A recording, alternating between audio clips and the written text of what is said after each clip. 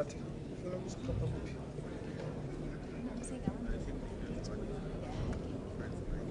Jonga. This is what this is the center. We are directly shifting one.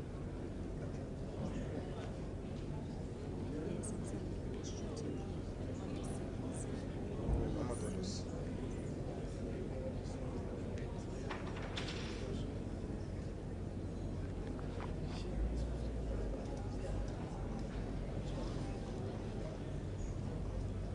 Yeah, it's Nigeria. Yeah.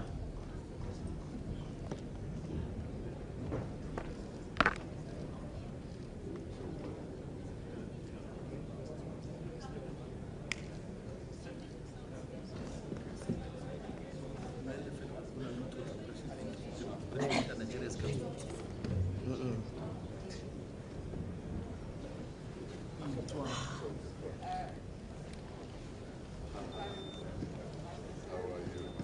It's not my own focus. So you think we can see for a while. Yes,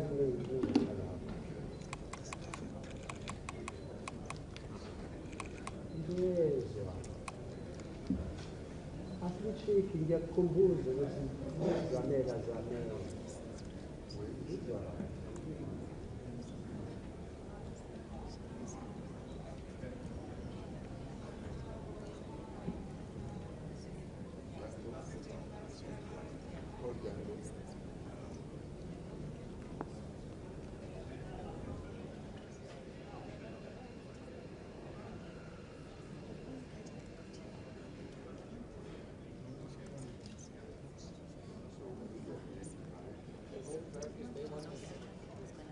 Oh. Fikile uyalaga.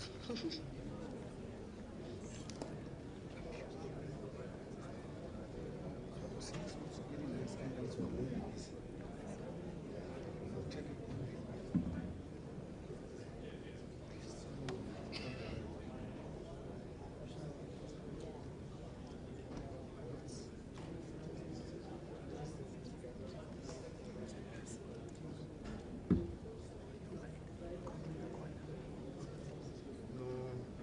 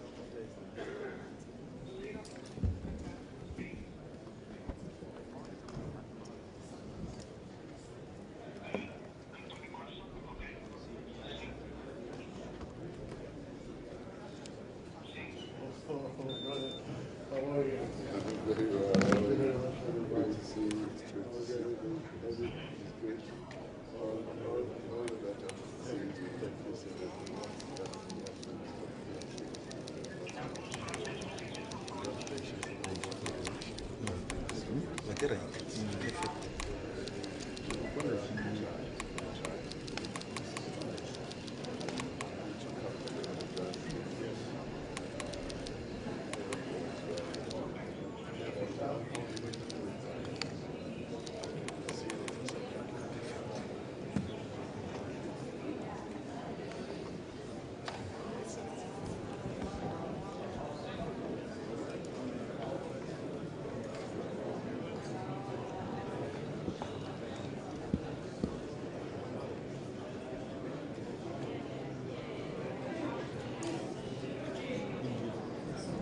Where's Element?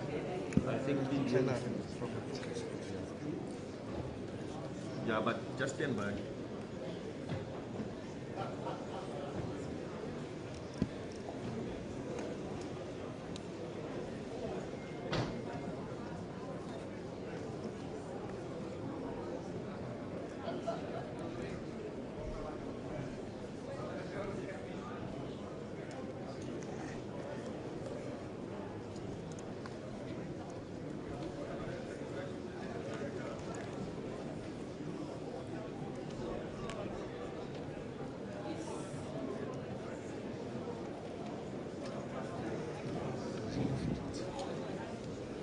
But, can I interrupt them?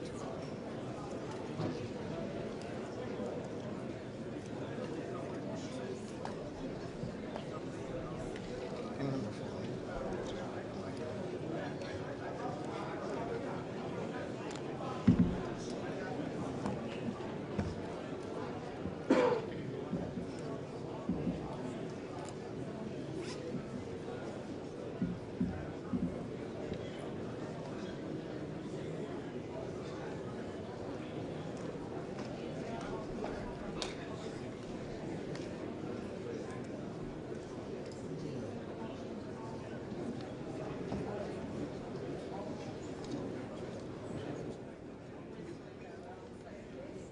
Yes, it's India.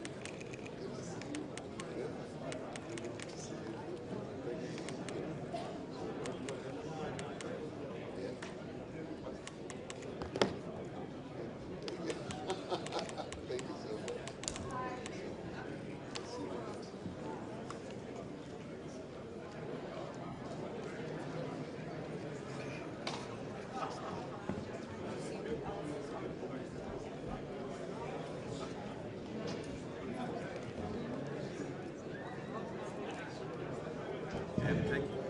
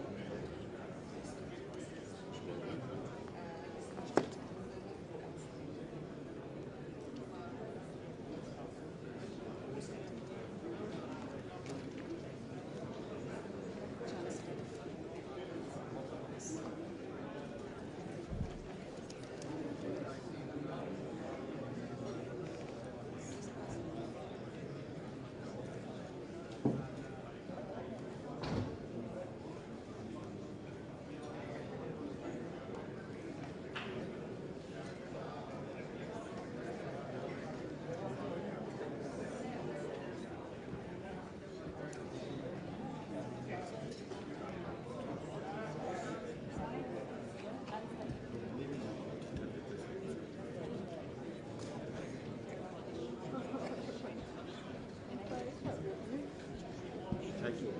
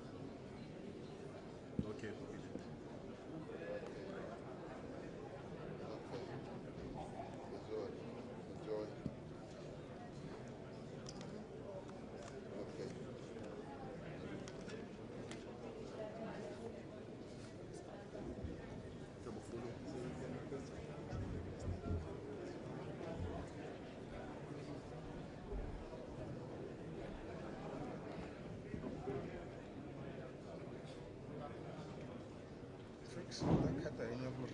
Just want to ask if you are done No, no. to make sure, because it seems like we are done. Thank God. I think more will be coming, but they're not going to be received by Vice President. Yes, yes.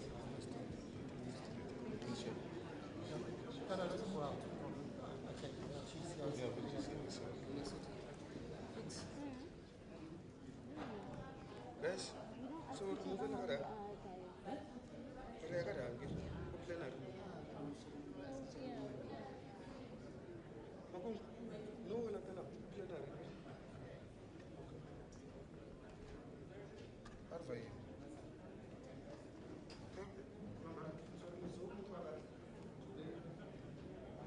Graduating. One miss. One miss. Oh, you're someone.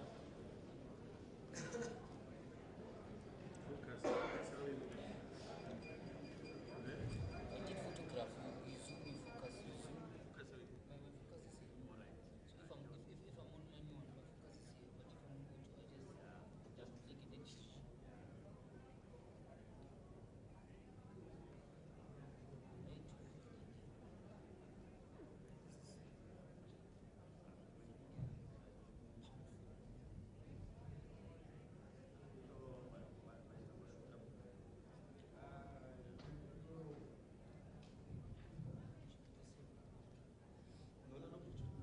No, share no Brian.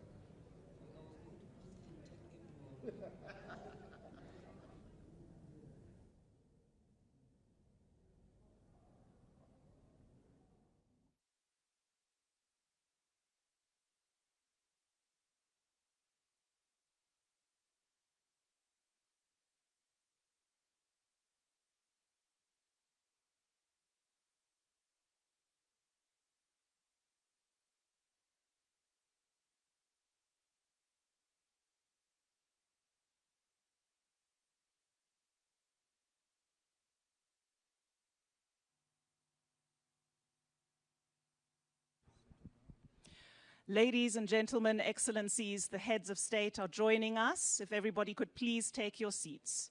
Excellences, messieurs, dames, les chefs d'État et de gouvernement nous rejoignent. S'il vous plaît, prenez vos sièges.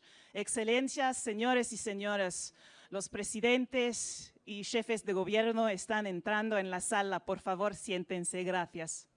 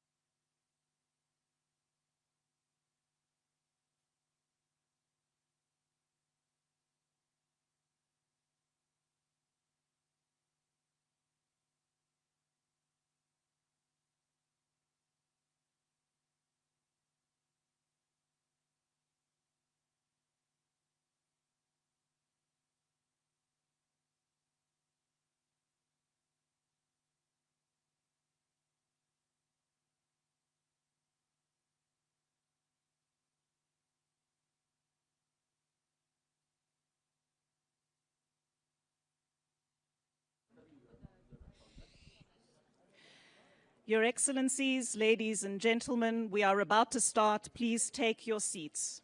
With regards to the interpretation services, kindly touch the screen in front of you and scroll until you find your language of choice.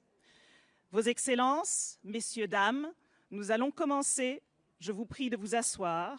S'il vous plaît, touchez l'écran pour ce qui est des services d'interprétation et le rouleau devrait vous apporter à la langue qu'il vous convient. Excelencias, señores y señoras, vamos a comenzar. Por favor, siéntense. Si quieren utilizar el sistema de interpretación, por favor, Cris, está me ouvindo tocar, aqui, Cris? el screen y el rolo va a dirigirle a la lengua que necesitan. Gracias.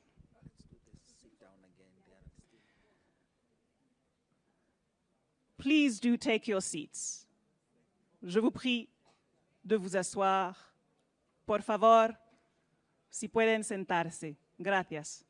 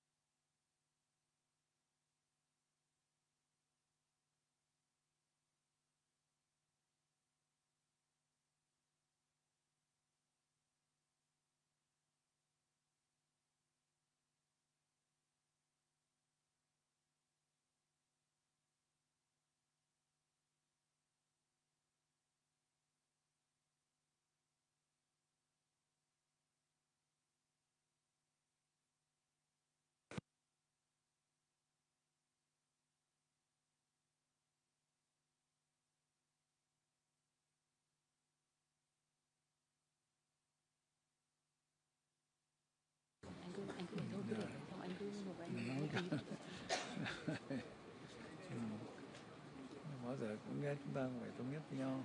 Rất là cảm ơn tất cả các vị đại biểu đã có cái trao đổi, có cái hợp tác và trên cơ sở đó chúng ta cùng làm, cùng bàn, cùng hưởng, cùng đoàn kết thống nhất trong cái bối cảnh như này. Rất là cảm ơn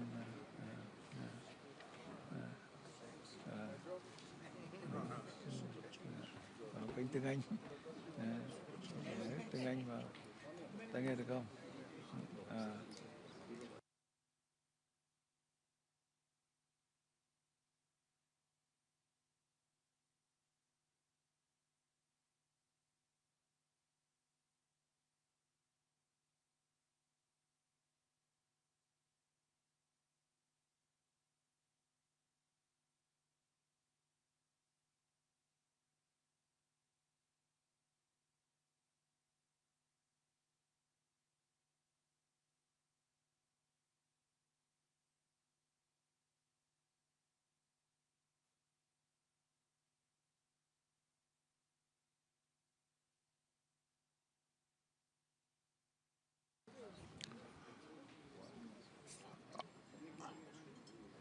Good morning, Your Excellency, Heads of State and Government,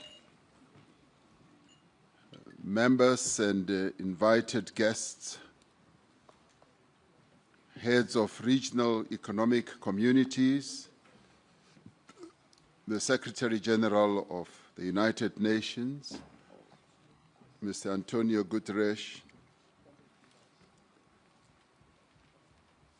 all guests who are gathered here. It is an honor and a privilege to welcome you as South Africa to this very first G20 Leaders Summit to be held on African soil. We gather here at the cradle of humanity in Africa to affirm our common humanity. We gather here to affirm the value of partnership and cooperation to finding common solutions to shared problems.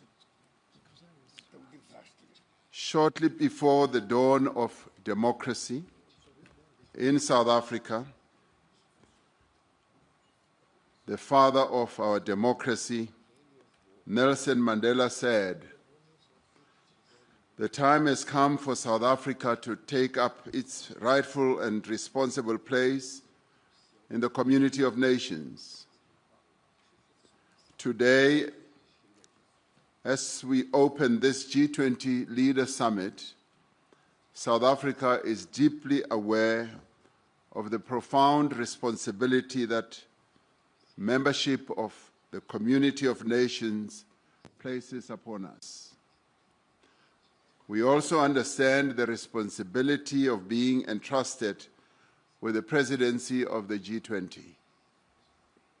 In the execution of its task as president of the G20, South Africa has, throughout the past year, through its stewardship of some 130 meetings in various parts of South Africa, in other countries on the African continent, and beyond our shores, including at the United Nations, we have sought to undertake this task with care, with dignity, and with diligence. We have sought at all times to preserve the integrity and the stature of the G20, a premier forum of international economic cooperation. From its initial focus on broad macroeconomic issues, the G20 is now engaged on matters such as trade, sustainable development, health, education, science and technology, agriculture, energy, the environment, climate change, and many others. It has therefore broadened its scope as the challenges of the peoples of the world requires that they should be addressed. As the G20 countries, we understand that progress on each and all of these issues is a necessary condition for strong, sustainable, balanced, and inclusive growth. In pursuit of and in conformity with the founding mission of the G20, South Africa adopted the theme Solidarity, Equality, and Sustainability for its presidency in 2025. Through solidarity, we can create an inclusive future that advances the interests of people around the world who are at the greatest risk of being left behind. This is important in an interconnected world where the challenge faced by one nation affects all other nations. By promoting equality, we strive to ensure fair treatment and equal opportunities for the individuals and nations of the world. The disparities in wealth and development within and between nations is not only unjust and unsustainable, it is also one of the greatest impediments to sustainable development. It is essential that we break down divisions of economic status, of gender, of race, and geography. Sustainability involves meeting the needs of the present without compromising the ability of future generations to meet their own needs. As a founding member of the G20, South Africa has sought to ensure that the development priorities of the Global South and the African continent find expression firmly and permanently on the agenda of the G20. This is important not only for the people of Africa and the Global South. It is vital for global stability and security, alleviating resource pressures, managing population movements, and reducing the risk of conflict. We seek stability because it attracts investment, it improves planning and reduces the risk of global economic shocks. And we prioritize inclusive and vibrant markets because they are able to drive innovation and efficiency. Thriving economies lift people out of poverty. They encourage greater investment and trade, and they generate the revenue needed to invest in public goods. The threats facing humanity today, from escalating geopolitical tensions, global warming, pandemics, energy and food insecurity, to inequality, unemployment, extreme poverty, and armed conflict, jeopardize our collective future. It is therefore essential that we make greater and faster progress towards the achievement of the United Nations Sustainable Development Goals by 2030. We welcome the Seville Commitment adopted in June this year, which sets forth a renewed global framework for financing for development. We must use this framework to catalyze development investments at scale in developing economy countries. We must continue the reform of the international financial architecture, ensuring that institutions are strengthened and are more inclusive and are equipped to meet the challenges both of the present and the future. At the beginning of our G20 presidency, we identified 4 high-level priorities. Firstly, we focus on action to strengthen disaster resilience and response. While climate-induced natural disasters affect countries around the world, they have a particularly devastating impact on countries that cannot afford the costs of recovery and rebuilding. We have agreed that it is essential for the global community, international finance institutions, development banks, and the private sector to scale up post-disaster construction. Secondly, we agreed that we must take action to ensure debt sustainability for low-income countries. The G20 needs to renew its efforts to advance debt sustainability while at the same time laying emphasis on those countries in the global south that are suffering from debt repayments. Thirdly, we said we should mobilize finance for a just energy transition, increasing the quality and quantity of climate finance flows to developing economy countries. Fourthly, we emphasized the importance of harnessing critical minerals for inclusive growth and sustainable development through the beneficiation of the minerals at the place of extraction. In addition to these 4 priorities, we have prioritized issues of inclusive economic growth, industrialization, inequality, unemployment, and security and artificial intelligence. Much of the work of the past year will be presented and considered at this meeting. We commend in particular the G20 at 20 review, which provides a detailed account of the path that this organization has traversed as the G20. It describes both our achievements and our challenges and makes proposals on how we can organize ourselves to be more focused on our core mandate. We welcome the work of the G20 Africa Expert Panel, which was led by South Africa's former Minister of Finance, Mr. Trevor Manuel.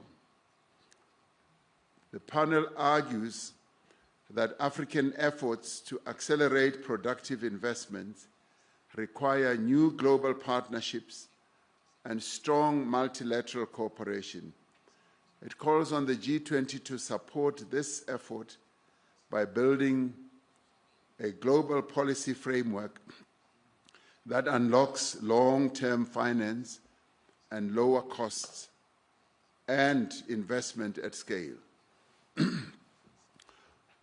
We are also grateful for the work of the G20 Extraordinary Committee of Independent Experts on Global Inequality that was led by Professor Joseph Stiglitz, a Nobel laureate.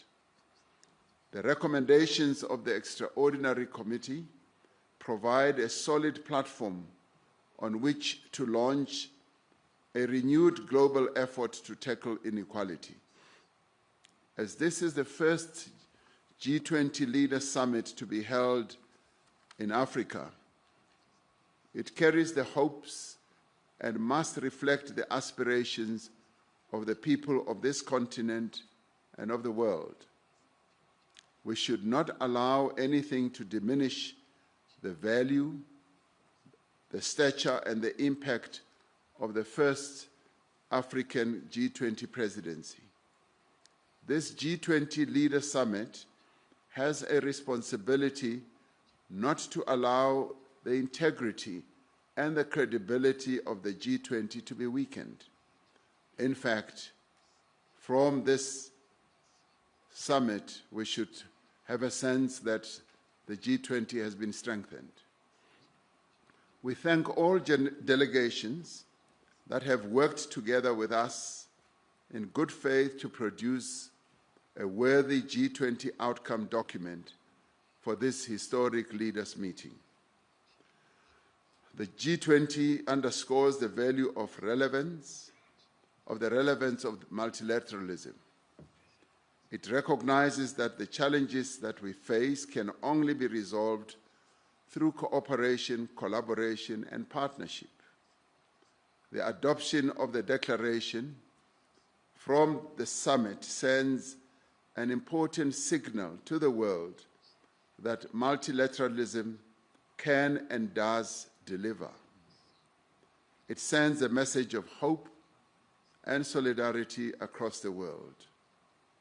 It tells the world that as the leaders of the G20, we will keep fast to our solemn pledge to leave no person, no community, and no country behind. With those words, I therefore declare the G20 Leaders Summit open, and thank you.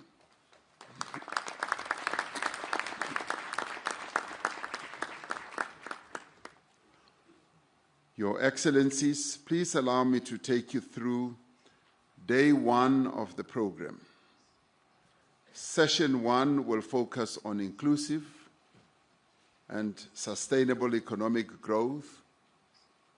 This session will be followed by presentations of the recommendations of the reports of the Africa Expert Panel and the Extraordinary Committee of Independent Experts on Global Inequality. We will then have a working lunch, and this will be followed by a family photo. And I thank you for your attention and look forward to a fruitful discussion. Now, in discussions with a number of delegations here, there's been overwhelming consensus and agreement that one of the other tasks we should undertake right at the beginning is to execute the task that we have come here for principally, which is by overwhelming consensus to adopt our declaration. Now, I should precede this by remembering what a Roman philosopher called Pliny, the elder, once said. He said to have said, ex Africa semper aliquid novi, meaning out of Africa there is always something new. So something new always does come out of Africa. So with that, we would like, therefore, okay. I'm told that the cameras are still on, they should be off. I don't know why that is so.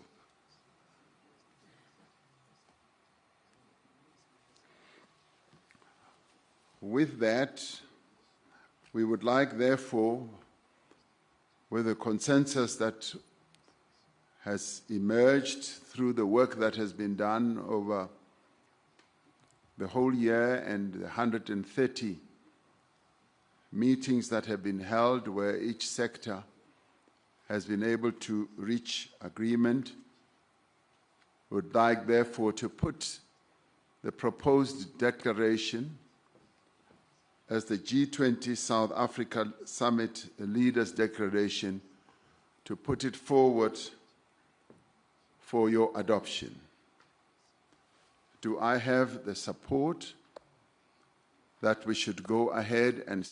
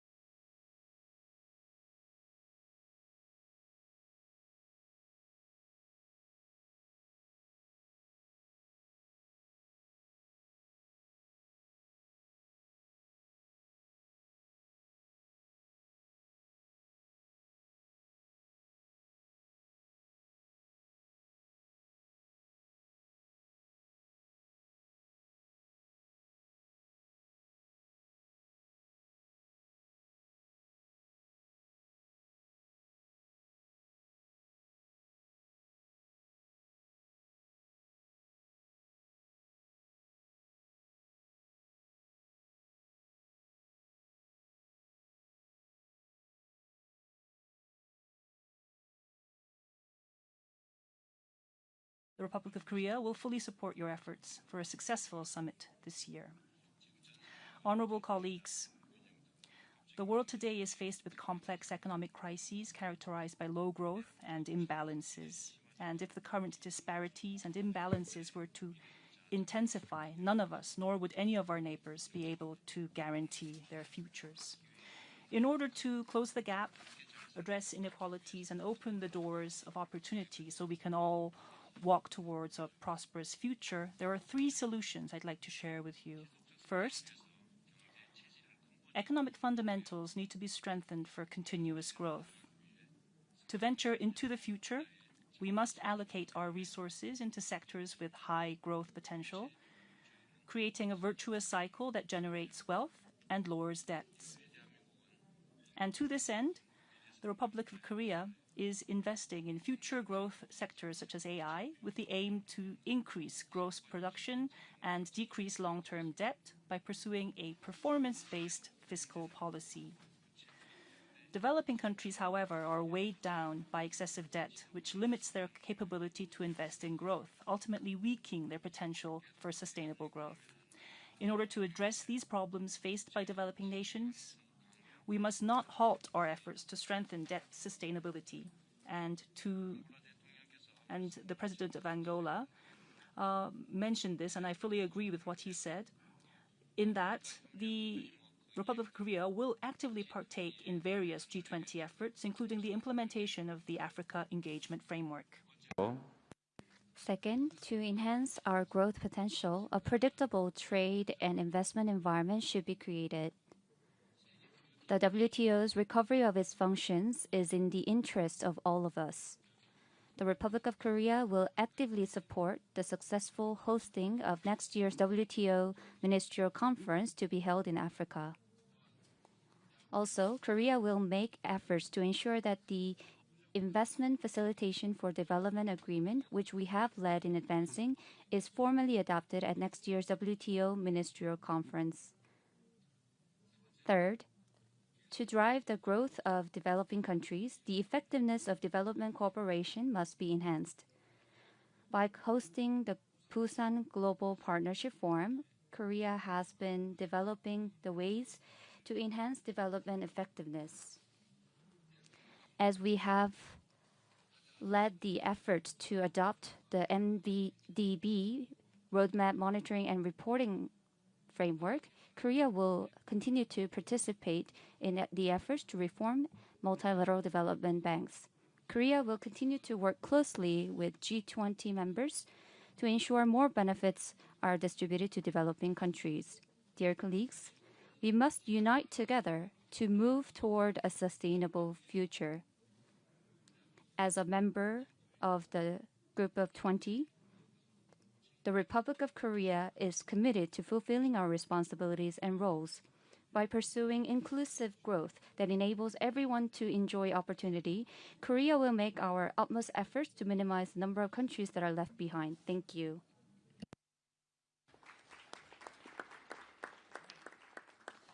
Thank you very much, Mr. President. I now wish to call upon His Excellency, the President of the Republic of Turkey, Mr. Recep Tayyip Erdogan, to take the floor.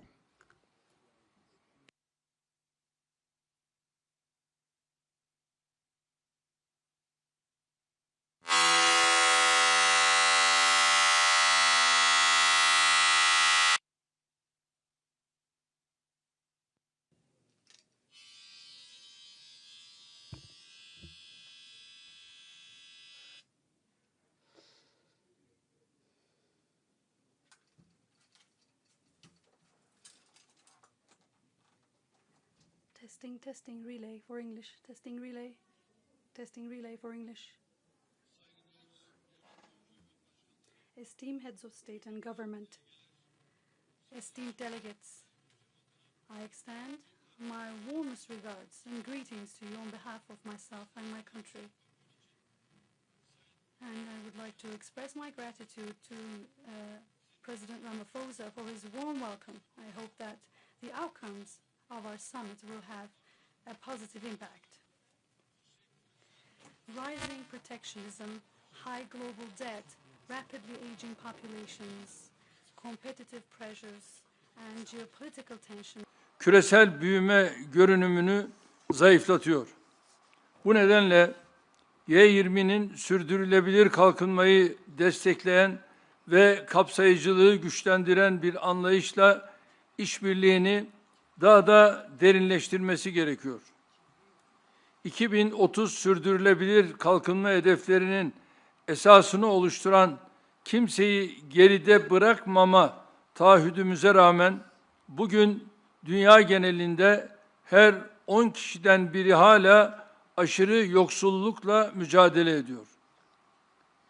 2024 yılında %9 azalan toplam küresel kalkınma yardımlarının 2025'te %17'lere varan düşüşleri görmesi bekleniyor. Bu durum maalesef Afrika kıtası için çok büyük kayıplara işaret ediyor. Komşusu açken tok yatmayan bir anlayışın temsilcisi olarak üzerimize düşen sorumluluğu her türlü menfi koşula rağmen yapmaya devam ediyoruz. Resmi kalkınma yardımlarımızı 2023'te 6,8 milyar dolar seviyesinden 2024 yılında 7,4 milyar dolara çıkarttık. Ancak bu yardımlarla hedeflenen menzile ulaşmak imkansızdır. Özellikle en az gelişmiş ülkelerde yerel kaynakların harekete geçirilmesi suretiyle sürdürülebilir kalkınma için finansman modelleri geliştirilmesi önemsiyoruz. Bakınız, karşı karşıya olduğumuz sınamalar sadece en az gelişmiş ülkeleri değil, tüm ekonomileri etkisi altına almıştır. Küresel finans krizi öncesinde ticaret küresel büyümenin en güçlü motoruyken kriz sonrası dönemde tablo köklü biçimde değişmiştir. 1987-2007 döneminde dünya ticareti yıllık ortalama %7 oranında artarken 2008-2024 döneminde %3'lere gerilemiş, küresel büyümeye katkısı belirgin şekilde zayıflamıştır. Bugün küresel ticaretin yeniden canlanması için daha köklü bir uluslararası işbirliğine, yeni politika araçlarına ve sürdürülebilir tedarik zincirlerine ihtiyaç duyuyoruz. Uluslararası ticaret kurallarının kalkınmayı destekleyecek biçimde güçlendirilmesini ve bilhassa Dünya Ticaret Örgütü'nün özel ve lehte muamele ilkesine bağlılığımızın teyit edilmesini mühim görüyorum. Kıymetli katılımcılar, bugün dünya genelinde toplam borçluluk oranı küresel hasılanın %324'üne ulaşmış durumda. Türkiye'de ise bu oran %89 seviyesinde seyrediyor. Bu görece düşük borçluluk düzeyi bize hem yapısal dönüşümü hızlandırmak hem de yatırımlar için ilave kaynak ayırmak için önemli bir mali alan sağlıyor. Ancak ne yazık ki düşük gelirli ekonomilerin çoğu bu imkana sahip değil. Bu ülkeler yüksek finansman maliyetleriyle daralan mali alan arasında adeta sıkışmış durumdalar. Birleşmiş Milletler'in 2025 borç raporuna göre 3,4 milyar insanın yaşadığı ülkelerde faiz ödemeleri, sağlık ve eğitim harcamalarını aşmış vaziyette. Bilhassa düşük gelirli ülkeler için borç yeniden yapılandırma süreçlerinde adil ve eşit muameleye dayalı bir yaklaşımın benimsenmesini destekliyoruz. Türkiye olarak G20 ortak çerçevesi kapsamında katkı sunduğumuz Gana ve Etiyopya'nın borçlarının yeniden yapılandırılması sürecinde alınan mesafeyi memnuniyetle karşılıyoruz. Bu örnekten hareketle kimsenin geride bırakılmadığı, daha kapsayıcı bir küresel ekonomi inşasında tüm G20'yi daha fazla sorumluluk üstlenmeye davet ediyorum. Sizleri sevgiyle, saygıyla selamlıyorum. Kalın sağlıcakla.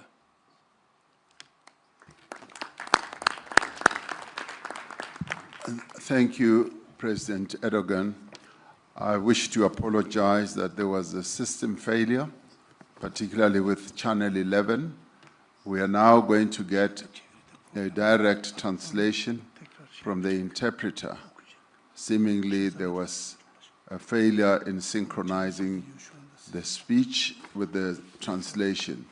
So we will allow the interpreter to interpret what President Erdogan was saying. Please go ahead. Distinguished heads of state and government, distinguished delegates, I would like to extend my warmest greetings to all of you. And I would like to extend my gratitude to President Ramaphosa for his kind hospitality, and we hope that the outcomes of this summit will bring positive results. I also would like to wish success to the United States of America, which will assume the G20 presidency next year. With issues such as rising protectionism, elevated debt levels, a rapidly aging population, and intensifying competition, in addition to geopolitical tensions, all of these issues are creating a major weight on global growth outlook. And therefore, in this vein, the G20 must further deepen cooperation with an approach that supports sustainable development and contributes to enhancing inclusivity. Despite our commitment to leave no one behind, which forms the core of the 2030 Sustainable Development Goals, today, 1 out of 10 people worldwide faces extreme poverty. Official development assistance in global level, which declined by 9% in 2024, is expected to fall by as much as 17% in 2025. Unfortunately, this situation points to substantial losses for the African continent. As Turkey, we continue to fulfill our responsibilities despite all these negative circumstances. We increased our official development assistance from $6.8 billion in 2023 to $7.4 billion in the year 2024. However, it is impossible to achieve development targets solely over ODAs. We attach particular importance to developing financing models for sustainable development through mobilizing domestic resources, especially in the least developed countries. And let us be clear, current challenges affect all economies across the globe. Trade used to be the strongest engine of global growth prior to the global financial crisis. However, the situation has fundamentally changed in the post-crisis period. Between 1987 and 2007, world trade expanded at an average annual rate of 7%. However, during 2008 and 2024, this slowed to around 3%, significantly weakening its contribution to global growth. Today, reviving global trade requires deeper international cooperation, new policy tools, and sustainable supply chains. Strengthening international trade rules in a manner that supports development, and in particular to reaffirm our commitment to the World Trade Organization's principle of special and differential treatment, is very crucial. Excellencies, the total debt to GDP ratio now stands at 324%. In Turkey, however, this ratio is at 89%. This relatively low level of debt provides us a valuable fiscal space to accelerate structural transformation and also allocate additional resources for investment. Unfortunately, most low-income countries do not have this advantage. These countries find themselves squeezed between elevated financing costs and severely constrained fiscal space. According to the United Nations 2025 A World of Debt report, in the countries home to 3.4 billion people, interest payments now exceed total spending on health and education. We support applying fair and equal treatment in debt restructuring processes, particularly for low-income countries. As Turkey, we welcome the progress made in the debt restructuring of Ghana and Ethiopia, to which we have contributed under the G20 Common Framework. Drawing on this experience, we call on all G20 members to assume greater responsibility in constructing a more inclusive global economy where no one is left behind. Thank you. Thank you. Thank you, President Erdogan. We apologize for the failure of the system there. I now have the opportunity to call upon His Excellency Sir Keir Starmer, the Prime Minister of the United Kingdom of Great Britain and Northern Ireland. Well, President Ramaphosa, let me start by thanking you for hosting us here, the first G20 on African soil, which is a proud moment for South Africa, but one that, in my view, is long overdue. So let's make this summit count. It's striking, listening to the contributions, that across our different corners of the globe, we're all concerned to achieve the same thing for our citizens: good jobs, lower bills, higher growth, better living standards. And that is what my government is focused on. And we want to work with our partners around the table to make that happen. But there's no doubt the road ahead is tough. This is a moment of mounting competition and crises around the world. And that, I think, has been mentioned by pretty well every contribution so far. Fragility in the Middle East, rising threats of authoritarianism and fragmentation, as well as Russia's ongoing unjustified war in Ukraine. The shockwaves of that invasion are still reverberating through global markets today. It has hit growth, driven up food and energy prices, and deepened persistent imbalances and instability across the world. With all that in mind, and echoing what others have said, the role of the G20 is critical at this moment. Growth must be a mission for us all to embrace, as the means to improve lives, to fund public services, and to keep our people secure. The G20 has worked together before to fix fundamental problems in the global economy. We need to find ways to play a constructive role again today in the face of the world challenges. And I'd like to see us come together around a 5-point plan for growth that leaves no one behind.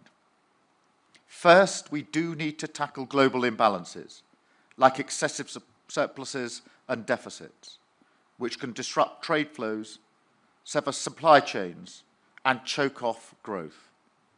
For deficit countries, that means acting to stop unsustainable borrowing and prioritise the investment and structural reforms that drive up growth. For surplus countries, it means taking action to reduce subsidies and other trade distortions, as well as measures to boost domestic consumption. Second, we should promote open and balanced trade, taking steps to liberalise trade where we can, with new agreements that lower tariffs and barriers and return to the stability and certainty that business needs. This is a real priority for my government, and I'm proud of the agreements we've reached and the progress that we've made with partners like India and the EU, benefiting our economies and creating new opportunities for our people. Third, in an era of instability, we need to make our economies more resilient. In the UK, this means an unshakable commitment to fiscal discipline. And it means investing in growth in critical areas like clean energy production. We want to work with partners around the world on this to protect us all from future energy shocks. And we want to act together to secure vital supply chains, including for critical minerals. Fourth, we need to reform the international rules-based system so that it is fit for the modern world. We need to work together to ensure organisations like the WTO are more able to be agile with new rules to meet modern challenges like environmental and digital trade, and better and more flexible decision-making processes so that those who want to make progress can get on and do it. Finally, we do need to work together to tackle the unique challenges facing emerging economies, especially in Africa, whether it's the growing debt burden or the financing gap for the Sustainable Development Goals. This G20 is the moment to respond to these structural challenges and to deliver more stable and resilient finance. We're working on that through the London Coalition on Sustainable Debt. We need to go further under the G20 Common Framework to make debt restructuring better, faster, and easier. And we need to crowd in more private capital. We're working with the industry to break down regulatory barriers in the United Kingdom, and we want to see multilateral development banks take more risk and partner more with the private sector in new, innovative ways to mobilise finance. AJ and I have been discussing this in some detail, and I think we agree there's huge potential for this to go further. For the good of all our people, it is time to make it happen.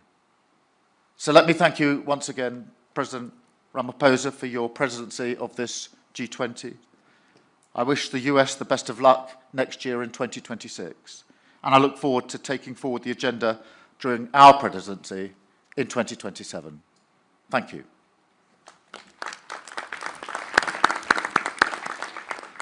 Thank you very much, Prime Minister Sama. I now have the opportunity to call upon the Vice President of the Republic of Indonesia, His Excellency, Mr. Gibrian Rakabamung Raka, to take the floor. Your Excellency, President Ramaphosa, Excellencies, leaders of G20 countries, let me begin by conveying warm greetings from President Prabowo to President Ramaphosa. Also deep appreciation to the government of South Africa for the warm hospitality and excellent arrangement. We commend South Africa's leadership in steering the G20 through a challenging year. This is a historic G20 summit, the first being held on African soil. This milestone marks a profound shift where the Global South is no longer a bystander, but a co-driver of Global South. Excellencies, Indonesia believes that global growth must not only be strong, but also fair and inclusive to uplift each and every nation. Indonesia welcomes the G20's focus on sustainable finance, yet ambition must go further to close gaps and to pursue adaptation, mitigation, and transition that is just and fair. The world needs financing that is more accessible, predictable, and equal, especially for developing nations, through debt relief, innovative financing, blended finance, and green transition mechanism. Indonesia allocates more than half of our national climate budget, around $2.5 billion annually, to support green MSMEs, agricultural insurance, and climate-resilient infrastructure. Indonesia also promotes financial inclusion. Our national CRIS digital payment system demonstrates how a simple and a low-cost digital solution can push participation in the economy and minimize inequality. Emerging technologies such as crypto asset, digital tokens, including Bitcoin, may create both opportunities and risks. Therefore, Indonesia proposes that the G20 initiate dialogue on intelligence economy. Indonesia believes that every country is entitled to chart its own development path because there is no single model that fits all. There is no such thing called the best method.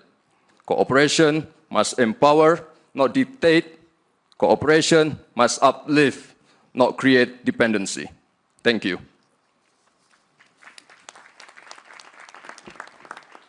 Thank you very much, Vice President.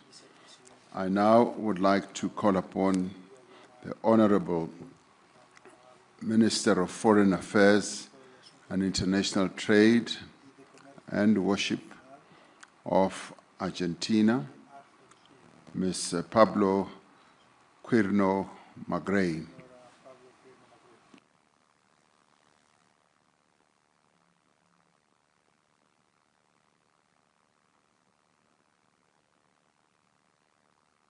Oh, Mr. Thank you.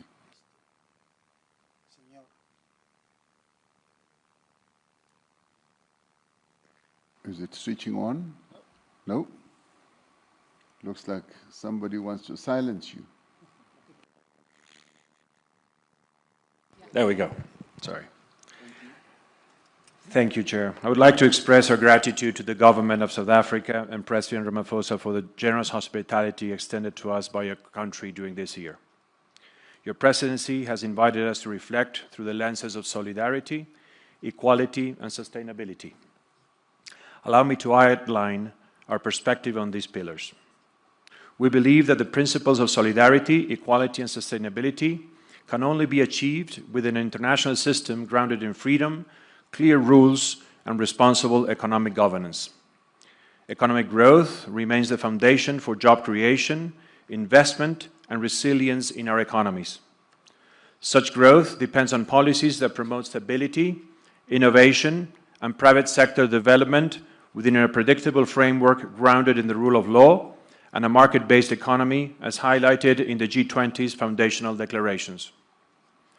Argentina has learned firsthand that long-term growth is only possible when supported by sound public finances. Fiscal imbalances contribute to inflationary pressures, limit investment, and erode economic confidence. Addressing these imbalances through responsible fiscal management and expenditure control is critical.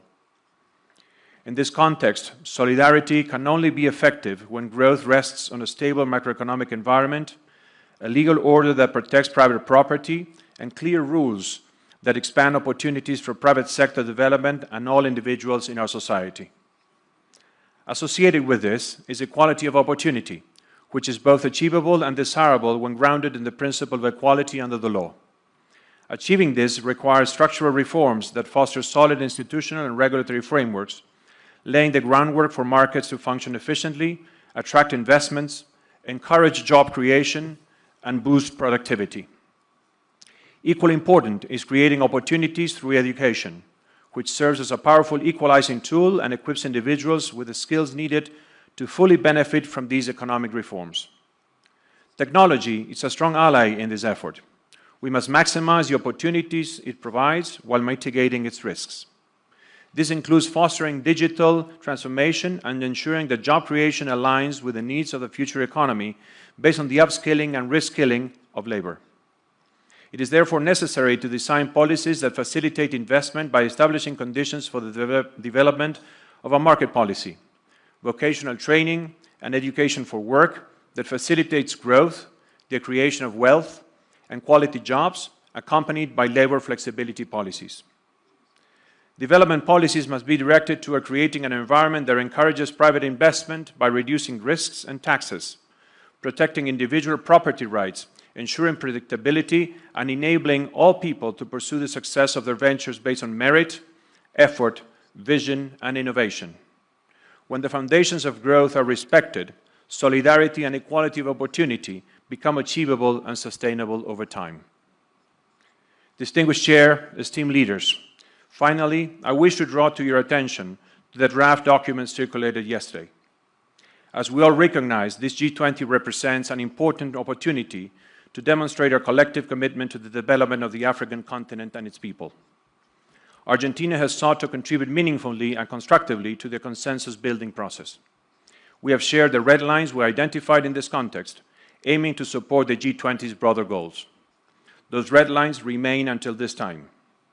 We all know that the G20 is a premier global forum for coordinating economic actions. Its core principle is consensus, which reflects the reality that all of us must work together to accomplish our shared objectives, ensuring financial stability, fostering economic growth, and strengthening collective development. For Argentina, it is crucial to preserve the integrity of this process by acknowledging when consensus has not been achieved, rather than proceeding with a document that does not accurately reflect our collective will. Moreover, we're deeply concerned with how certain geopolitical issues are framed in the document. Specifically, it addresses the long-standing Middle East conflict in a manner that fails to capture its full complexity. By focusing on a single dimension of a specific territory, it overlooks the broader regional context, the international recognition of different entities, and the structural causes of the dispute. In this regard, I wish to recall the recent adoption of UN Security Council Resolution 2803 on November 17th, which emphasizes the international community's support for a just and lasting peace in the Middle East, while calling for a comprehensive, fair process to address all aspects of the conflict. In closing, Argentina, although cannot endorse the declaration based on the aforementioned discrepancies, remains fully committed to the spirit of cooperation that has defined the G20 since its inception. We're convinced that only through genuine dialogue, respect for consensus, and adherence to the principles of the United Nations Charter and international law can this forum continue to keep working constructively with all members and partners, with a shared aim on strengthening global stability, promoting sustained growth, and advancing development in a manner that is inclusive, balanced, and respectful of our diversity. Thank you, Chair.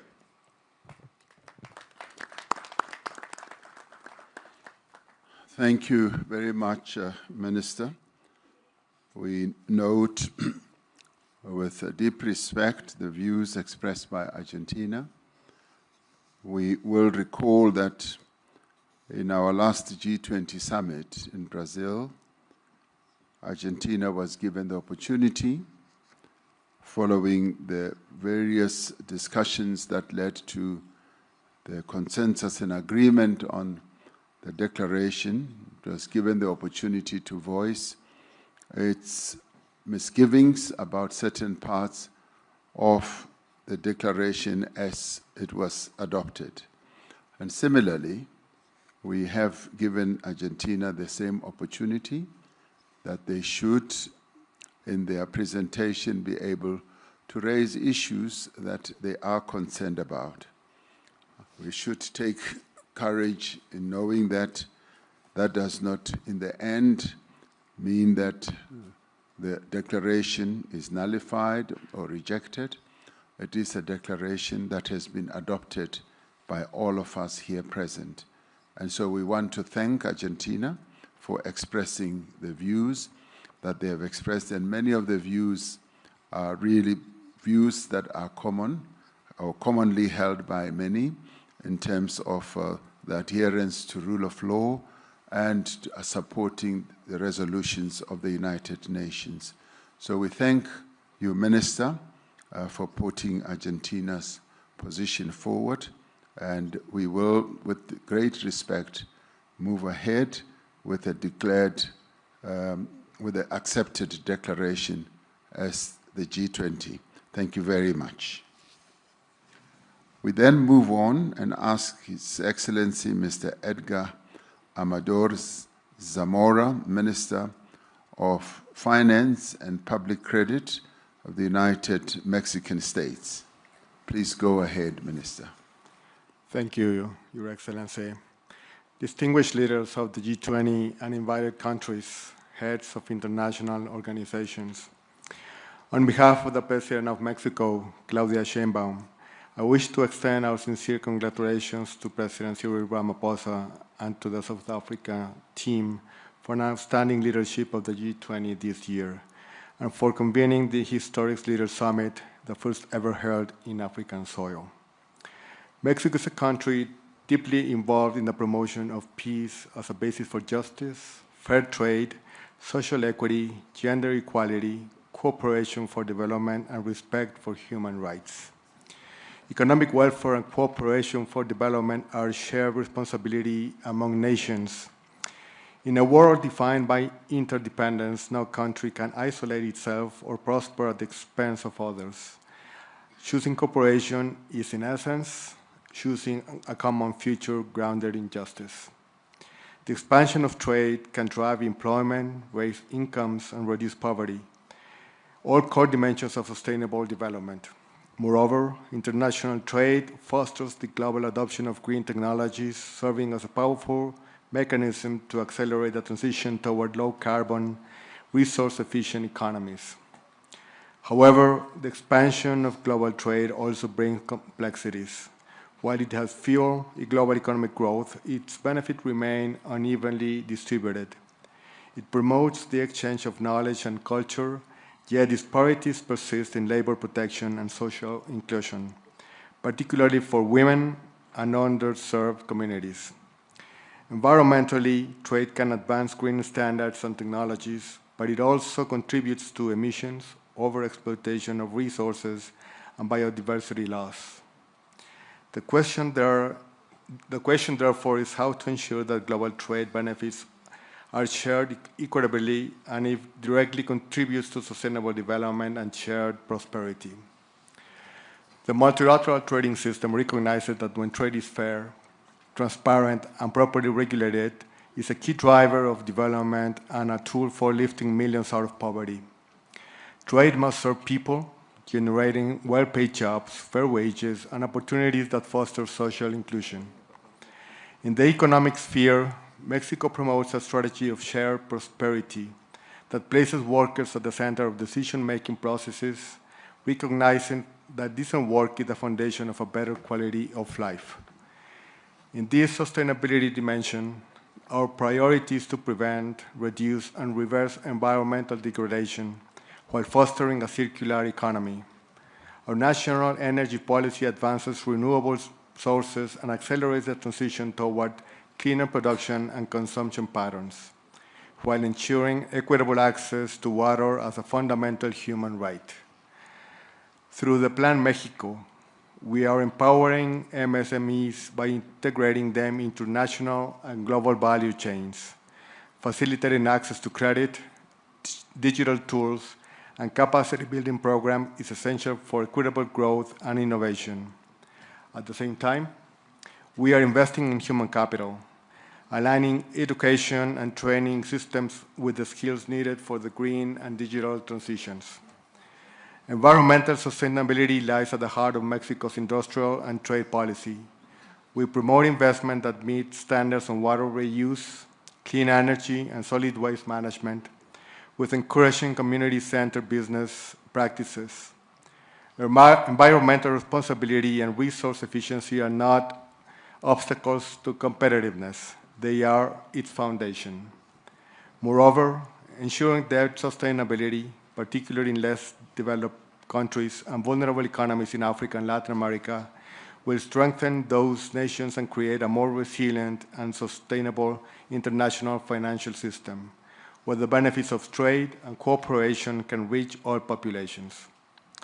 Mexico has supported instruments for debt treatment such as the Common Framework and the G20 Ministerial Declaration of Debt Sustainability.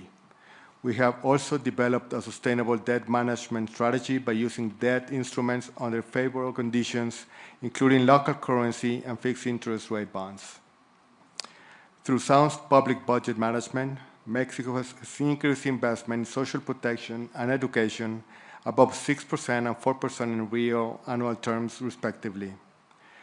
Thus, we advocate for international debt frameworks that enables this development-oriented approach, preserving fiscal space for health, education, and sustainable infrastructure.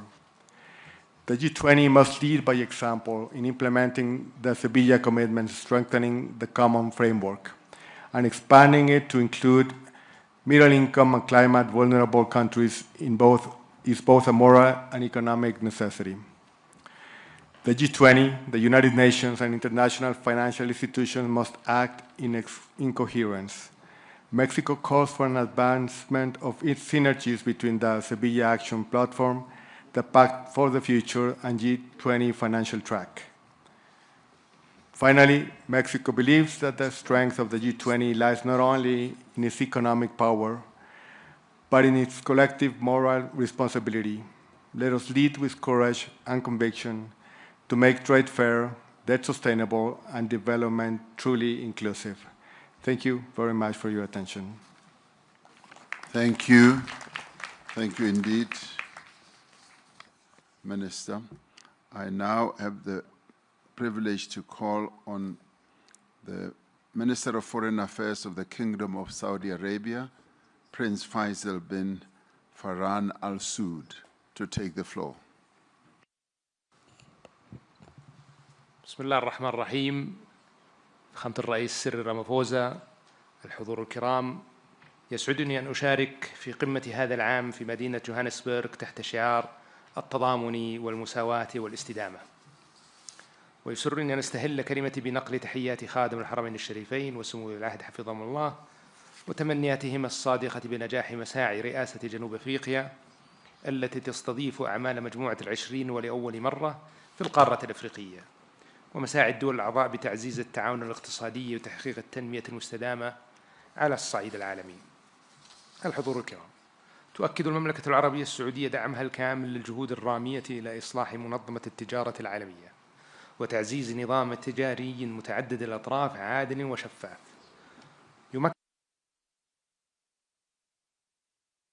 يمكن كافة الدول من الانخراط بفاعلية في الاقتصاد العالمي ويحقق العدالة بين الدول الأعضاء.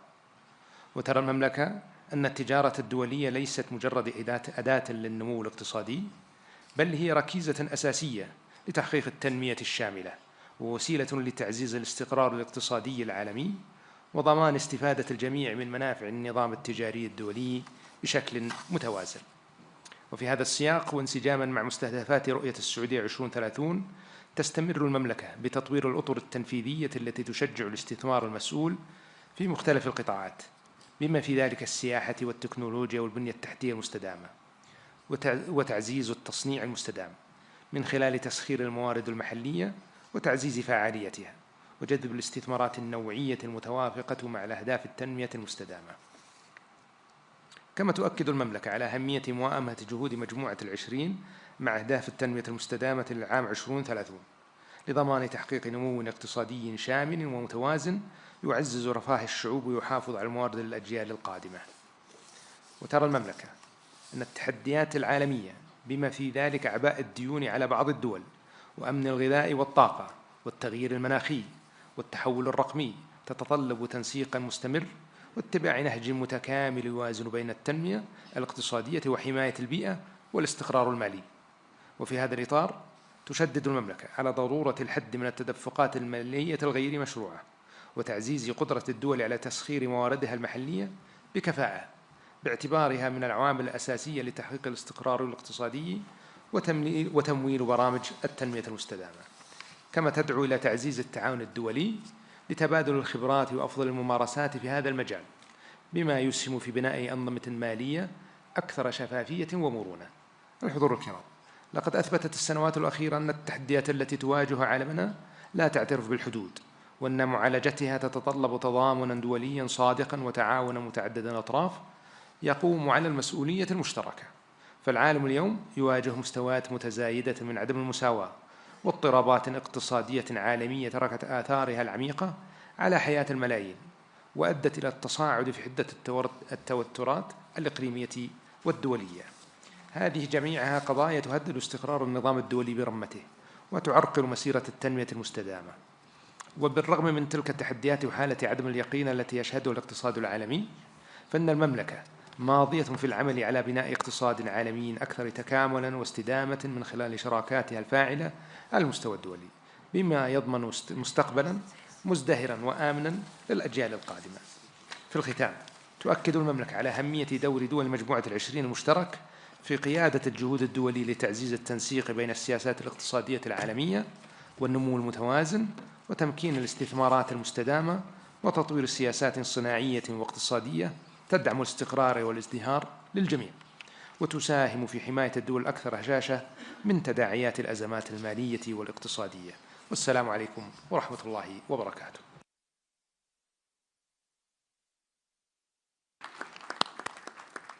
Thank you very much, Your Royal Highness. I now call upon, in the segment of members of the G20, the last speaker before we go to guest countries. I now call us upon the Deputy Chief of Staff of the Presidential Executive Office of the Russian Federation, Mr. Maxim Oreshkin. Thank you, President Ramaphosa. The international economic order is definitely in crisis, and it is no longer matching new and emerging realities. This crisis is three-dimensional: the crisis of globalization and openness, the crisis of global economic institutions, and the crisis of economic development models. These days, global economy is facing a severe fragmentation.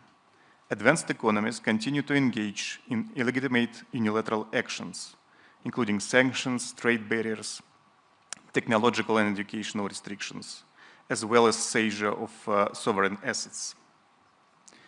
These methods of unfair competition destabilize the global economic architecture, disrupt supply chains, discourage long-term investments, hold back the global growth, and undermine progress in achieving the Sustainable Development Goals.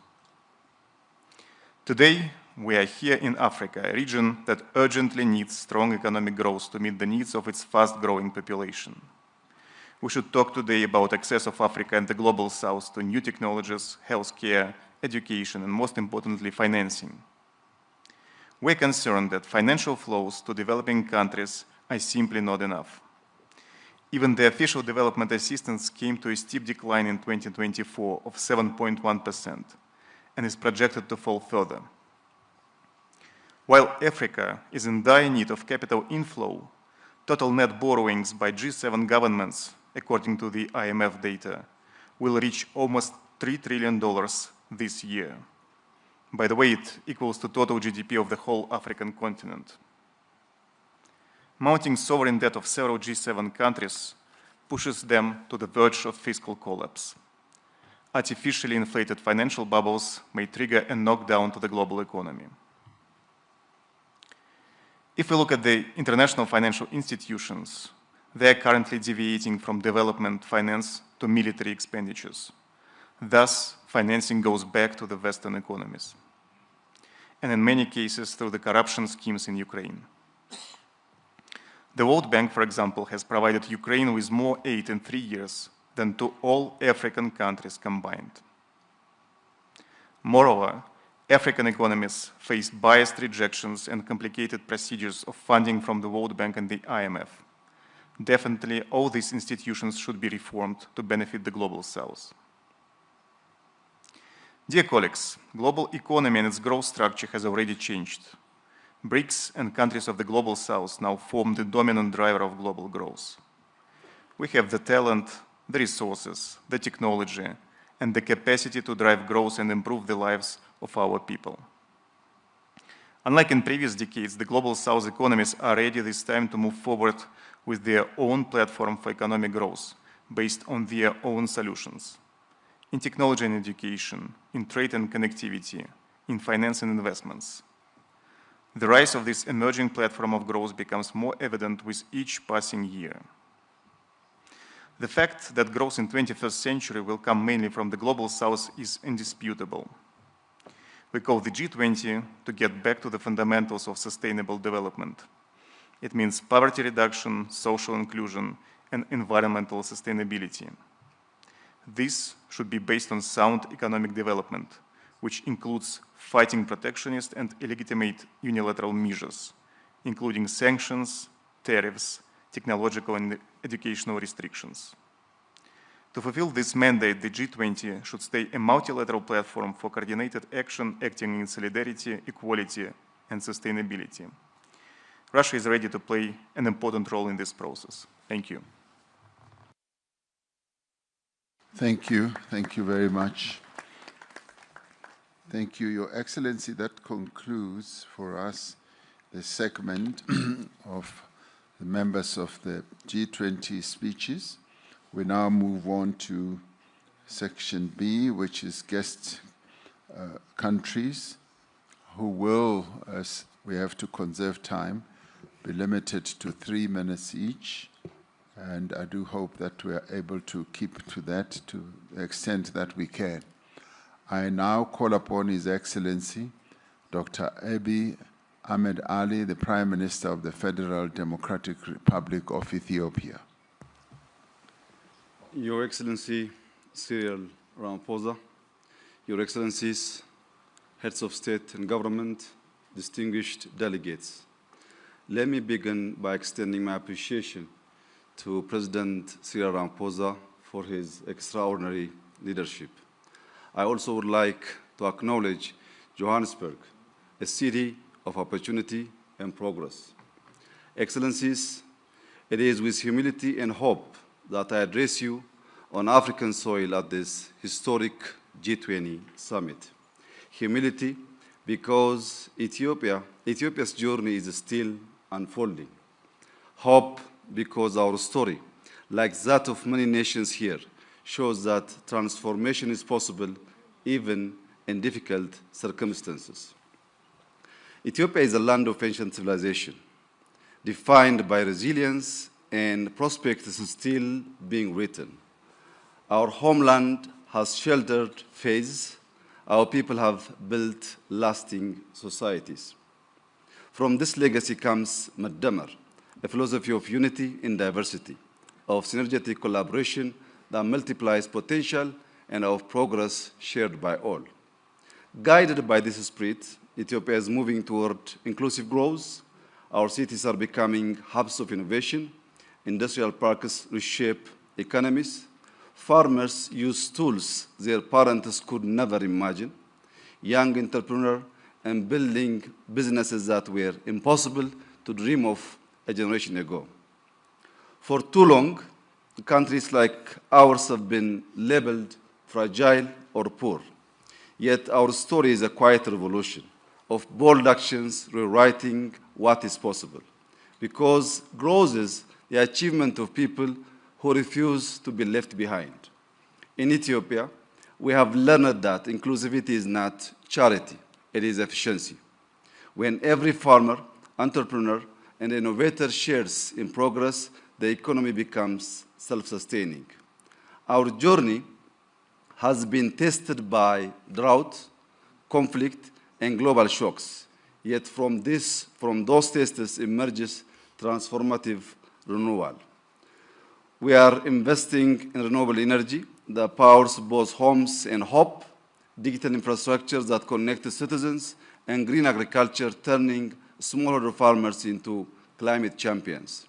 Excellencies, we're not here to speak of despair. We're here to speak of possibility and of shared responsibility. In that spirit, let me highlight 3 priorities. First, debt. Ethiopia has engaged actively with the G20 common framework to unlock resources. Debt relief must translate into investments that empower people and secure the future, including educated children, modern hospitals, and resilient infrastructure. Second, climate.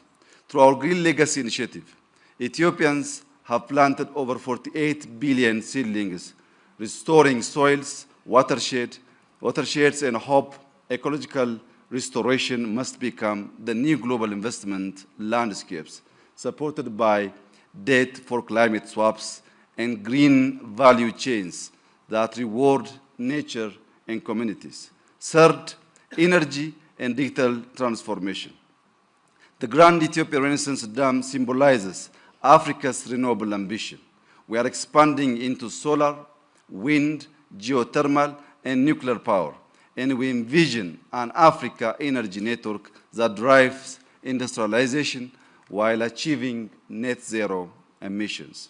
Through Digital Ethiopia, we have liberalized telecom expanded broadband, and advanced digital finance, by 2030, we aim to complete our national digital public infrastructure, integrating IDs, payments, and data platforms to serve citizens. For Ethiopia, artificial intelligence is a tool for inclusion, helping predict droughts, diagnose diseases, and support local language, ensuring technology works for all. Excellencies, Ethiopia's journey mirrors that of many emerging economies. Our success offers lessons, our challenges offer insights. Inclusivity and sustainable growth is both a practical and a moral imperative for our continent. It requires humility to reconsider what we treasure and courage to redefine what we value. I propose that the G20 adopt a new lens, measures resilience as growth. Let us count not only GDP, but the capacity of societies to withstand and adapt, because that ultimately is what sustains development. Ethiopia stands ready, rooted in Madamar, to contribute to this shared global journey. I thank you.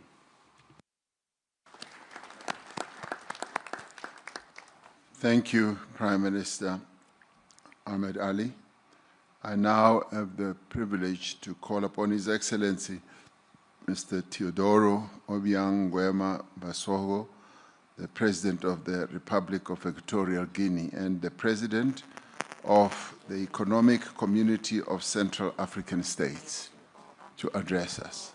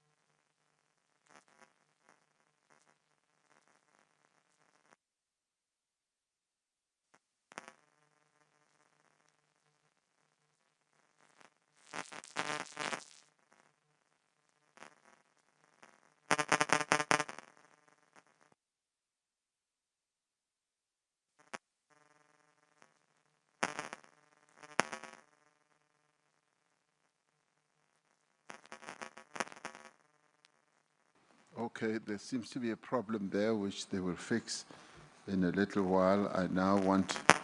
I will come back to President Basogo.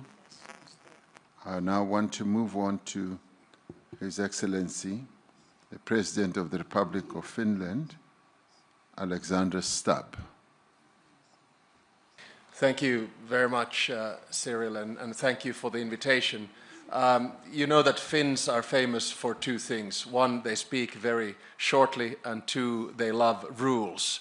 And I hope I will stick to both. It's a great privilege to be here for the first time representing Finland. We've never been at a G20 meeting before, and we really appreciate the invitation. Jonas Störe and I both come from Nordic countries, and we once calculated that the Nordics would be G10. So perhaps I'll speak in that spirit. Cyril, for me, this meeting is very much a symbol of multilateralism. And what you are trying to do here is to bring a group of key countries together that have both demography and economy on their side. And you are doing it at a time when there clearly is a change in the world order, where I believe personally that the nexus of power is moving eastbound and southbound. And now I think all of us pretty much have a choice. And the choice is between multilateralism, which you are representing, and multipolarity. And these two things are very different. For me, multilateralism is about cooperation, it's about rules, it's about norms, and it's about institutions.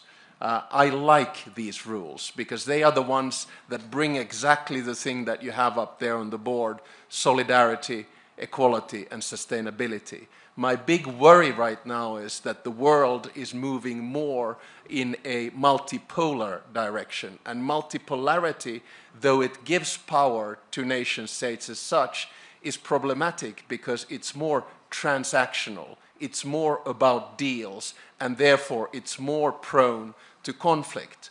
There have been many excellent interventions here today about rules on trade, rules on the way in which we engage with each other. My biggest worry right now is that we are not seeing enough multilateralism in three key conflicts that have been raging around the world. One, Russia's war of aggression in Ukraine. Two, the situation in Gaza. And three, the situation in Sudan.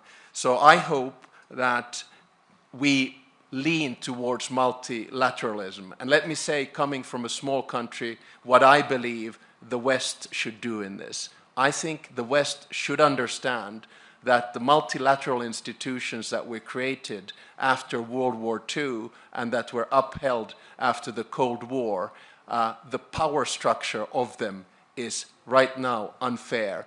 It needs to be changed. We need to distribute power in a world that exists today, not the world that existed in 1945. That is the best way for us to drive multilateralism and get it back on track. Thank you very much. 3 minutes and 12 seconds.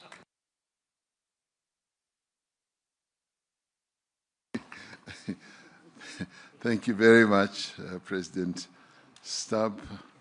You were just so precise, Alexandra. That's the Nordic spirit, I take it. We now go back to His Excellency President Theodoro Obiang Nguema Mbasogo, President of the Equatorial Guinea. We apologize for your mic having not worked as it should have, but please go ahead. Sus Excelencias, Jefe de Estado y de Gobierno y Jefe de Delegaciones, distinguidos invitados, señoras y señores. Me dirijo a ustedes en nombre de la Comunidad Económica de los Estados de África Central.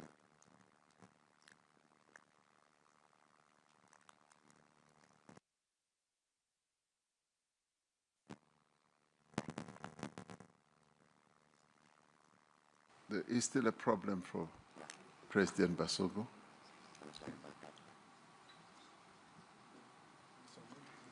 My apologies again, President. The technicians told me that they had fixed it, but it seems like they still need to do a little bit more work. And with that in mind, I will move on, and we will give you double the time. I will move on to His Excellency, the Prime Minister of Ireland, Mr. Michael Martin. Thank you very much indeed, President Ramaphosa, and congratulations to you and to South Africa on your G20 presidency, the first on African soil. And your drive and commitment to using this important forum to tackle very important issues is deeply appreciated, and Ireland has been very honoured and privileged to have been in the position to work with you across all work streams over the past 12 months. Our world is ever more interconnected and interdependent, and working collaboratively is the best way we can serve our people. Our long-standing commitment to international law, multilateralism, and active engagement in international fora motivates us to advocate for an inclusive international system that leaves no one behind. And in that context, there is an urgent need to end war and conflict. War and conflict damages and undermines economy and economic growth. And in that context, there must be renewed efforts to end the illegal invasion of Ukraine by Russia and the war that has ensued, and also the horrors of Gaza and the appalling situation in Sudan. We must work very hard to end these wars in addition to the many other conflicts. Ireland advocates for economic growth to be inclusive, to be resilient, and to be environmentally sustainable. And our focus has always been on investment in human capital in terms of education and training as the key underpinning of economic growth into the future. Economic growth has to contribute to equality, to poverty reduction, and must align with international commitments on climate change and environmental protection. Ireland welcomes the G20 efforts that support inclusive growth on the African continent and beyond, seeing this as an endorsement of the Agenda 2030 commitment to reach the furthest behind first. Women's economic empowerment is crucially important as a direct pathway towards gender equality, poverty eradication, and inclusive economic growth. Ireland values policy interventions that support investment in local and regional value chains, which support quality jobs creation, raise living standards, and enhance resilience. Digital inclusion is a key enabler of a growing economy, and we're supportive of work to develop a fair and inclusive digital economy with effective rules for digital trade. Trade and investment need to create opportunities for those considered the furthest behind, particularly women and marginalised groups. And Ireland, along with the European Union, is committed to an open and rules-based multilateral trading system with a modernised WTO at its core. The rules and the standards that the WTO provides are crucial for all of us who depend on global trade and allow all trading nations to benefit. The stability and the predictability provided by the rules-based multilateral trading system is key in supporting sustainable development. It does have to, however, be modernised and must also address the impact of the increasing use of trade-distorting industrial policies. Growing debt servicing costs, as has been said, translates into reduction in many countries' expenditure on the core areas of health and education and social protection, again impacting their ability to reach the furthest behind first. Ireland supports the outcome of the Financing for Development Conference, the Seville Commitment, and we are supportive of the institutions and initiatives that assist countries with debt issues. And these include the G20, which has developed and is overseeing the implementation of the Common Framework for Debt Treatments, the Global Sovereign Debt Roundtable, and the Paris Club. And we continue to call, where appropriate, for reform and improvements of these institutions and initiatives. These priorities have guided our active engagement in the G20 this year, and we support South Africa in this endeavour. Thank you very much indeed, President. Thank you. Thank you, Taoiseach. I now would like to go back to His Excellency, President Ngwema Basoko. He will have been given a roving mic so that he can make his input. The fixed microphone does not seem to be working as well as it should. Go ahead, Your Excellency. Sus Excelencias, Jefe de Estado y de Gobierno y Jefe de Delegaciones, distinguidos invitados, señoras y señores. Me dirijo a ustedes en nombre de la Comunidad Económica de los Estados de África Central.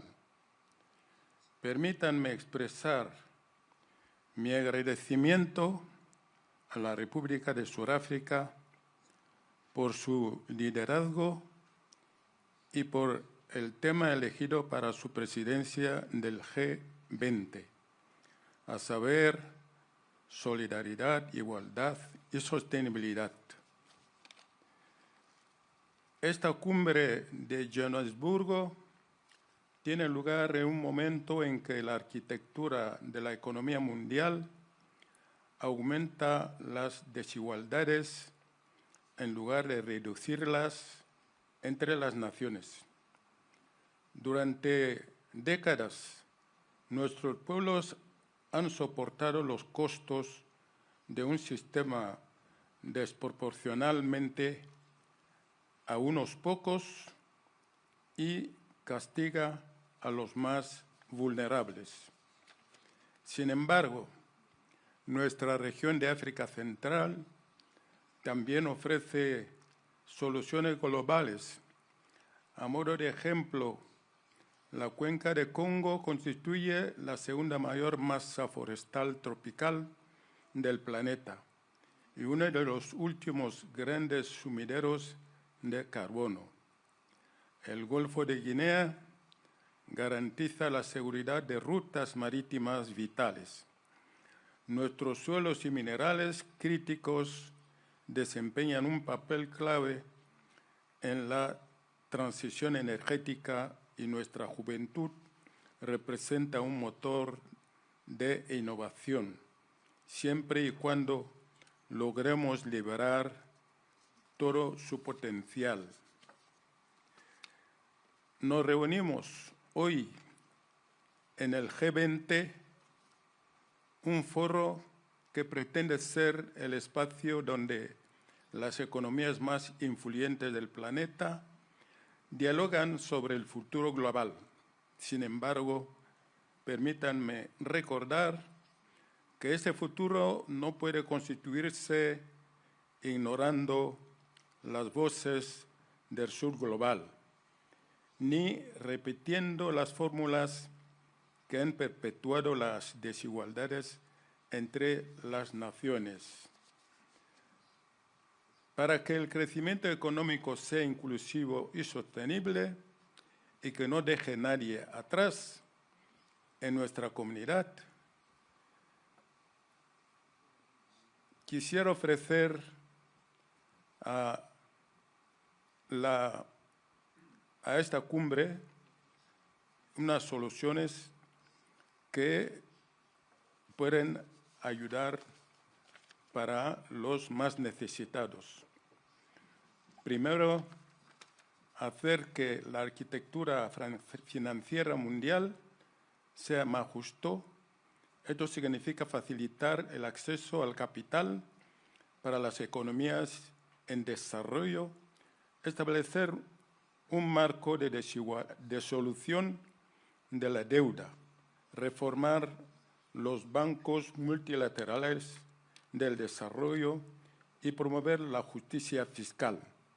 La CAC apoya la propuesta de Sudáfrica de crear una comisión sobre el costo del capital del G20, con el fin de diagnosticar y corregir las deficiencias estructurales en la evaluación y fijación de riesgo soberano.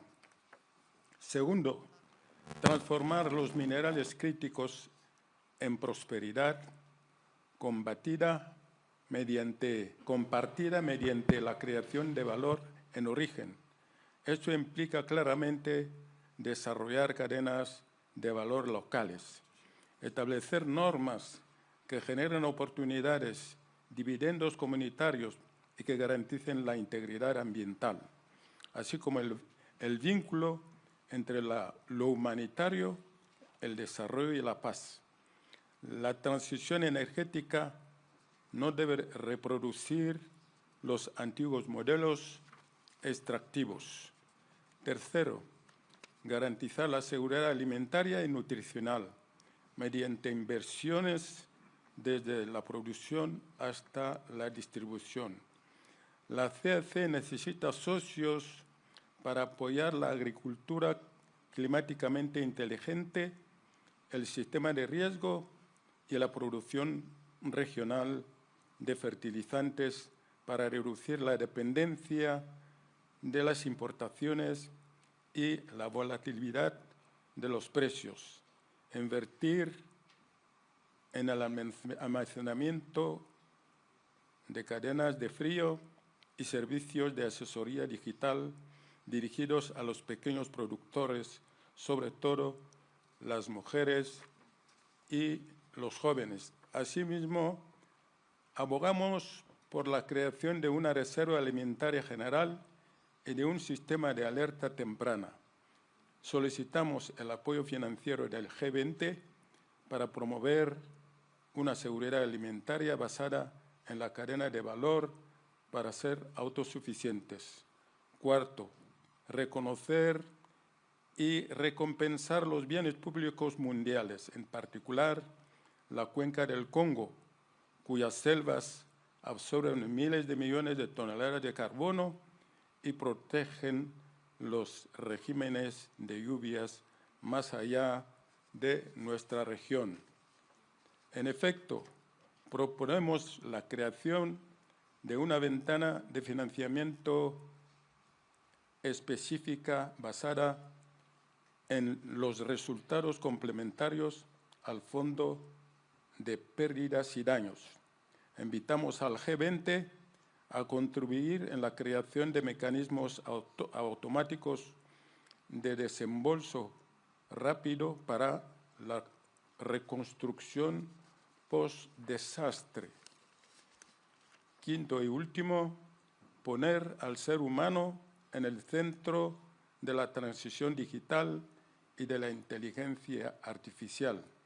Esto debería impulsarnos a la inversión en infraestructuras digitales, públicas y en la innovación inclusiva.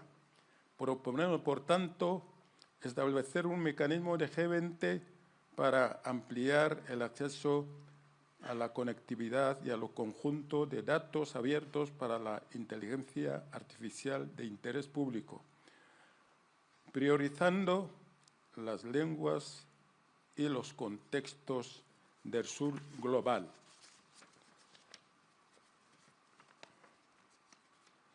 Sobre todo, estos 5 imperativos se encuentran en una agenda transversal para medir y combatir la desigualdad entre la base de hechos y no de mitos.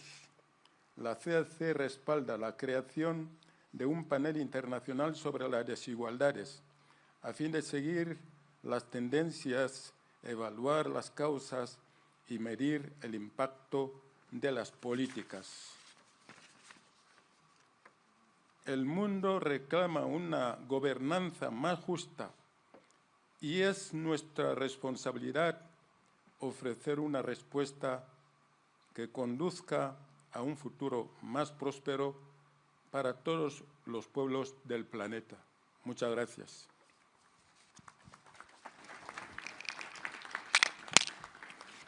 Thank you very much, President Basago. I now would like to call upon the Prime Minister of Jamaica and the Chair of the Caribbean Community, CARICOM, Dr. Andrew Michael Holness, to take the floor.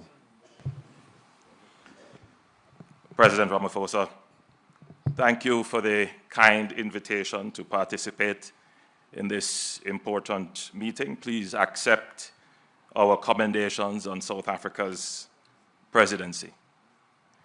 Excellencies, Jamaica supports the global agenda to make economic growth not only strong and sustainable, but also inclusive and resilient. Jamaica's story is one of social partnership and sacrifice. We transformed our economy after decades of instability through disciplined macro-fiscal reforms anchored in responsible debt management, institutional strengthening, and targeted pro-growth initiatives.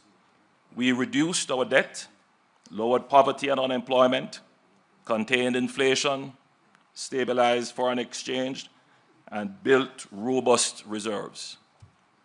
Now, our focus is on translating the dividends of sacrifice into investments in our people. Getting the policy mix right is both an economic and moral imperative. Yet, one external shock can undo years of progress. Hurricane Melissa, a Category 5 storm, has devastated 7 parishes. Its impact will negatively affect our debt trajectory, and the road ahead will be challenging. This is our reality today. but it is also the recurring story of vulnerability told by small island developing states in CARICOM and indeed across the world. Global partnership will be essential to our recovery. The G20 commitment in 2021 to recycle SDR allocations led to the creation of the IMF Resilience and Sustainability Trust. This facility provides developing countries with relatively low-cost financing and longer maturities. We urge the G20 to preserve and strengthen this mechanism. We also call for innovative, flexible financing solutions, such as thematic bonds for climate adaptation and blended finance structures to support resilient infrastructure designed to meet the unique needs of climate-vulnerable economies. Jamaica further calls on the G20 to advance a rules-based, equitable, global trading framework that enhances predictability, flexibility, and resilience for small economies.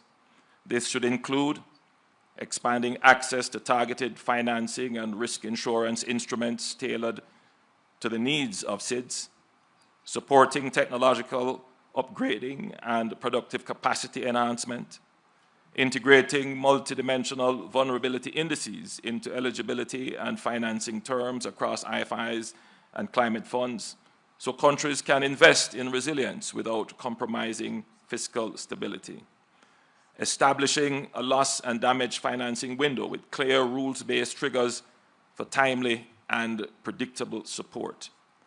Advancing a global skills and trade compact for SIDS to strengthen human capital, competitiveness, and inclusive growth. Excellencies, through these actions, the G20 can ensure that global trade and financial systems become more than engines of growth. They can become forces for shared prosperity, resilience, and sustainability, leaving no nation behind.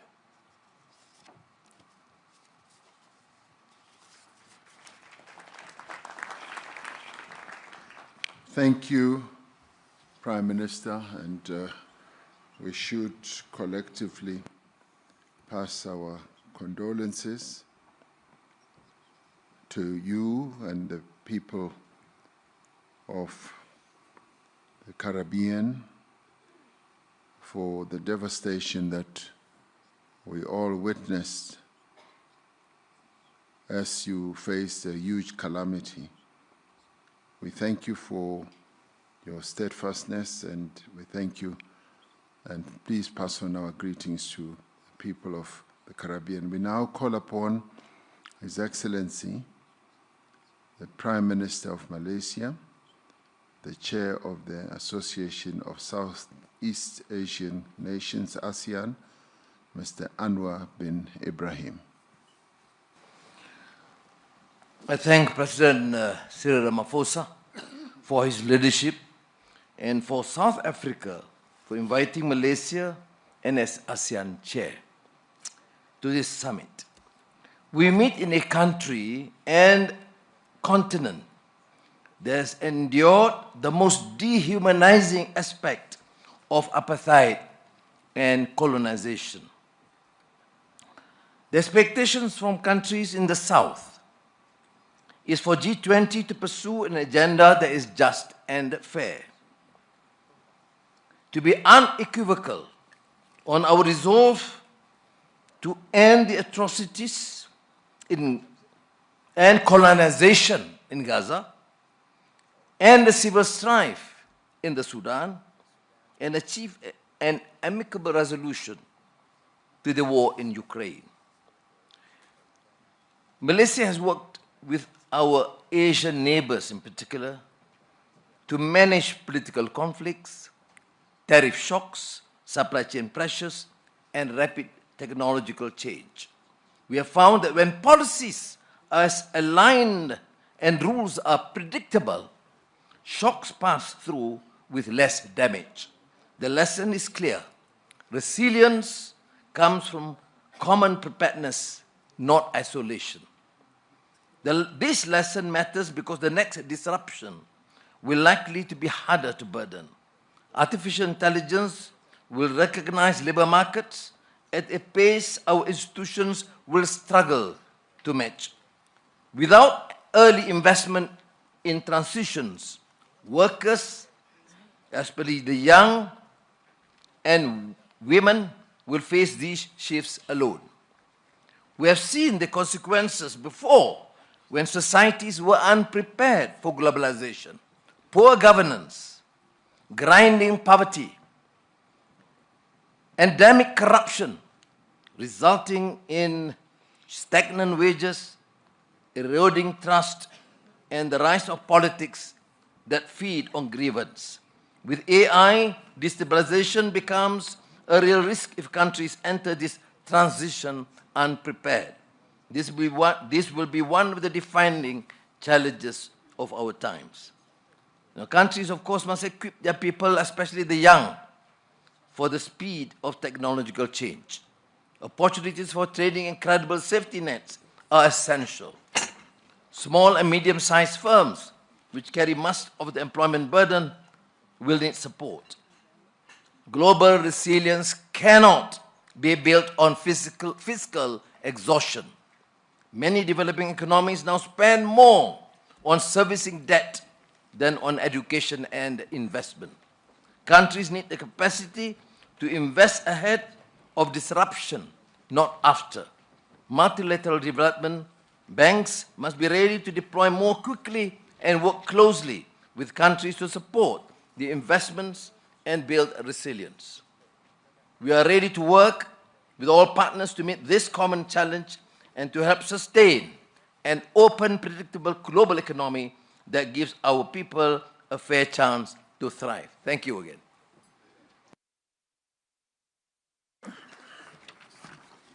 Thank you, Prime Minister.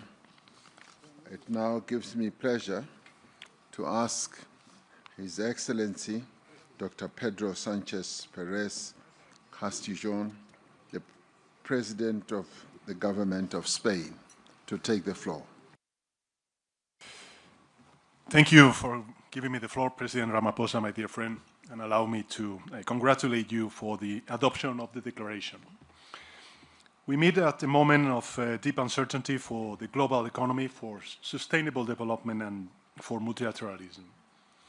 Earlier this week, a Spanish think tank reported that more than 22 million people could die all over the world by 2030 due to cuts in official development assistance. Those figures are truly horrifying and only one example of the tragic, real-world consequences of the trends we are witnessing. Yet, as we have also seen this year, when we choose cooperation over fragmentation, progress is possible. The 4th International Conference on Financing for Development held in Spain was a powerful reminder of that.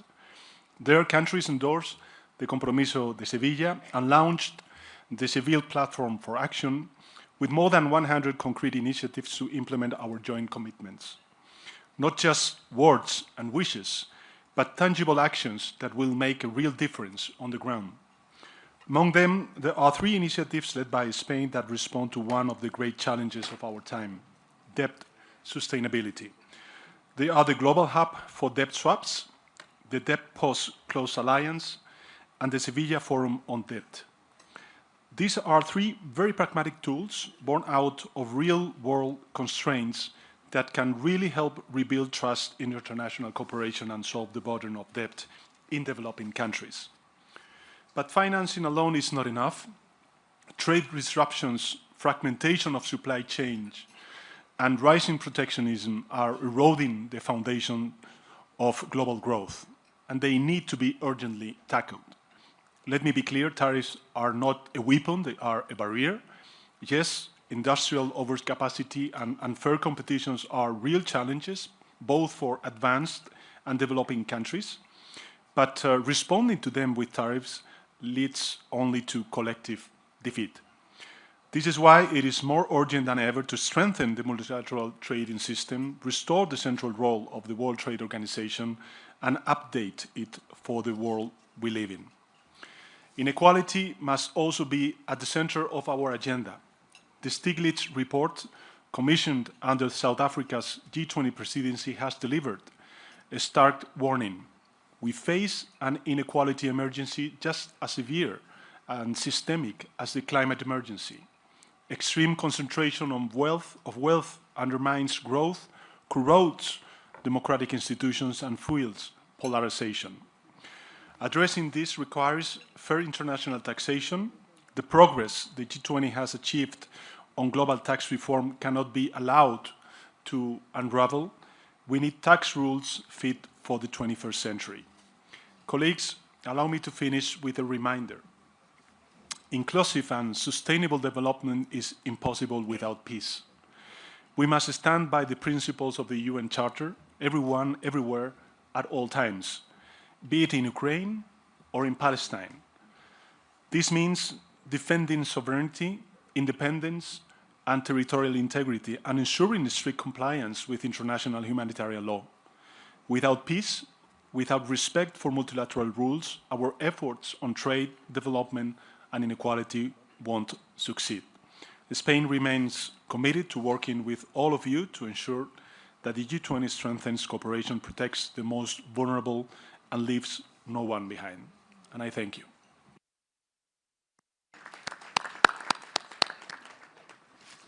Thank you, my good friend, President Sanchez.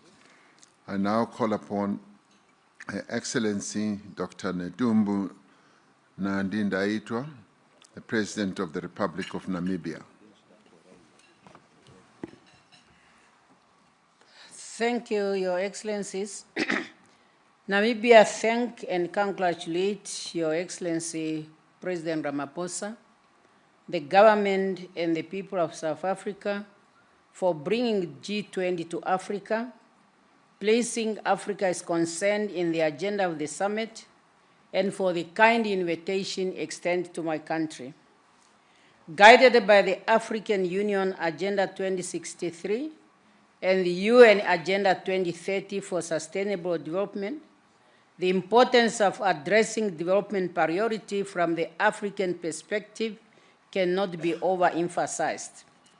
Developing countries find themselves on debt trap as a result of capital high cost for developing countries based on the perceived risk that does not reflect the reality on the ground.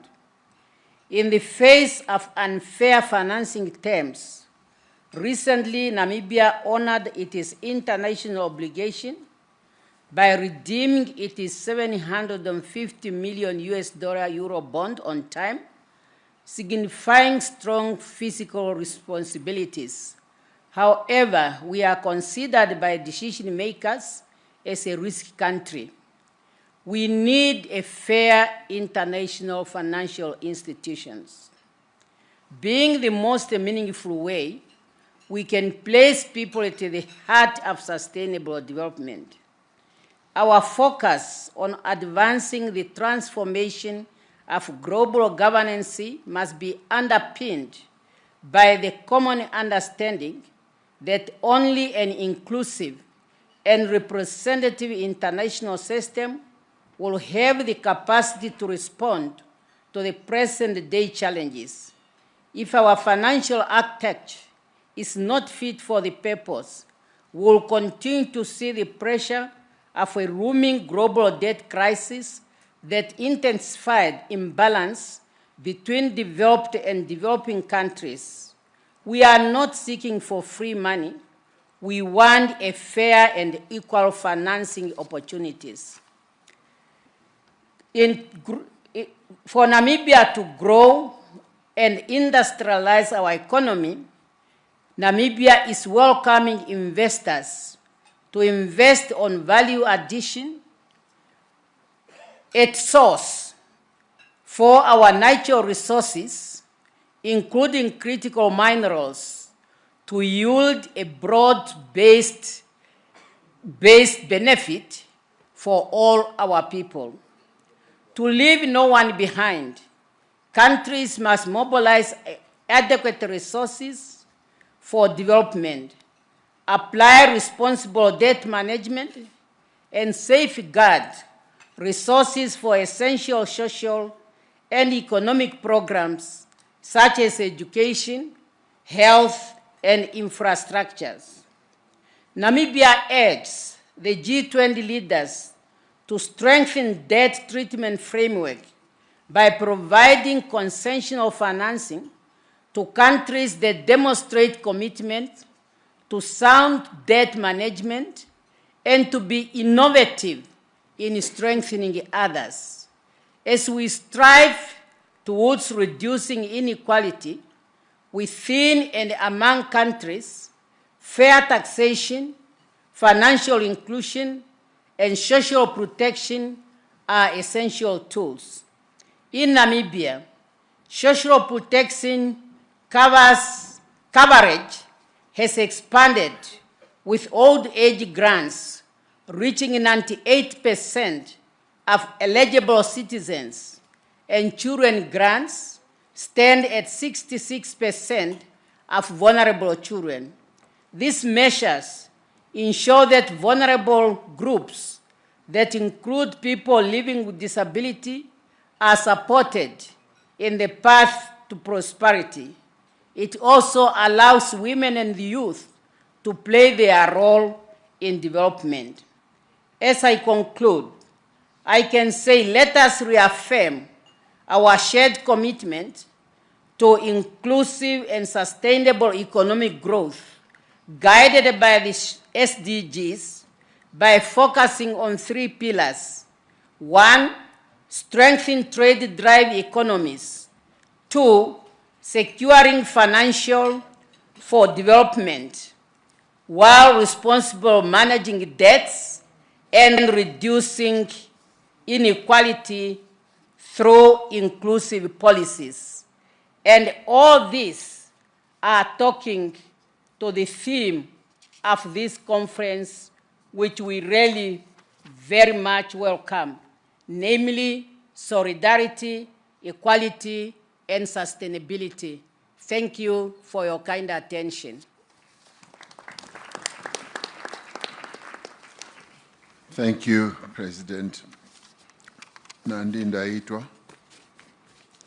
President of the Republic of Namibia. I now call upon His Excellency, Mr. Dick Schoof, the Prime Minister of the Kingdom of the Netherlands, to take the floor. Thank you, Mr. Chair. And as Minister of Finance, I will speak on behalf of the Netherlands. And I think it's important to emphasize this since I still have to fly back home with my Prime Minister. First of all, let me say how much I appreciate your hosting this first G20 on the African continent. We know what a challenge it is to organize a major international conference, and this summit reflects the growing importance of your country and Africa as a whole on the global stage. And I think I can speak on behalf of everybody that you have been a fantastic host, so thank you for that. In the run-up to this summit, the Netherlands was pleased to work with you on key themes of your presidency: solidarity, equality, and sustainability. And as the world's 18th largest economy, we greatly appreciate the opportunity to be part of the G20 again this year. I would like to make some brief remarks on 3 topics that all feed into one another: economic growth, debt sustainability, and private capital mobilization. First, it's clear that we need economic growth in order to achieve inclusive and sustainable development. However, the most straightforward and direct way to unlock economic growth is to immediately end Russia's unjust and unprovoked war in Ukraine. Not only is it causing unbearable human suffering, it also continues to have significant negative global economic spillover effects. And it's the real reason scarce resources have to be invested in Ukraine. Only a just and lasting peace can put an end to all this and can guarantee the security of Ukraine and Europe. Second, on debt sustainability, it's a fact that high debt levels stand in the way of growth. Every dollar spent on interest cannot be spent on investing in a stronger economy. So that's why the Netherlands strongly supports the G20's work on debt sustainability. Specifically, we think it's important to continue working on transparency, because that transparency can help boost investors' confidence in borrowing countries, which in turn will stimulate financing for development. And third, we know there are insufficient public funds to tackle the enormous needs of developing countries. So therefore, we need private capital mobilization as well. So I applaud the finance track for the excellent job it has done this year, mapping out new ways to unlock institutional capital for investment in emerging markets. This includes innovative approaches in the Netherlands to mobilize pension fund capital. It is important that the G20 continues this path. So my appeal, Mr. Chair, is for more international economic cooperation, more transparency, and more private funding, especially when they benefit the world's most vulnerable people. And we realize it's easier said than done. But if the G20 continues to show leadership in this endeavor, I assure you the Dutch government and the Dutch investors stand ready to work with you. Thank you very much. Thank you indeed. And now I would like to call upon His Excellency, the Prime Minister of the Kingdom of Norway, Mr. Jonas Støre, to take the floor. Thank you very much. I'm his Chief of Staff and will speak on his behalf. Dear President Ramaphosa, it has been a privilege for Norway to be an invited country during South Africa's G20 presidency. And it's also an honor to attend this first G20 summit here in Africa, under the able leadership of you, President Ramaphosa. I commend South Africa for placing a special emphasis on the issue of inequality. And I thank Professor Stiglitz for providing important input to our discussion, including the crucial observation that inequality is not a given. Inequality is the result of policy choices. As such, it can be fought, including with a progressive taxation system, an effective welfare system covering everyone, and not least, measures that ensure equal opportunities for women and men. Norway invests in equality because it's the best antidote to exclusion, to resentment, to conflict, and democratic backsliding. And we invest in equality because it improves the lives of our citizens and makes our economy stronger. Let me give an example from my country.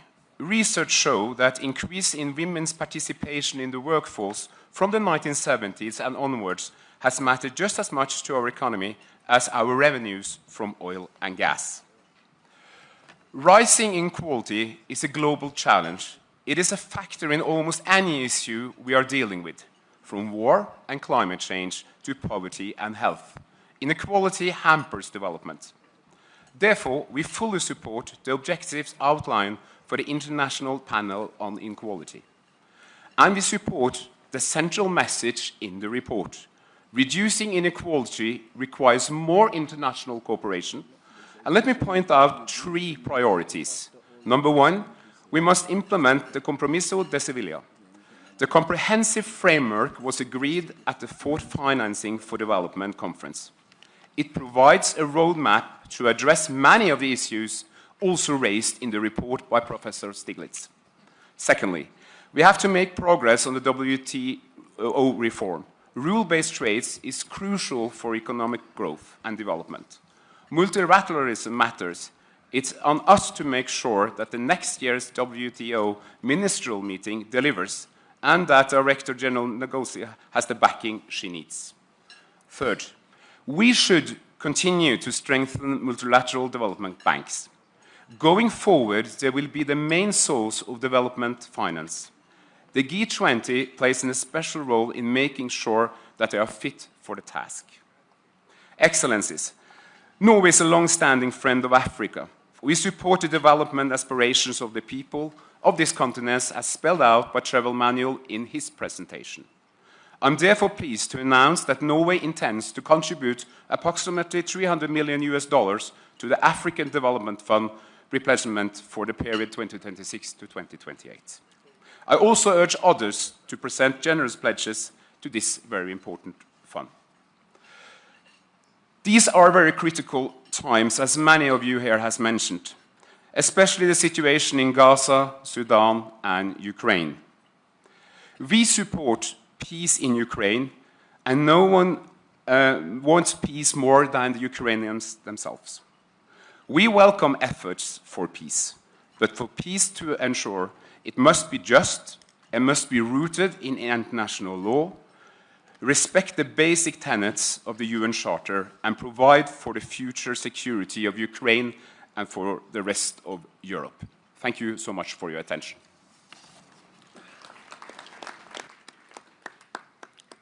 Thank you for the contribution. We always are grateful for contributions that are made for the development of our continent. So please pass on our gratitude. We now go ahead and call His Highness Sheikh Tamim bin Hamad Al Thani, the Emir of the State of Qatar.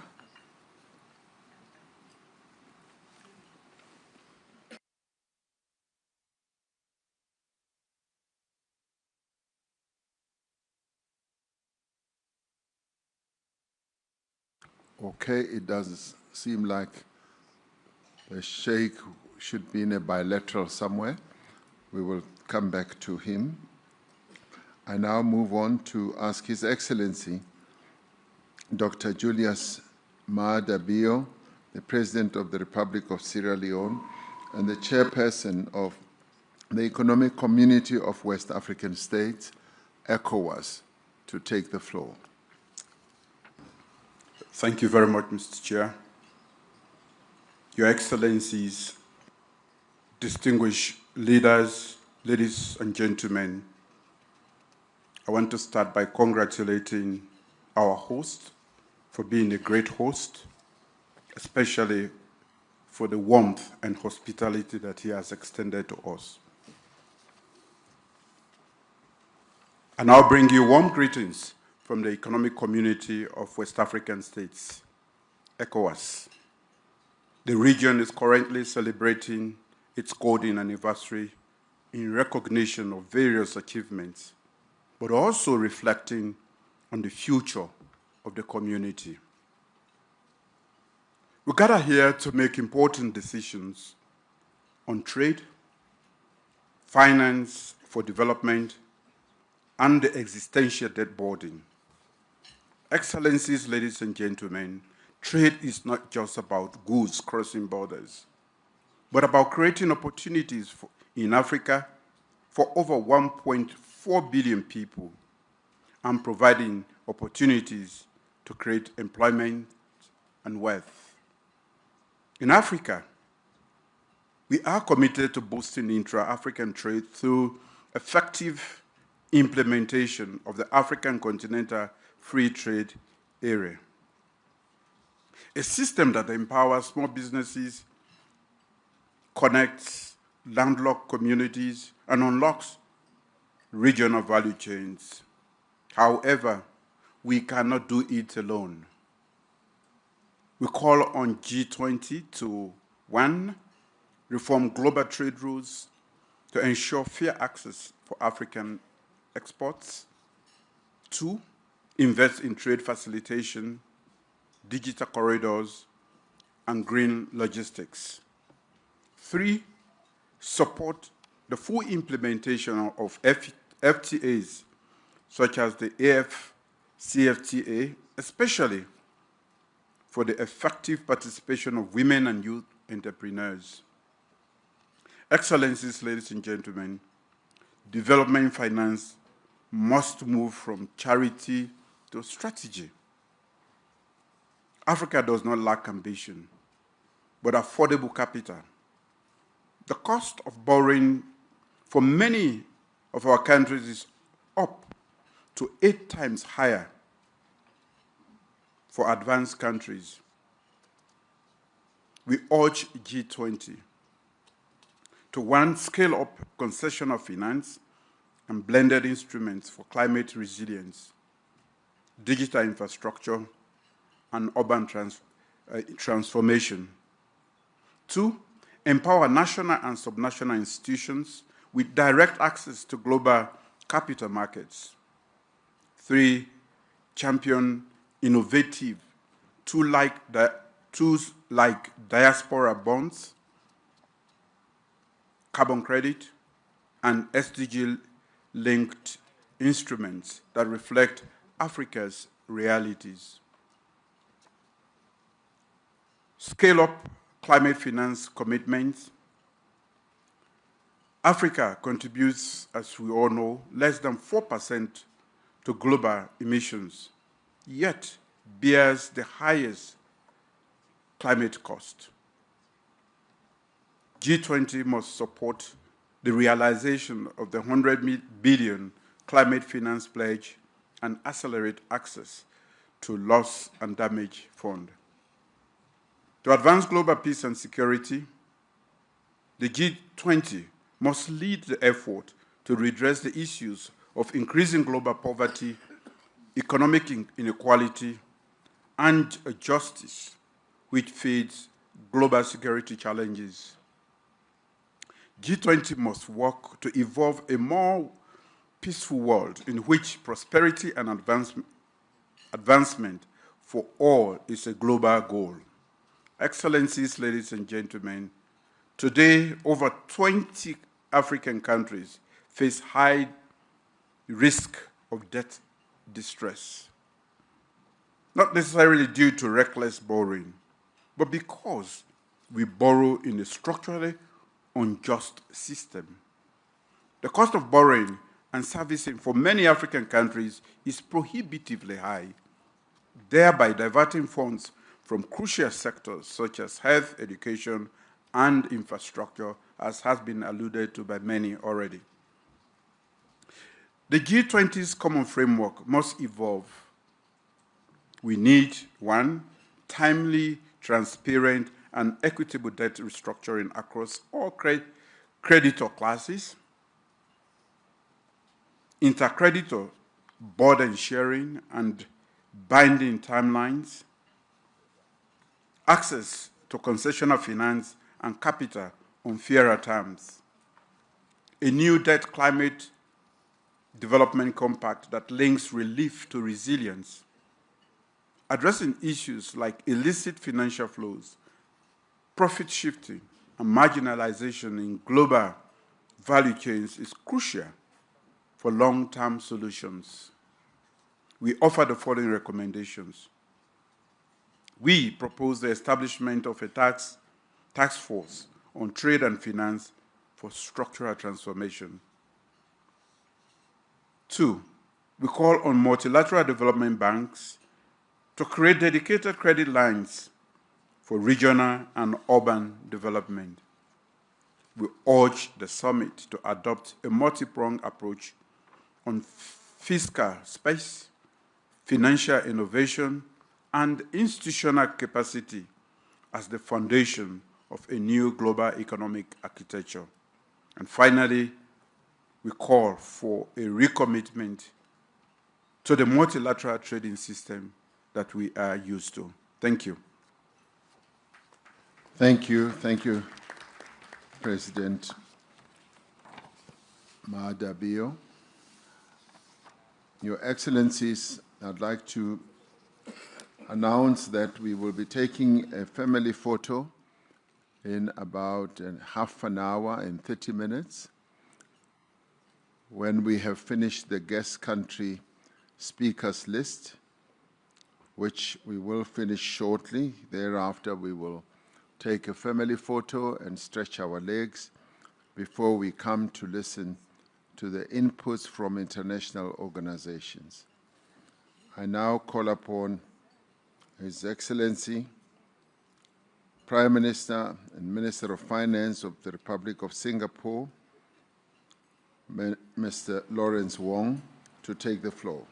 Thank you, President Ramaphosa. Excellencies, I start by thanking President Ramaphosa and the South African government for the excellent arrangements and for inviting Singapore to this historic G20 summit, the first time on African soil.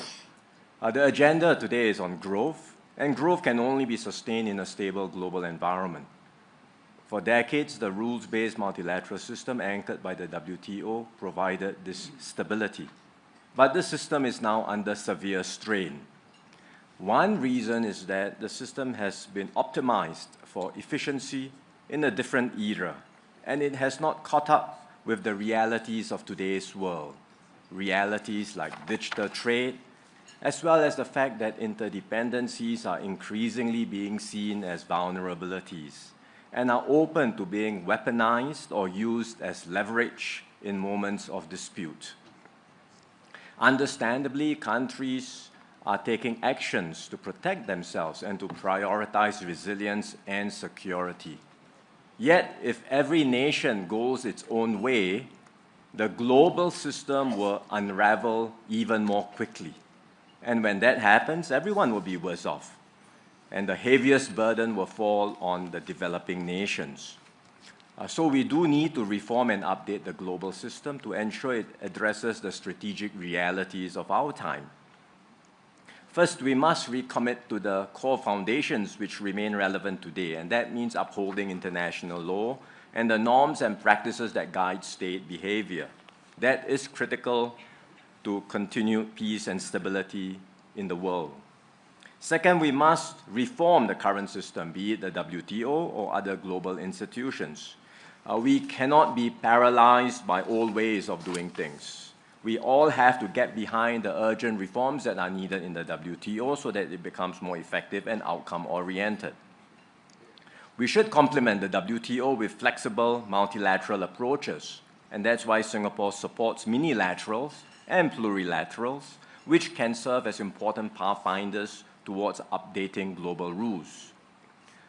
Third, we should build new partnerships, and as several colleagues have talked about just now, we are making progress with partnerships and dialogues between the CPTPP and ASEAN, as well as the CPTPP and the EU. In fact, 2 days ago, ministers came together and had a very productive trade and investment dialogue covering issues like trade and investment facilitation, digital trade, and supply chain resilience.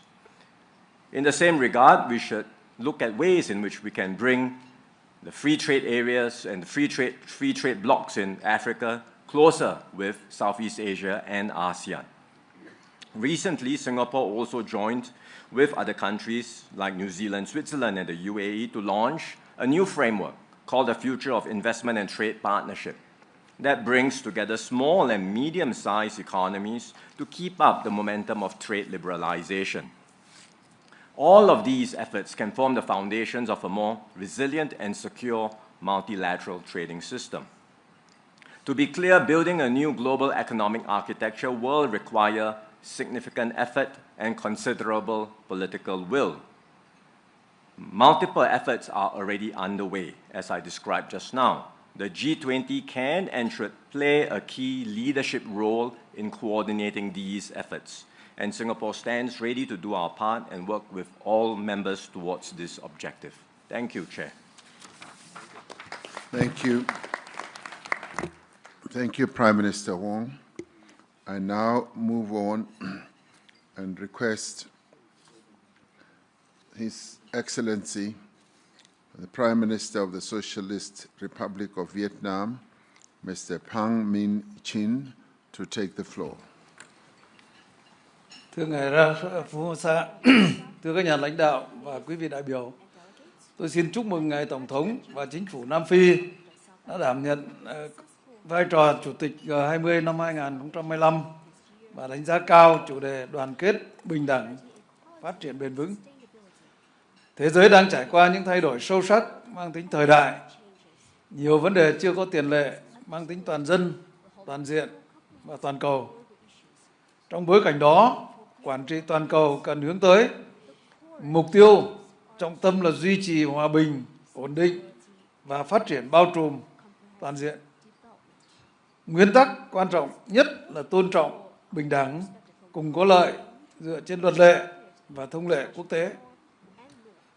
Đoàn kết, hợp tác, đối thoại nhằm tạo ra sức mạnh, đem lại lợi ích, củng cố niềm tin. Cách tiếp cận xuyên suốt là toàn dân, toàn diện, toàn cầu, đặt con người ở vị trí trung tâm. Với phương châm đoàn kết để có sức mạnh, hợp tác để có lợi ích, đối thoại để có lòng tin, Tôi xin đề xuất G20 thúc đẩy 3 cái đảm bảo chiến lược sau đây. Một là đảm bảo ổn định để phát triển trong quan hệ quốc tế, chính trị, thế giới và kinh tế vĩ mô toàn cầu. G20 cần đi đầu xây dựng cơ chế, tăng cường đoàn kết, hợp tác quốc tế, tôn trọng lẫn nhau, tìm giải pháp phù hợp giải quyết các xung đột, tạo môi trường thuận lợi cho phát triển, phối hợp chính sách để ngăn ngừa rủi ro hệ thống, ứng phó khủng hoảng, hạn chế rào cản thương mại, giảm thiểu phân mảnh, chuỗi cung ứng, thúc đẩy các sáng kiến, chuyển đổi nợ, đảm bảo ổn định vĩ mô toàn cầu. Hai là đảm bảo hệ thống thương mại đa phương dựa trên luật lệ với trung tâm là WTO, hệ thống tài chính toàn cầu cân bằng, minh bạch, cởi mở, quyền tiếp cận bình đẳng về khoa học, công nghệ và tài chính cho phát triển. Tôi đề nghị G20 tăng cường hợp tác, đấu tranh không chính trị hóa khoa học và thương mại, hỗ trợ các nước đang phát triển bằng cách chính sách thương mại công bằng, hài hòa lợi ích, phát triển hệ thống tài chính hiệu quả và nâng cao năng lực chuyển đổi số, đáp ứng tốt hơn yêu cầu phát triển nhanh và bền vững của các quốc gia, thúc đẩy cải tổ toàn diện WTO để hoạt động tích cực, hiệu quả hơn.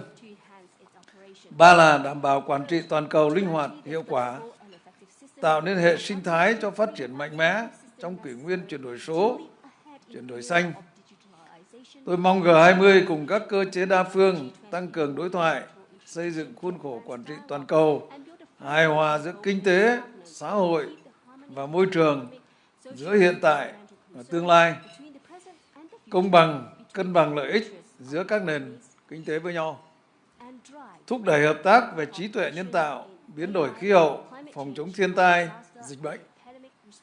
Thưa quý vị, cố Tổng thống Nelson Mandela từng nói, chừng nào nghèo đói, bất công và bất bình đẳng vẫn còn tồn tại trên thế giới, không ai trong chúng ta có thể thực sự nghỉ ngơi. Việt Nam sẵn sàng hợp tác tích cực, bình đẳng, cùng có lợi với các nước G20 và cộng đồng quốc tế vì một thế giới hòa bình, văn minh, thịnh vượng, phát triển bền vững và bao trùm, không để ai bị bỏ lại phía sau, để mọi người dân đều được hưởng từ thành quả của phát triển và hội nhập quốc tế sâu rộng, thực chất và hiệu quả. Xin trân trọng cảm ơn. Thank you very much. Thank you, Prime Minister. I now call upon His Excellency Mr. Sifi Grieb, Prime Minister of the People's Democratic Republic of Algeria, to take the floor. شكرا سيد الرئيس سيريل رامافوزا. اسمحوا لي أولا أن أنقل إليكم تحيات رئيس الجمهورية السيد عبد المجيد تبون الذي شرفني بإلقاء الكلمة التي يوجهها لهذه القمة. هذا نصها. فخامة الرئيس سيريل رامافوزا رئيس جمهورية جنوب أفريقيا، أصحاب الفخامة رؤساء الدول والحكومات، السيدات والسادة الحضور الكريم، يسعدني بداية أن أعرب عن خالص شكري لفخامة الرئيس سيريل رامافوزا على دعوته الكريمة لبلدي للمشاركة في هذه القمة الهامة التي نفخر بانعقادها لأول مرة في أرض إفريقية، مشيدا عاليا بالأولويات والمواضيع المقترحة خلال جلساتها، بما يعكس إدراكا ووعيا كبيرين بحجم التحديات المعقدة التي تواجه عالمنا اليوم على الصعيدين السياسي الاقتصادي، وتؤثر أيما تأثير على التجانس العالمي إن لم يتم التكفل بها بشكل جدي جماعي وسريع. السيد الرئيس، فيما يخص الأولويات المطروحة على طاولة اجتماعنا هذا، اسمحوا لي بالتطرق إلى النقاط التالية.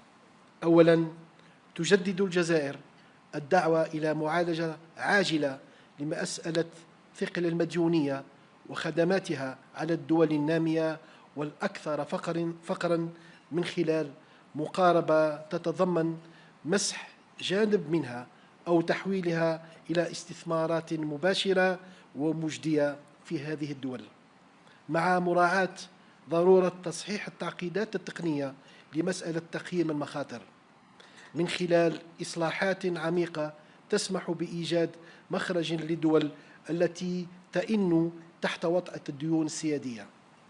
ثانياً، تضم الجزائر صوتها إلى أصوات الدول الداعية إلى إصلاح المنظمات المالية الدولية ضمن مقاربة حوكمة اقتصادية ومالية راشدة من خلال مراجعة آليات اتخاذ القرار بشكل يضمن تمثيلاً عادلاً ومنصفاً وشفافاً للدول النامية والقارة الإفريقية في هيئات تسيير هذه المؤسسات. ثالثاً، إن الجزائر التي ما فتئت ترافع من أجل تعبئة التمويلات الدولية وحشد الموارد لدعم الجهود العالمية لتمكين الدول النامية والدول الأكثر فقراً من وسائل وتكنولوجيات الانتقال نحو استعمال الطاقة الخضراء، تدعو من هذا المنبر إلى تجسيد شراكات ثنائية ودولية في هذا المجال. رابعاً، تؤيد الجزائر جميع المبادرات الرامية إلى الرفع من حجم التمويلات المخصصة للوقاية من المخاطر الكبرى والاستجابة السريعة للكوارث، وتدعو إلى حث المؤسسات المالية والبنوك الدولية للتفكير في آلية تمويل تفعل في حال ما إذا طلبت إحدى البلدان المتضررة ذلك. السيد الرئيس، لقد شهد العالم قرابة عامين متتاليين الجرائم الشنعاء التي ارتكبت في حق الشعب الفلسطيني الأعزل، وعاين حجم الدمار الذي خلفته هذه الحرب الهمجية، الأمر الذي يدفعنا للإعراب عن أملنا في أن تبادر دول مجموعة ال20 بإطلاق تعبئة عامة قصد بناء غد أفضل للشعب الفلسطيني، مؤكداً التزام بلادي بإعلان انضمامها إلى كل خطوة قد تتخذها بهذا الصدد. أشكركم على حسن الإصغاء.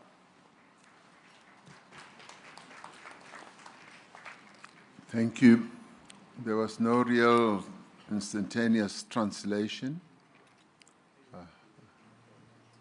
to that input. Could the translation people look into it? But we now move on. Can it be done now? Yes, let it be done. Excellency President Matamela Cyril Ramaphosa, President of the Republic of South Africa, Excellencies, Heads of State and Government, ladies and gentlemen, distinguished guests. I would like to convey to you the greetings of the President of the Republic, Mr. Abdelmajid Tebboune, who entrusted me with delivering his address to this summit as follows. Excellency President Cyril Ramaphosa, President of the Republic of South Africa,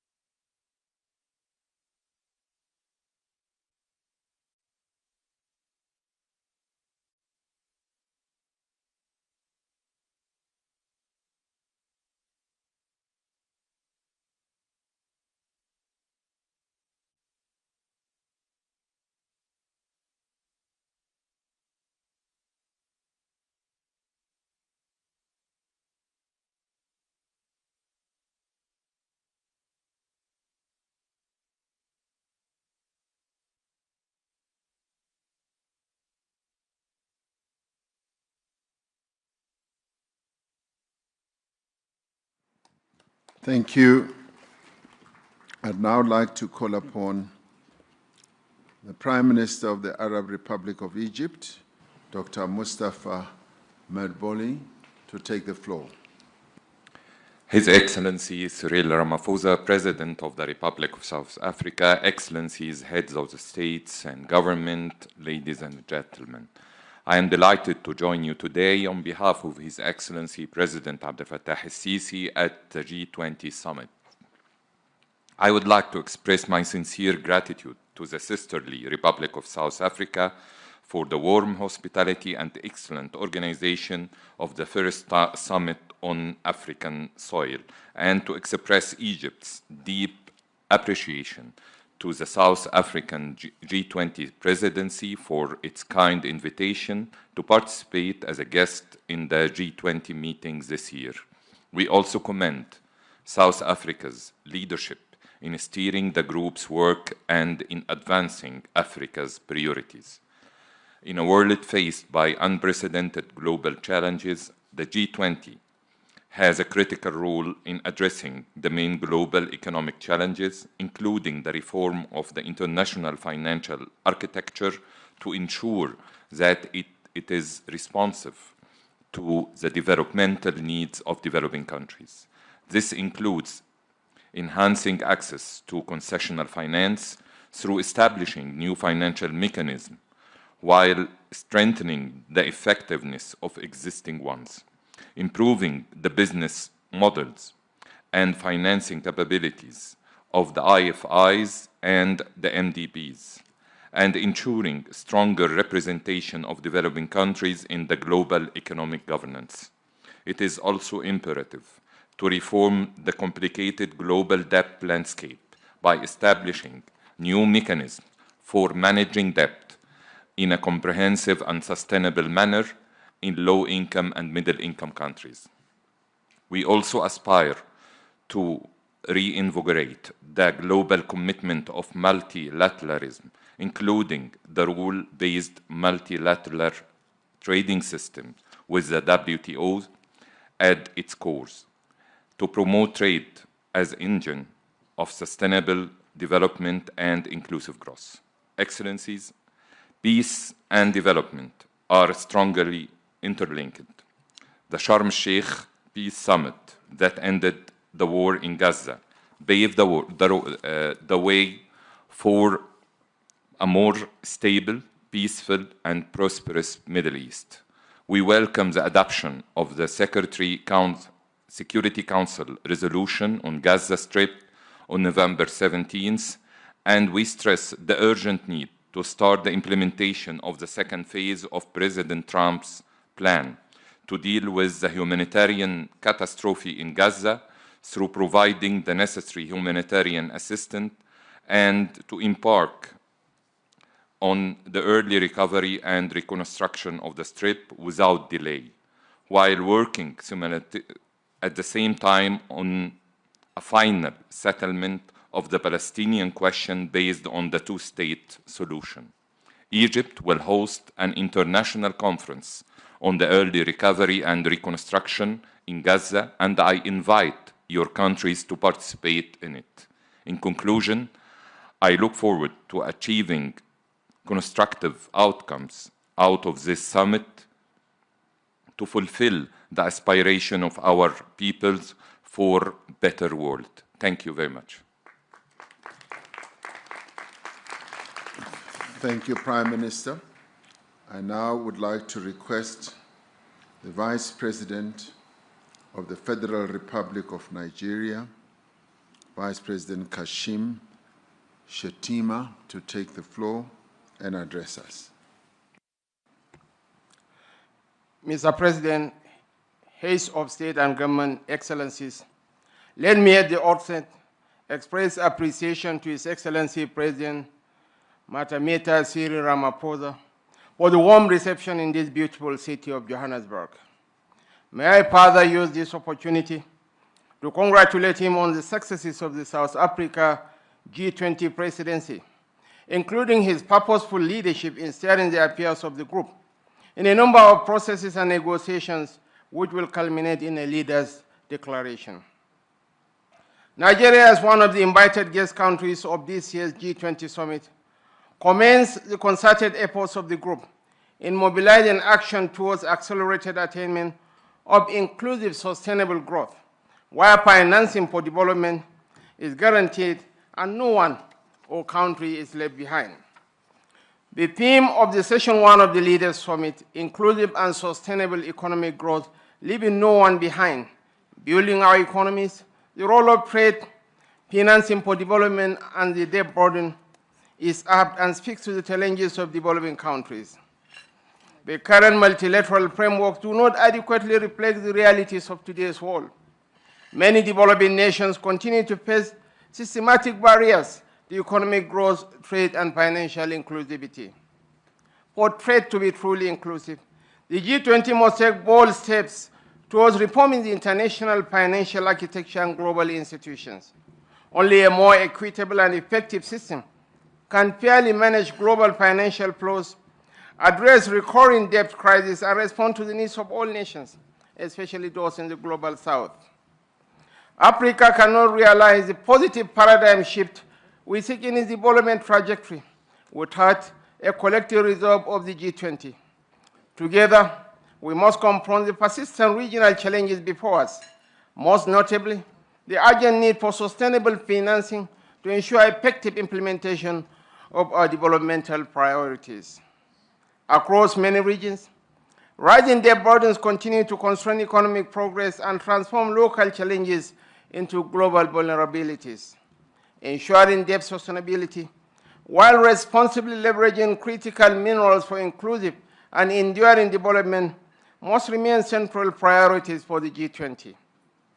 The G20 must, in the adoption of the Leaders' Declaration, take very seriously the need to advance policies that drive sustainable growth, promote financial inclusion, and tackle emerging risk. This includes support for indigenous production, export from Africa, and mechanism to enhance significant increase in FDI flows to the African region.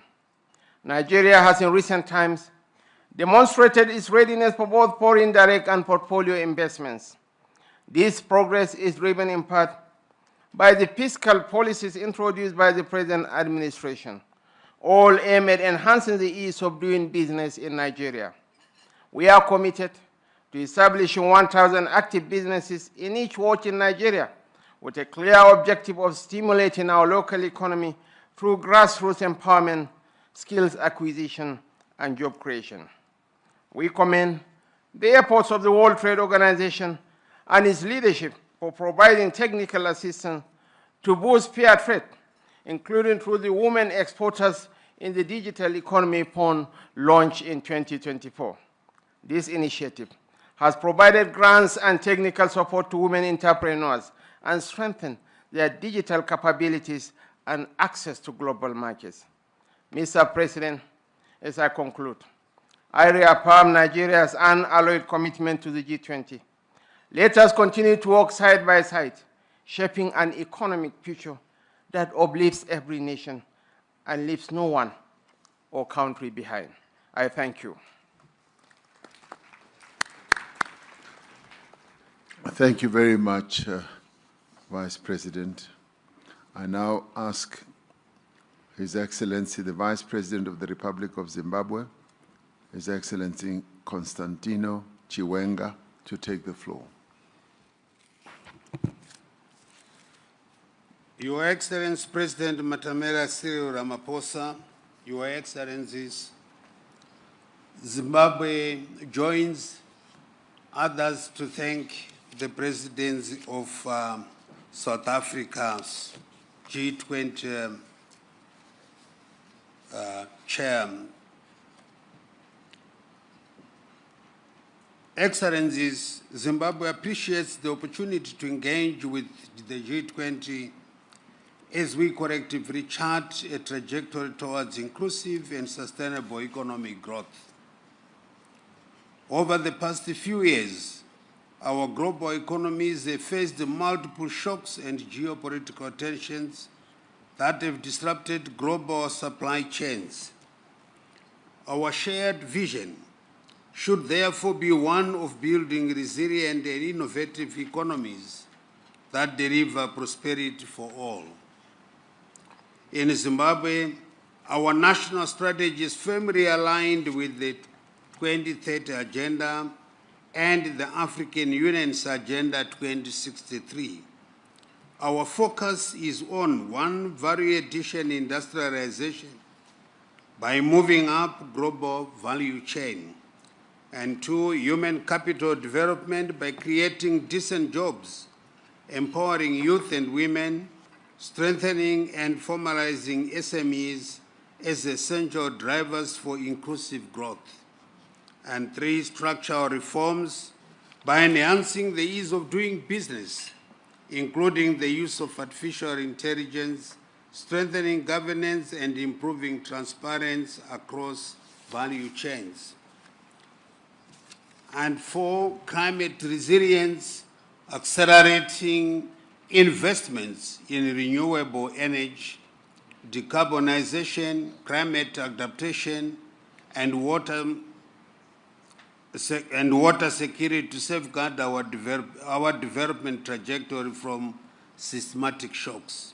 Excellencies, the G20 must reinforce a fair and transparent multilateral trading system under the World Trade Organization. Equally, critical is addressing the major challenge of assessing affordable and sustainable finance. We welcome efforts to reform the international financial system and propose recapitalization of multilateral development banks to expand concessional and climate finance. 2, promotion of innovative financing through active re-promotion of mechanisms such as the green bonds, blended finance, and diaspora investments.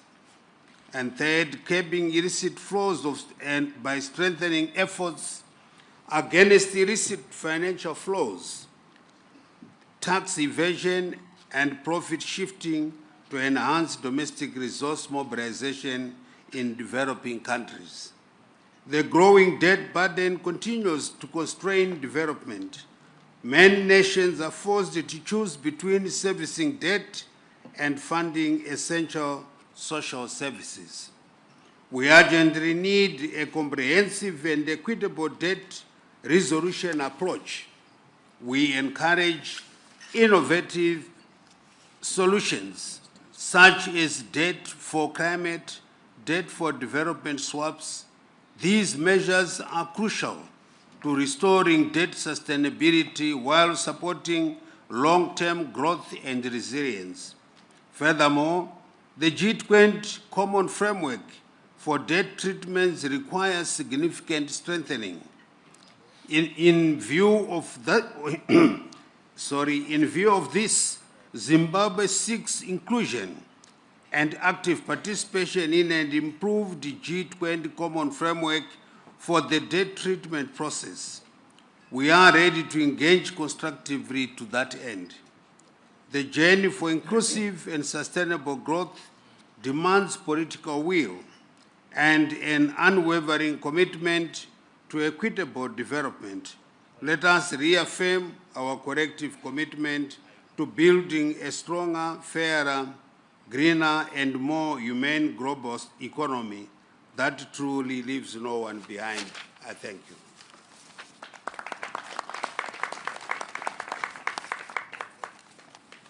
Thank you, Vice President Chiwenga.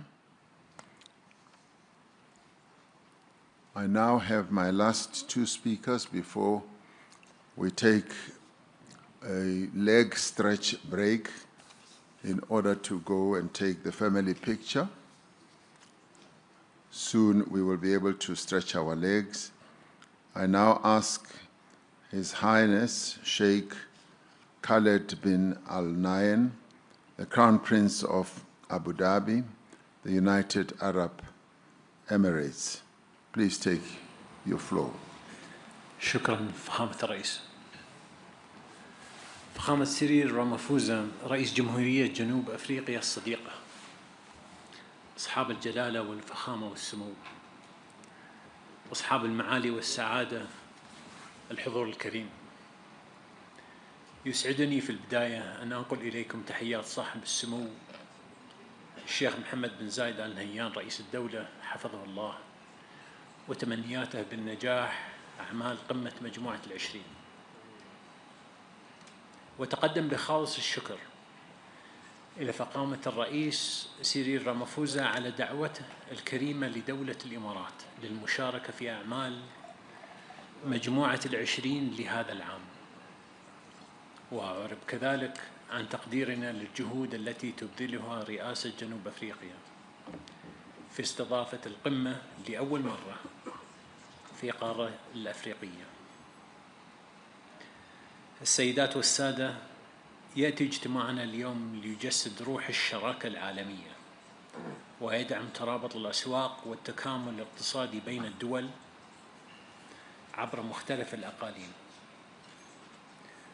وتعمل دولة الإمارات بشكل مستمر مع شركائها على تعزيز مسار التعاون الاقتصادي العالمي وترسيخ نظام تجاري دولي متوازن وشفاف، بما يتيح مشاركة شاملة وفعالة للدول النامية في صياغة مستقبل النظام التجاري العالمي، مما يعزز الوصول إلى أفضل الحلول التمويلية لتطوير المشاريع التنموية والاستثمارية في مجالات التكنولوجيا المتقدمة والطاقة والصحة والزراعة، مع تركيزنا المستمر على بناء القدرات ونقل المعرفة وتمكين المجتمعات.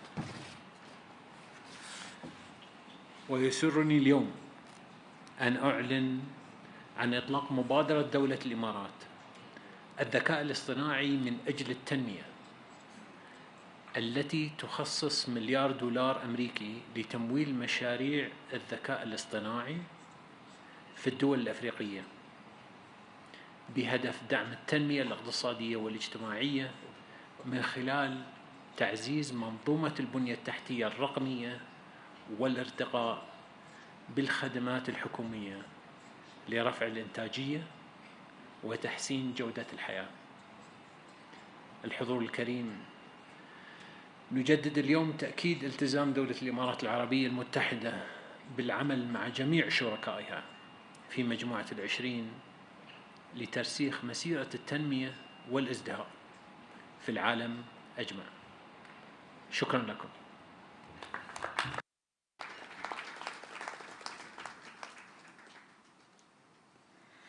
Thank you, Your Highness.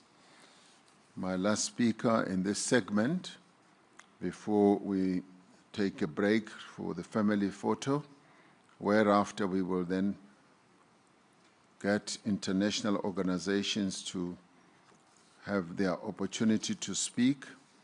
I now ask His Excellency Mr. Lee Kinyanjao, the Minister of Investment, Trade and Industry in the Republic of Kenya, who are also chairpersons of the East African Community. Please go ahead. Thank you, Excellency. I talk on behalf of His Excellency Lee Kinyanjui, the Minister of Trade and Industry. I wish to take this opportunity to thank you for the invitation and the warm reception.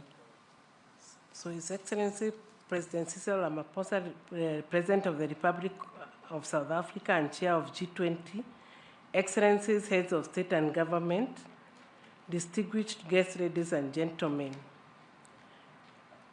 we wish to record our profound appreciation to the South African presidency of the G20 for its diligent stewardship and unwavering commitment to advancing a more equitable global economic order. We acknowledge the indispensable role that the G20 continues to play in addressing the deep-seated structural constraints confronting developing economies. This summit presents an excellent opportunity for us to examine the current state of play in the global economy as we devise the best trajectory towards achieving sustainable, inclusive, and transformative development. In this regard, we wish to express our support for the call to reform the international financial architecture so that it may deliver more substantial, more accessible, and more equitable development financing. As regions, we confirm our readiness to collaborate closely with all the relevant partners to ensure that the East African Community region and the Common Market for East and Southern Africa and the African continent as a whole are not merely beneficiaries, but full equal participants in the shaping of a more inclusive, sustainable, and representative global economy. Excellencies, ladies and gentlemen, we welcome G20 efforts to advance global disaster risk financing, investment in early warning systems for all, and strengthen capacity building across developing regions. We further support stronger G20 leadership in delivering predictable, adequate, and accessible climate finance for both adaptation and mitigation.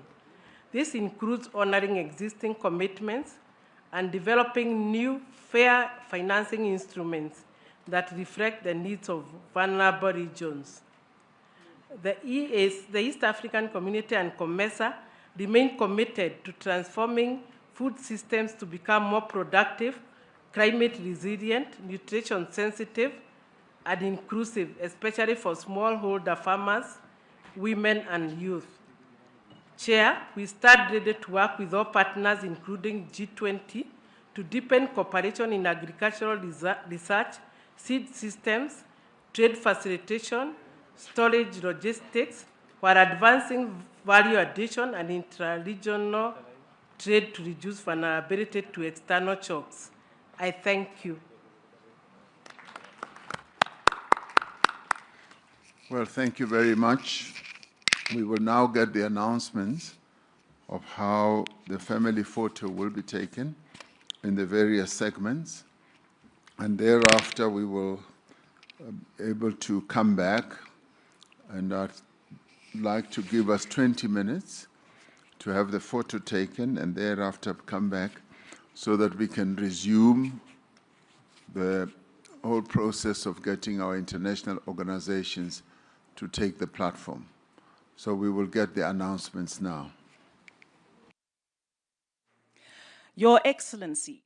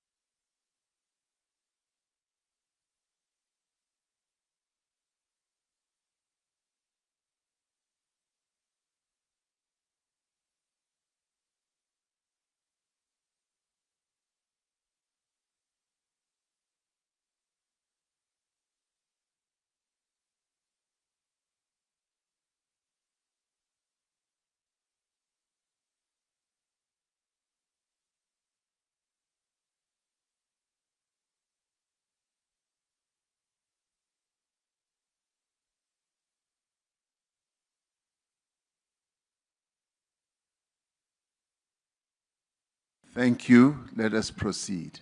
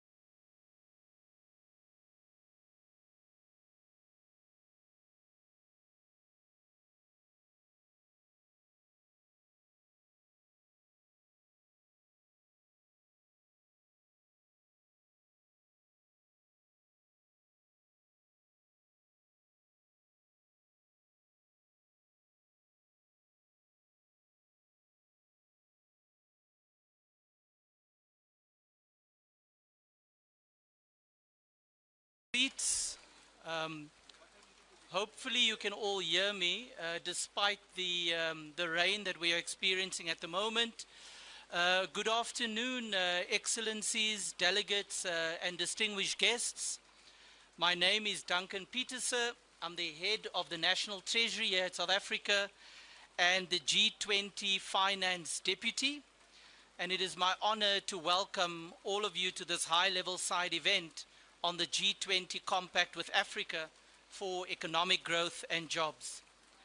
This event is an important opportunity to highlight how the Compact with Africa can support stronger, more inclusive growth and job creation on the African continent, and to reinforce our shared commitment to scaling up investment and implementation under the Compact. It also serves as a timely opportunity to reaffirm the value of cooperation between G20 economies and our African partners. Such collaboration is, of course, essential to advancing our shared objectives. I would like to extend a special welcome to His Excellency Deputy President Paul Mashatile, His Excellency Chancellor Merz, Excellencies President Lorenzo. We will also be joined by Prime Minister Abiy Ahmed Ali, and of course Prime Minister Storer, the President of the World Bank Group, the Chairperson of the African Union Commission, as well as all the ministers and other distinguished representatives who have joined us today. We do not have much time today, so I will immediately hand over to Mr. Enoch Godongwana, the Minister of Finance of the Republic of South Africa, to deliver his opening remarks on behalf of the South African G20 presidency. Minister, over to you. Thank you very much, Dr. Petersen. His Excellencies, distinguished ministers, heads of international organizations, ladies and gentlemen, good afternoon. It's my honor to welcome you all to this important Compact with Africa side event held on the margins of the first G20 Leaders Summit on the African soil. We gather at a historic moment, one in which Africa's voice, priorities, and aspirations are shaping global economic discussions in an unprecedented and meaningful ways. This year, the Compact with Africa was designated as one of the key priorities of South Africa's G20 presidents. We worked diligently to elevate its profile and promote the initiative in ways not done in recent years. Since its inception in 2017 under the German G20 presidency, the Compact with Africa has evolved into one of the most influential platforms for partnership between African countries, the G20 and the international financial institutions. The initiative was founded on a clear and compelling vision to improve the investment climate in participating African countries, strengthen macroeconomic and financial frameworks, and mobilize private investment to support sustainable and inclusive economic growth. The Compact rests on three core pillars: macroeconomic stability, predictable financing frameworks, and sound business environments. Over the years, Compact countries have advanced ambitious reform agendas to enhance public financial management, modernize revenue systems, deepen financial markets, and create conditions that enable vibrant private sector participation. These reforms have helped attract greater investor interest, stimulated infrastructure development, and strengthened dialogue between African governments and the global partners. The Compact has also expanded in both scope and membership, demonstrating its continued relevance and appeal. This expansion reflects the growing confidence in the Compact's approach, as well as the increasing demand across the continent for structured, reform-oriented partnerships that deliver tangible economic outcomes. We are pleased to have worked closely with Germany this year to bring this compact with Africa to the forefront of the G20 agenda. With those words, it's now my honor and privilege to invite His Excellency Deputy President Paul Mashatile, the Deputy President of the Republic of South Africa, to deliver his remarks. I thank you. Thank you very much. Thank you very much, Minister Kodongwana. Let me greet Chancellor Friedrich Merz from Germany, sitting on my right. Let me greet Your Excellency President Lorenzo, President of the Republic of Angola, all excellencies, heads of states and government who are with us here that I may not have seen. I'm sure others are still coming. President of the World Bank, Ajay Banga, distinguished ministers and central bank governors, heads of international organizations, distinguished guests. It is my honor to welcome you to this G20 Compact with Africa event on economic growth and jobs. This event allows us to reflect on the progress that has been achieved through the Compact with Africa and to discuss the promise of its next phase, known as Compact with Africa 2.0. The Compact aims to deepen investments, create jobs, and build sustainable prosperity through stronger partnerships with the private sector. Since its establishment during Germany's G20 presidency in 2017, the Compact with Africa has made steady progress.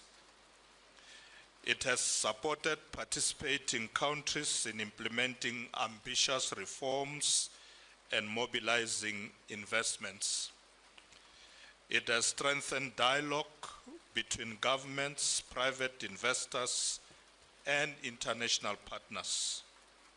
We welcome the increased interest by African countries in joining the initiative. This underscores its relevance and value. This year, we have made revitalizing the Compact with Africa a central priority, with a focus on expanding membership through enhanced visibility within the G20 and across the African continent. Over the course of 2025, and in close collaboration with the German federal government, we convened a series of high-level events to showcase and profile the Compact. This included a ministerial dialogue held on the margins of the G20 finance ministers and the central bank governors in July. This was followed by a ministerial outreach on the margins of the 8th African Union Specialized Committee on Finance in October. The ministerial outreach was an important platform to inform AU member states about the benefits and achievements of the Compact. The last high-level event was convened on the margins of the 2025 annual meetings of the World Bank Group and the International Monetary Fund. Supported by the World Bank, this event marked the official launch of the new multi-donor trust fund designed to support the next phase of reforms and investment within the Compact with Africa framework. We welcome Germany's commitment to provide the initial contribution of 10 million euros towards this new instrument. Today's dialogue reaffirms the importance of strong cooperation between the G20 and Africa, underscoring the vital role of the private sector and driving growth, creating jobs, and promoting shared prosperity. I trust that through this engagement, we will strengthen the compact as a key channel for partnership, reform support, and increase private sector involvement. We are confident that it will continue to unlock investments and help build resilience, inclusive economies across the continent. In closing, I would like to thank the German federal government for its steadfast leadership of this initiative since its inception. I acknowledge our valued partners, the International Monetary Fund, the World Bank Group, the African Development Bank, the African Center for Economic Transformation, and the African Union for their continued support. Lastly, we recognize the compact countries for their efforts in reforming their economies and ensuring that investment flows in Africa. Let us move forward with renewed partnerships and new investments.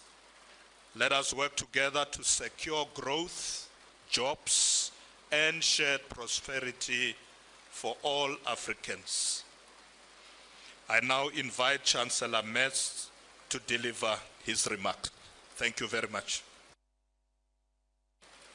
So thank you so much, Mr. Vice President, for your kind introduction. I'm really happy to be here and to be here for the first time when the G20 Summit takes place for the first time in Africa. So I'm feeling very much welcomed, and I would like to say that there is no better place than Johannesburg to talk about Africa's economic future. And Mr. Vice President, I know what I'm speaking about because during my education as a lawyer, I spent a couple of months in this beautiful country, and since then I know the huge potential of this beautiful country in the southern part of the African continent. So many thanks for inviting us, many thanks for being together in this group, and it's really my great pleasure to welcome all of you to this side event on the G20 meeting with the Compact with Africa group. Africa is, as I said, a continent of opportunity. Africa is a continent of huge opportunities. Africa is a young, dynamic continent. And Africa is a continent with huge economic potential, therefore. And our partnership can unlock much more of this potential in the future. The G20 Compact with Africa builds exactly these partnerships between G20 members and African countries, between governments and the private sector, and between entrepreneurs and investors. Compact countries are pushing reforms. With support from the World Bank, from you, dear Ajay, and from many partners in the world. They are all creating conditions that attract private investment. This is good for Africa's growth, this is good for the people on the continent, and this is good for global growth. Now we see many success stories in many compact countries already. More investment, more jobs. But our task is, today and from now on, to scale this up. I would call it a new phase, or let's name it Compact 2.0. With Zambia and Angola joining this year, the compact is now a group of 15. Congratulations, President Lorenzo. Welcome on board of this group.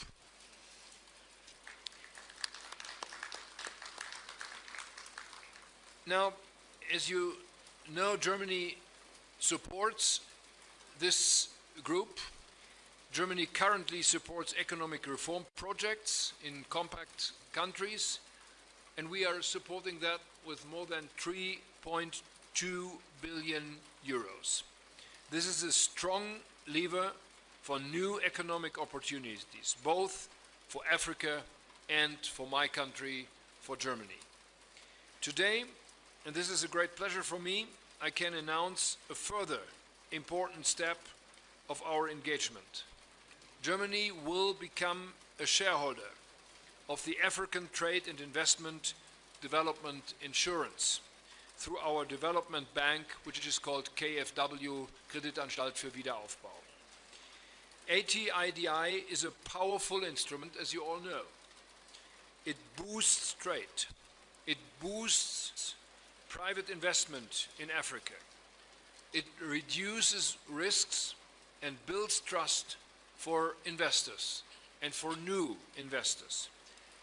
Our German equity investment in ATIDI will amount to more than 37 million euros now.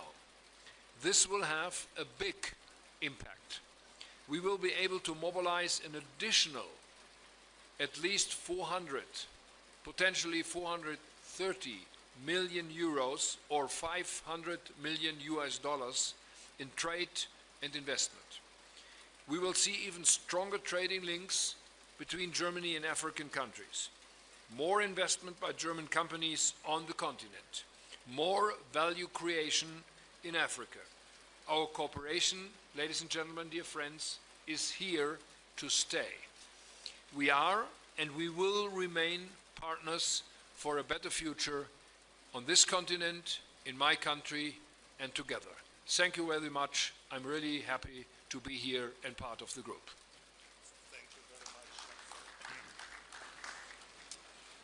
Thank you very much, Your Excellencies, for those insightful remarks. Having heard from the two co-chairs of the Compact, South Africa and Germany, it is now my great pleasure to invite His Excellency, Mr. João Lourenço, President of the Republic of Angola, the current chair of the African Union, and a newly admitted Compact with Africa member, to share his reflections on Africa's perspectives and opportunities. And it is indeed an honor to welcome the Republic of Angola as the 15th member of the Compact with Africa. Your Excellency, President Lourenço, the floor is yours. Muito obrigado. Excelência, Sr.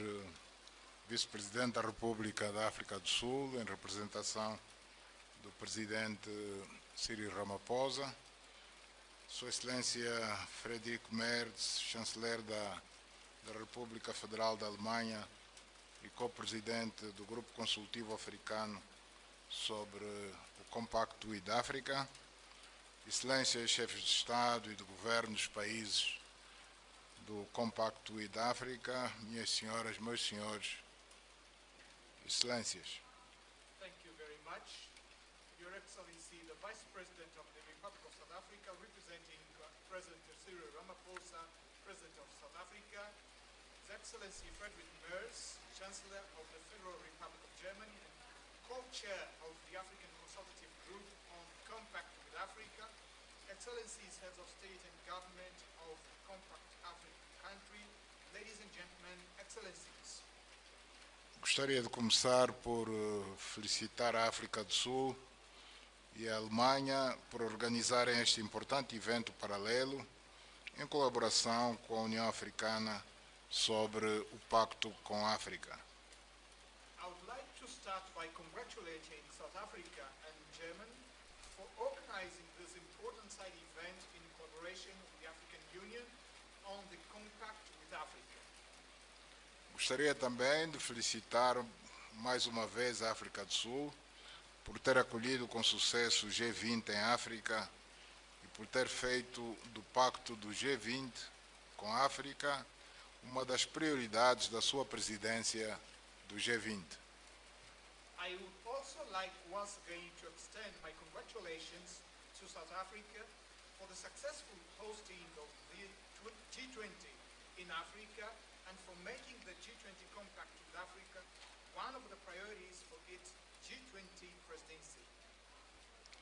A União Africana congratula-se por constatar que o objetivo de aumentar o número de países signatários do Pacto com a África durante a presidência sul-africana do G20 foi alcançado com a adesão de mais 2 países, nomeadamente a Zâmbia e Angola.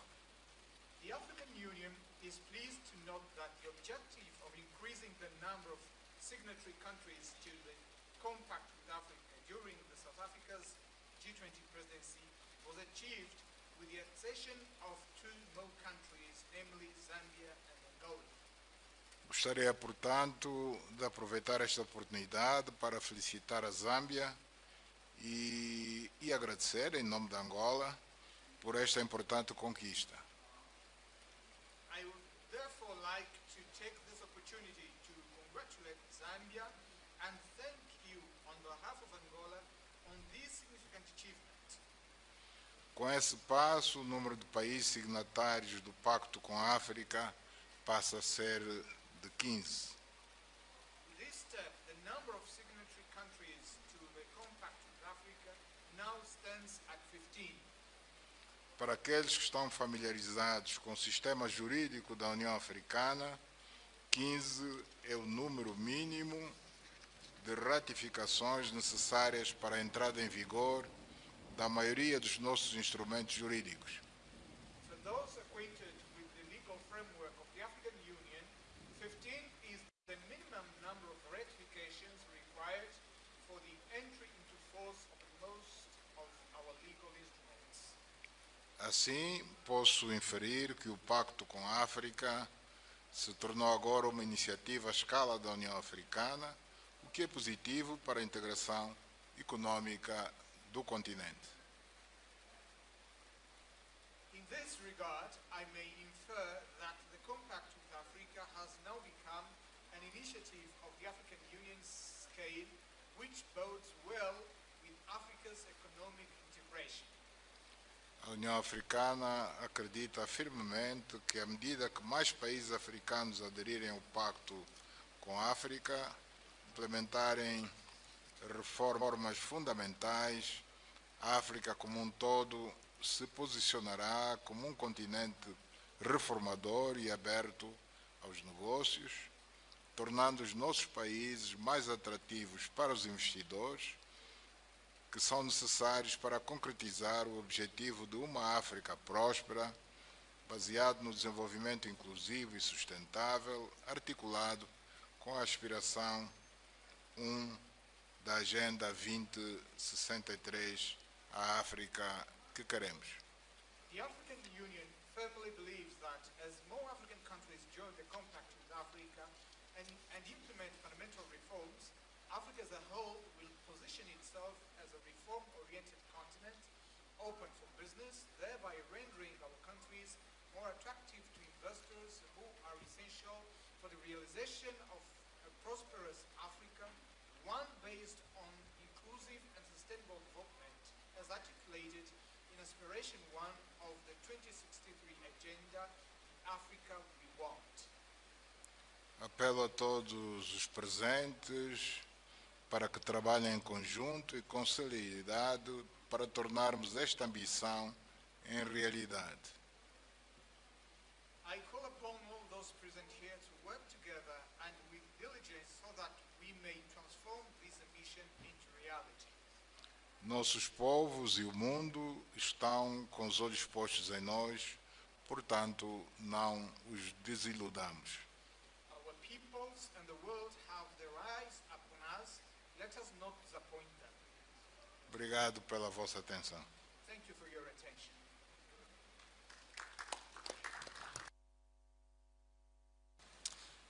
Thank you, Your Excellency, President Lorenzo.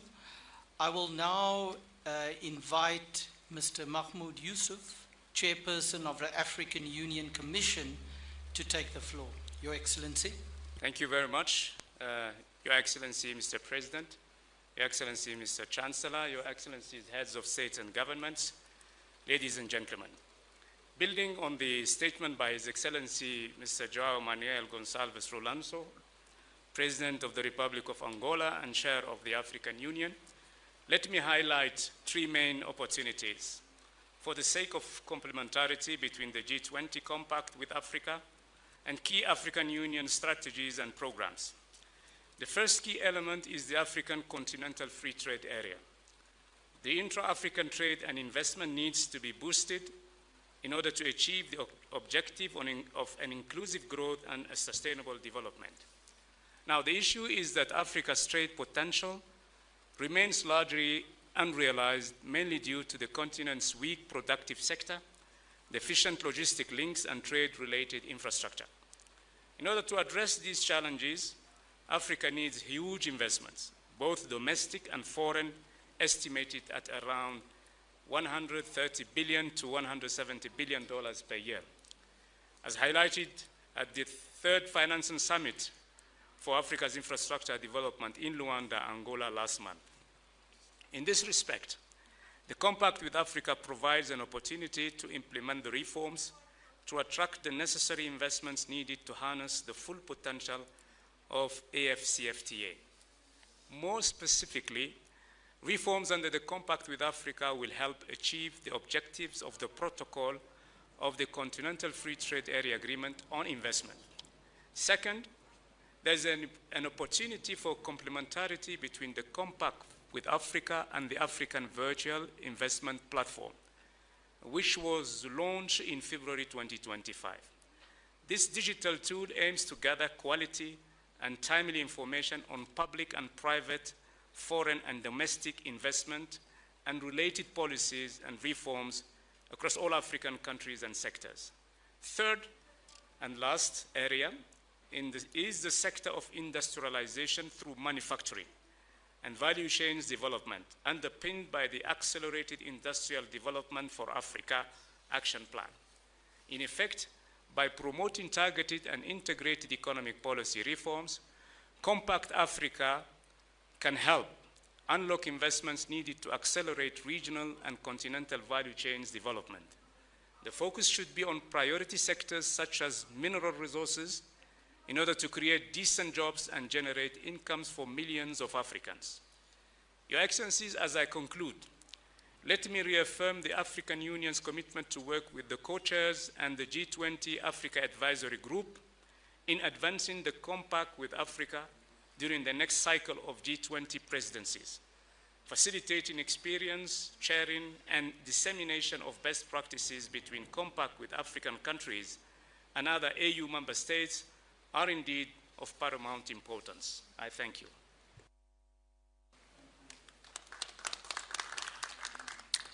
Thank you, Chairperson Yusuf. We will now hear from a compact country, Ethiopia, on how the initiative is being implemented at the country level and the benefits and successes that are already emerging. It is my pleasure to invite His Excellency Dr. Abiy Ahmed Ali, Prime Minister of the Federal Democratic Republic of Ethiopia, to share Ethiopia's experience, including successes and lessons learned under the Compact. Your Excellency, Prime Minister Abiy, the floor is yours. Your Excellency, Chancellor Frederick, Mr. President, Mr. Vice President, dear friends, the Compact with Africa was built on a simple yet transformative idea. When African nations commit to reform and the G20, along with other international partners, commit to support those efforts with capital, technology, and expertise, a new development pathway becomes possible. 8 years after the Compact launch, the results speak for themselves. Across Compact countries, a wave of deep, difficult, and decisive reforms have taken root. reforms that strengthen macroeconomic stability, open economies to investment, and restore confidence. In Ethiopia, we have undertaken historic change, modernizing our macroeconomic framework, reforming our monetary and financial systems, opening up our financial sector, expanding financial inclusion, and in one of our most consequential reforms, liberalizing our foreign exchange regime. This reform takes place in Ethiopia after 5 decades. These are not abstract achievements. They are the foundations of a modern, resilient economy capable of attracting long-term private capital. We have tackled long-standing barriers to enterprise and job creation by opening telecom markets, reforming state-owned enterprises, improving trade facilitation, advancing renewable energy investment, and strengthening regulatory frameworks for long-term finance and capital market. Though demanding political courage, these reforms have made our economies more competitive. Africa's economic rise is underway, taking shape in our cities, farmers, factories, and digital ecosystems. To unlock its full potential, reform must drive investment, and investment must drive shared growth. The world today is far more complex than when the compact began. It must now focus on accelerating transformation at scale. The G20 must match ambition with action through genuine partnership grounded in investment, innovation, and shared prosperity. It must strengthen the Compact with Africa 2.0 Trust Fund, expand guarantees, and blend finance to unlock private capital, advance timely and predictable debt relief under the common framework, support deeper capital markets, and improved credit ratings, and also champion African integration from African Continental Free Trade Area, corridors to cross-border infrastructure and digital connectivity. The next decade must be even more ambitious. Let Compact with Africa 2.0 be a platform for Africa and global prosperity. I thank you. Thank you, Your Excellency Prime Minister Abiy, for those valuable insights into Ethiopia's reform efforts, as well as highlighting the concrete benefits of the compact. I now invite His Excellency Mr. Jonas Gahr Støre, Prime Minister of the Kingdom of Norway, to take the floor. Your Excellency, the floor is yours. Thank you so much. Norway is as far away as you can come from the African continent. It's a long travel. But I'm happy that we have been part of the compact since 2017. I'd like to salute South Africa and Germany for launching it and for expanding on it. And I hear from my colleague from Ethiopia that it is gaining also relevance in one of the most thriving economies. Yesterday, I visited a 100 megawatt solar power plant in the Free State, 1 hour outside Johannesburg. It is a company called Mainstream with a major Norwegian share. So I've seen a Norwegian company investing in this, and it will provide electricity to thousands of households around Johannesburg. And when you drive there, you see that there is a lot of housing which is fine. And there's also housing without electricity and with severe deficit on grids. So all of this comes together to say that the compact is important. It is of relevance also for my country. Every year we host the Nordic African Business Summit in Oslo, which has grown to become the biggest event in the Nordic countries to promote investment and business with the continent. So I think this fits well with the compact. The key words here: true partnerships, meaningful dialogue, collaboration on reform, sharing experiences, and also the role of the multilateral development banks. And I also like to salute my friend, President of the World Bank, how the World Bank and the development banks now take, I think, a role in innovating their mechanisms. And let me say, just coming from Norway, that development aid is not going to make the big difference here. It is, ODA is at best declining, at worst declining rapidly. But we are also innovating, doing new things, which is more in line of the investment. And Africa is really offering so tremendous opportunities in that direction. We had a successful Business 20 meeting here in Johannesburg recently. And I heard from my business that they came back with new ideas, new contacts, and new inspiration to move forward. So I see this as an opportunity also to have springboard for our industries and our investments in Africa. And I hope that Germany and South Africa will continue to call these side events, because I think they are good stock takings also for a country like mine. Thank you. Thank you, Your Excellency Prime Minister Struer, for expressing your support to the Compact. We will now invite another central partner in advancing the work of the Compact, the World Bank Group, to share with us their role in supporting jobs and growth in Africa and advancing South Africa's G20 presidency's legacy in this regard. Mr. Ajay Banga, the President of the World Bank Group, the floor is yours. Thank you very much. By 2050, 85% of the world's population will be in what we call today developing countries. 1 in 4 actually will be African. Africa will have the largest workforce in the world and the youngest. Its cities will be among the fastest growing. But population is just one part of that story. Many of these countries hold the very resources, as the German Chancellor and the Norwegian Prime Minister just said. They hold the very resources that will shape the world's future.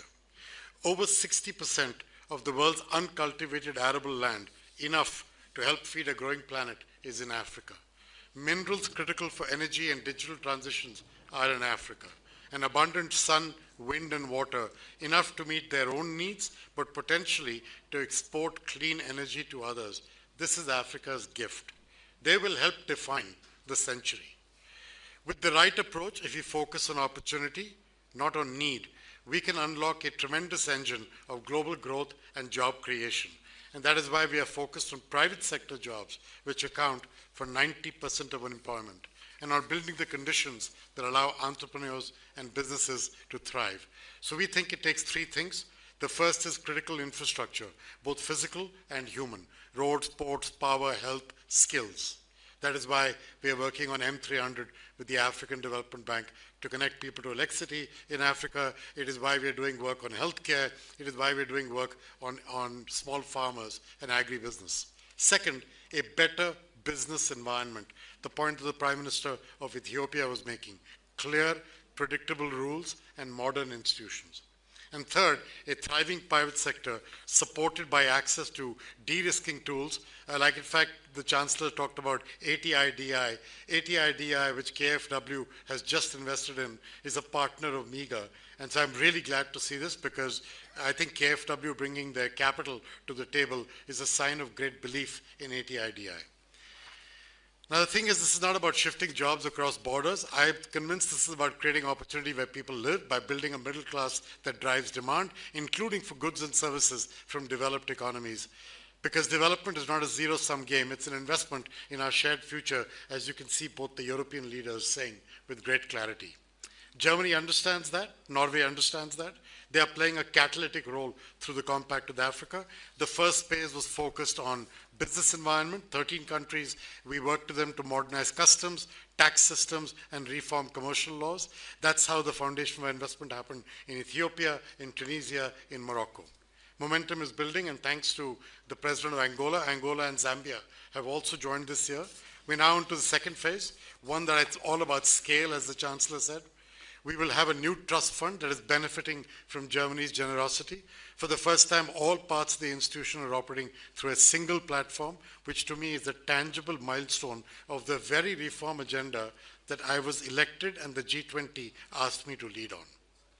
This next phase will focus on countries advancing reform and private sector opportunity by 3 things: invest in critical infrastructure, invest in skills. Second, support continued reforms to strengthen institutions, and most importantly, transparency. And third, mobilize private capital to deliver jobs at scale. So the idea here is we want to help businesses, large and small, to start, to grow, to thrive. But I think that reform ambition has to be led by the African governments themselves. We can help. The World Bank can help. The IMF can help. The African Development Bank can help. Other partners by help. But eventually, it is for African countries and leaders to seize the moment. Thank you to Germany. Thank you to South Africa for your continued leadership. And thanks to all of you for your generosity in having us as a part of this group. I really appreciate that. Thank you very much, President Banga.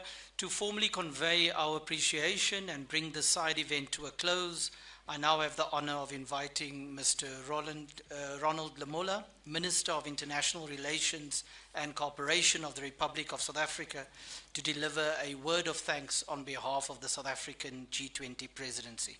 Minister Lamola, the floor is yours. Thank you very much. In the interest of time, I will stand on existing protocols. It was a distinguished honor to have you all here with us today as we conclude this high-level side event on the G20 Compact with Africa. Allow me to extend our deepest gratitude on behalf of South Africa's G20 presidency to all who contributed to make this important event a success. As was eloquently articulated by the speakers, the Compact with Africa 2.0 aimed to deepen investment, create jobs, build sustainable prosperity through stronger partnerships with the private sector. We hope that this event further highlighted the importance of the Compact in further unlocking the economic potential of the continent. I would like to thank all speakers for conveying one overarching message of the important and key role players in the partnerships. Cooperation and private sector play in enhancing economic growth, decent jobs, prosperity in Africa and beyond. We further note with satisfaction that G20 Leaders Summit recognized the importance of the G20 Compact with Africa and commended South Africa's G20 presidency for strengthening the compact further, including through launch of the second phase 2025 to 2033, supported by the establishment of the World Bank Group Multi-Donor Fund. I would like to convey a special thanks to Your Excellencies President Ramaphosa, here today represented by the Deputy President Paul Mashatile, and the Federal Chancellor of MERS, of Germany, Chancellor Merz, for hosting this event and highlighting how cooperation between G20 economies and African economies is vital in boosting private investment in Africa. We will be following through the conclusion of this side event, issue a joint communique outlining the spirit of our discussion and commitments and strengthen the G20 Compact with Africa as the key platform for dialogue and engagement between the G20 and Africa, and emphasizing the key role the private sector has to play in enhancing economic growth, decent jobs, prosperity in Africa within the G20. Thank you very much, Duncan. I hope you will then announce the processes of the family photo. Thank you. Thank you, Minister Lamola. That brings the event to a close, and I believe it will be followed by a photo. Thank you. Protocol will guide us outside.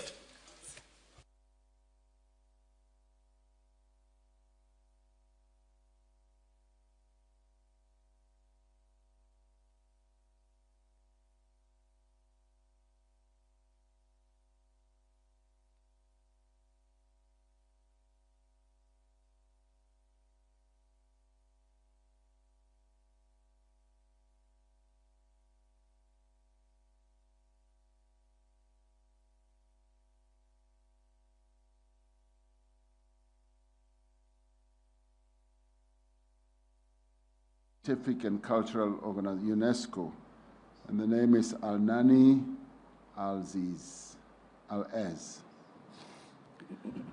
Mr. President, Your Excellencies, ladies and gentlemen, it's an honor to be with you today, only days after my appointment, and to bring UNESCO's voice to this vital forum held for the first time on my African continent.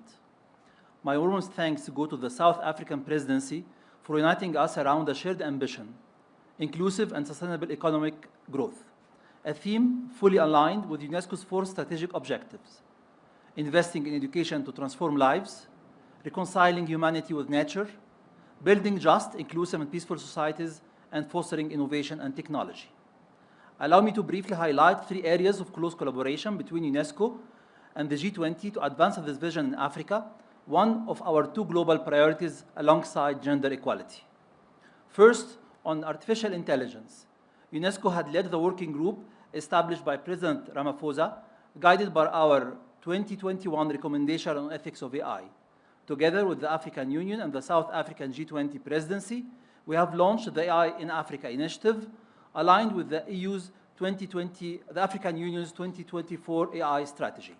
We'll train around 20,000 civil servants and digital professionals and 2,000 teachers and students, and support 25 additional African countries integrating AI into national policies.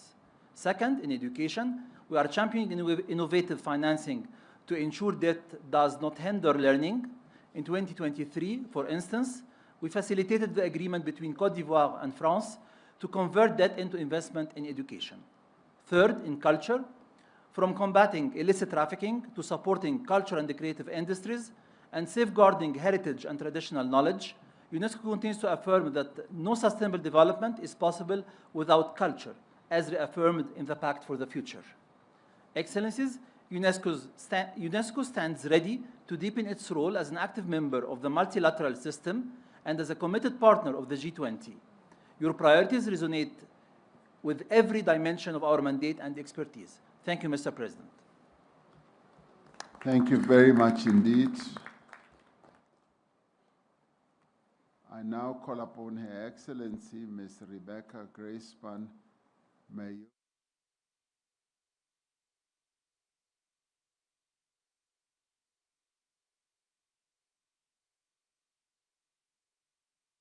President Ramaphosa, Excellencies, being here, one cannot help but reflect on this country's trajectory. South Africa has much to teach to the world. You have used this G20 presidency to share your hard-won wisdom, that moving together is not inevitable. It is chosen, daily, deliberately. This year, you have championed the debt challenge echoed by so many economies and countries here today. You have championed fighting commodity dependence, pushing for productive diversification and value added, and you have championed the need for the Global South to have a voice, not just a presence. Thank you for your courage and conviction, Mr. President. Excellencies, since COVID, the global economy has grown by more than $30 trillion, equivalent to the entire world GDP in the year 2000. Trade will grow 4% this year, despite all tensions, with South-South trade growing twice as much. AI is reshaping entire sectors and driving investment. Clean energy is advancing faster than even optimists predicted. The motion is undeniable. But trillions in aggregate growth mean little when tariffs close markets you were starting to reach, when borrowing costs are 3 times that others pay, when debt service absorbs budgets meant for development. Yes, the world economy this year showed resilience that deserves celebration. But resilience, I insist, is not necessarily stability nor prosperity. And the forces driving today's resilience aren't always the same that will sustain tomorrow's development. When some advance as others fall back, we do not move together. We break apart. Excellencies, we stand at a moment of extraordinary promise. Developing countries want a fair share of that promise. They don't want support, they want a level playing field. The G20 is uniquely placed to strengthen the trade system and build the financial, global, and regional architecture that can give us just that. This is how resilience becomes stability, how motion becomes progress, how we ensure no one gets left behind. I thank you. Thank you indeed. I now would like to call His Excellency Dr. Tedros Adhanom Ghebreyesus, the Director General of the World Health Organization, to take the floor. President Ramaphosa, Excellencies, first, congratulations to President Ramaphosa and South Africa on hosting the first G20 summit in Africa. Thanks to investments in health over the past 20 years, global life expectancy has increased by more than 6 years, under 5 mortality has dropped by more than 50%, and maternal mortality has dropped by more than 40%. In the same time frame, at least 25 countries have moved from low income to lower middle income, lower or upper middle income countries. That's no coincidence. Investments in health are investments in human capital, productivity, and economic growth. Conversely, COVID-19 showed that when health is at risk, everything is at risk. The pandemic killed an estimated 20 million people and wiped around $10 trillion from global GDP. WHO thanks the G20 for its leadership on strengthening health security, but more needs to be done. And pandemics are not the only threat to the health of people and economies. So are non-communicable diseases such as heart disease, cancer, and communicable diseases such as HIV, TB, malaria, and diabetes and vaccine-preventable diseases. Health is not simply an outcome of development. It is the means. That means the global crisis in health financing is also a crisis for development and economic growth. But in this crisis lies an opportunity for countries to transition away from aid dependency towards a new era of sovereignty and self-reliance. WHO is supporting countries to make that transition, and we urge the G20 to provide the support to provide countries based on their needs, in line with the Lusaka agenda, because solidarity is our immunity. I thank you, and back to you, President. Thank you very much, Dr. Ghebreyesus. I now want to call Her Excellency Dr. Ngozi Okonjo-Iweala, the Director General of the World Trade Organization. Thank you, Your Excellency President Ramaphosa, and thank you, colleagues, leaders, excellencies. I'm really heartened by the way that, well, I'm heartened that we're still in here with the thunder. I'm heartened by the way that trade has been at the center of most of the discussion today, and the strong support for the reform of the multilateral trading system and the WTO. I want to commend and thank the South African presidency for putting the focus squarely on economic growth, which also means, in a way, putting the focus on trade. Economic growth is the precondition for progress on all the key challenges confronting us, from climate to inequality to geopolitical tensions. My message today is really simple. We cannot achieve sustained inclusive global growth without sustained inclusive global trade. We cannot support more inclusive growth for Africa if we don't support a free, fair, and inclusive global trading system. Put another way, if trade uncertainty, fragmentation, and protectionism continue to rise, we can only Good expect afternoon, sluggish Nati. growth Well, or worse in the 3 times pages ahead. of the The declaration of contrast the leaders between the talks about periods before and energy after the global and financial crisis is and telling. renewable From energy and the just 1995 to acquisition of 2008, energy, global trade grew talking about about 6% per 600 year. million Foreign direct Africans, investment, about half 8%, of the and continent GDP, that do not have 3.5%, access to creating a electricity. virtuous circle. And so Liberalization yesterday we boosted saw the trade, European trade Union spurred President investment, and both lifted Ursula productivity and growth. von der Leyen. But since 2010, trade growth has fallen to 1/3 of its previous pace. Foreign direct investment has been flat, and GDP growth has trended around 2.8%, not 3.5%. If global growth had continued at its previous pace, the world economy would be almost a tenth larger in size in real terms today. A major reason is clear. Trade opening has slowed, integration has plateaued, and protectionism has increased.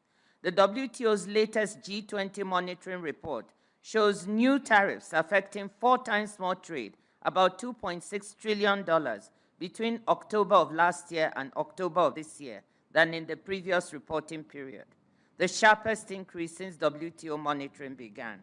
The global trading system has shown resilience. You've all heard me repeat, and I will not stop doing it, that almost 3/4 of world trade, 72%, is still on WTO terms. So the system is showing unprecedented resilience, despite the disruptions and undermining that has occurred. But its expansion has slowed. A static trading system not only means less competition, less innovation, and weaker growth, but also rising geopolitical tensions. Strong growth fosters a positive-sum mindset, the belief that prosperity can be shared. Stagnant growth fuels zero-sum thinking, the belief that one can only advance at another's expense. That is why we need pro-growth WTO reform, reform that opens markets, reduces distortions, improves transparency, provides workable dispute settlement, supports the development of poorer countries, and repositions the system to harness the 21st century economy's huge and exciting potential in green, services-led, and digitally delivered trade.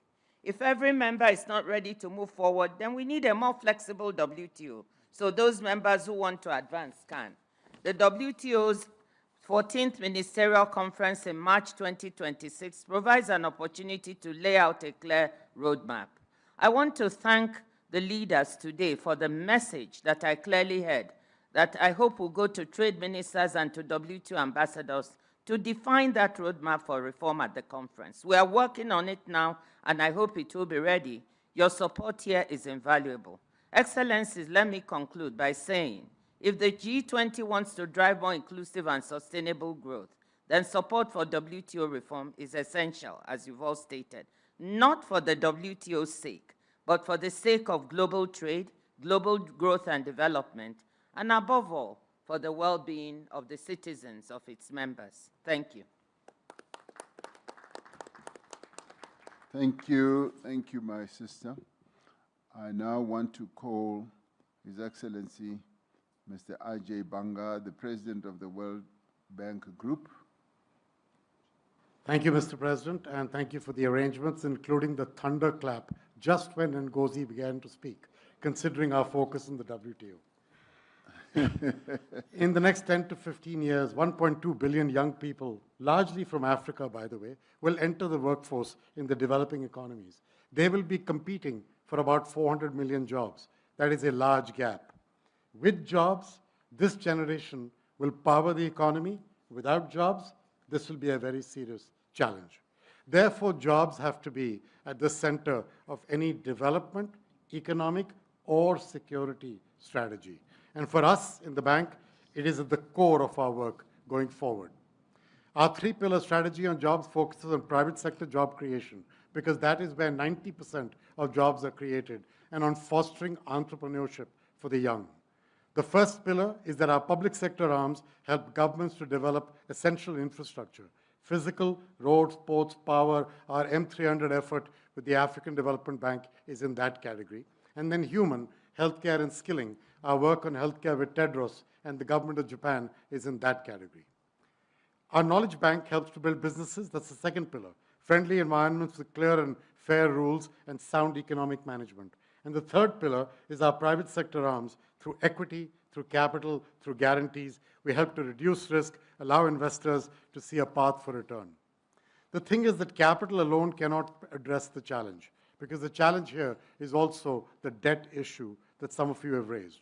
How are we trying to help? We've helped 14 countries raise more and spend better via public finance reviews. We have got 22 more in the pipeline to be done in the next 6 months. We're deploying debt for development tools. I heard that topic come up a couple of times. To unlock resources, we started with Côte d'Ivoire. 9 more of these are in the pipeline, and we have the appetite to do more. Last year, IDA net flows hit $21 billion, overwhelming majority to Africa.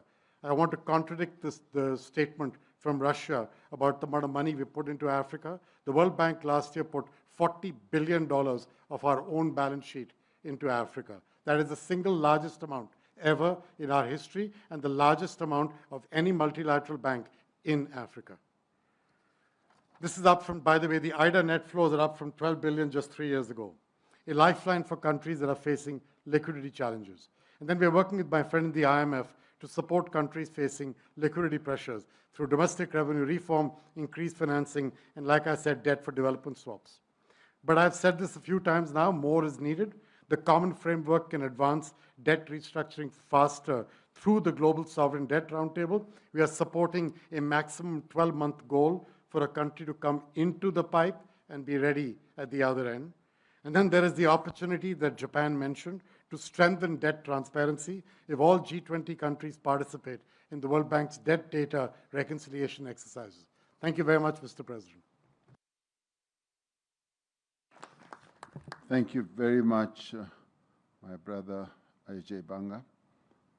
I now call upon Fanfen Ruanyindo Kayaringwa, Assistant Director General of the International Labour Organization. Thank you, Your Excellency.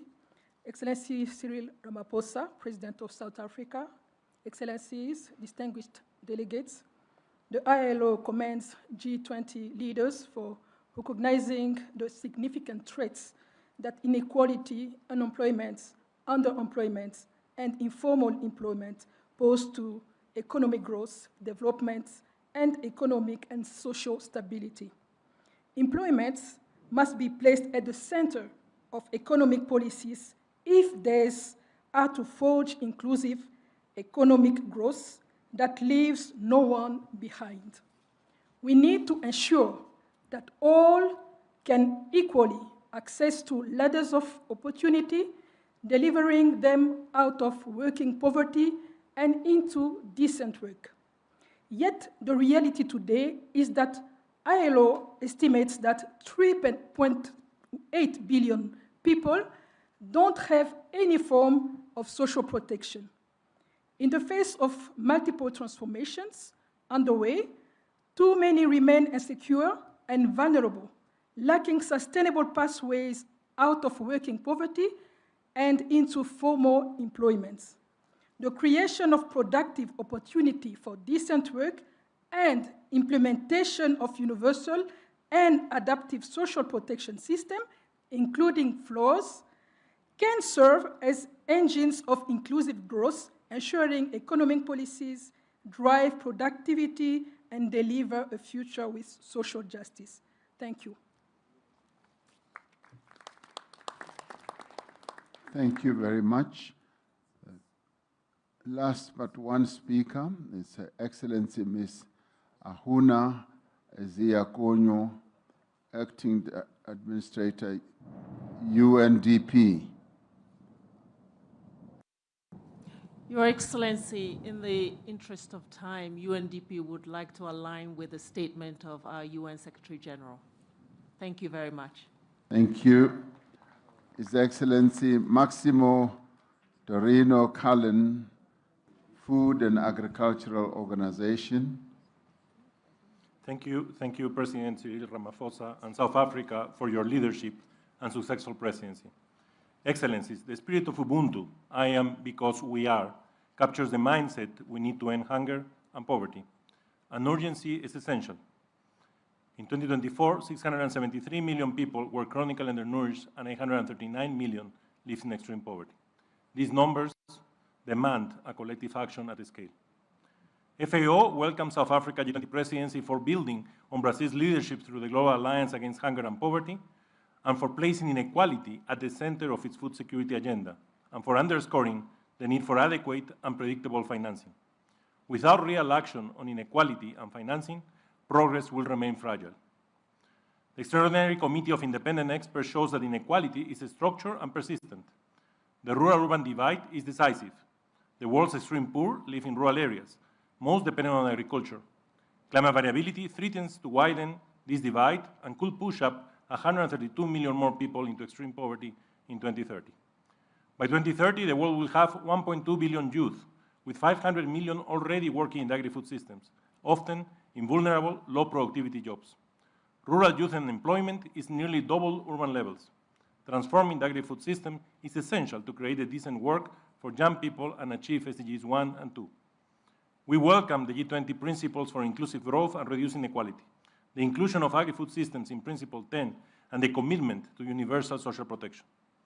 Excellencies, the world cannot afford just incremental change. FAO estimates that $1.1 trillion annually is required to transform agri-food systems.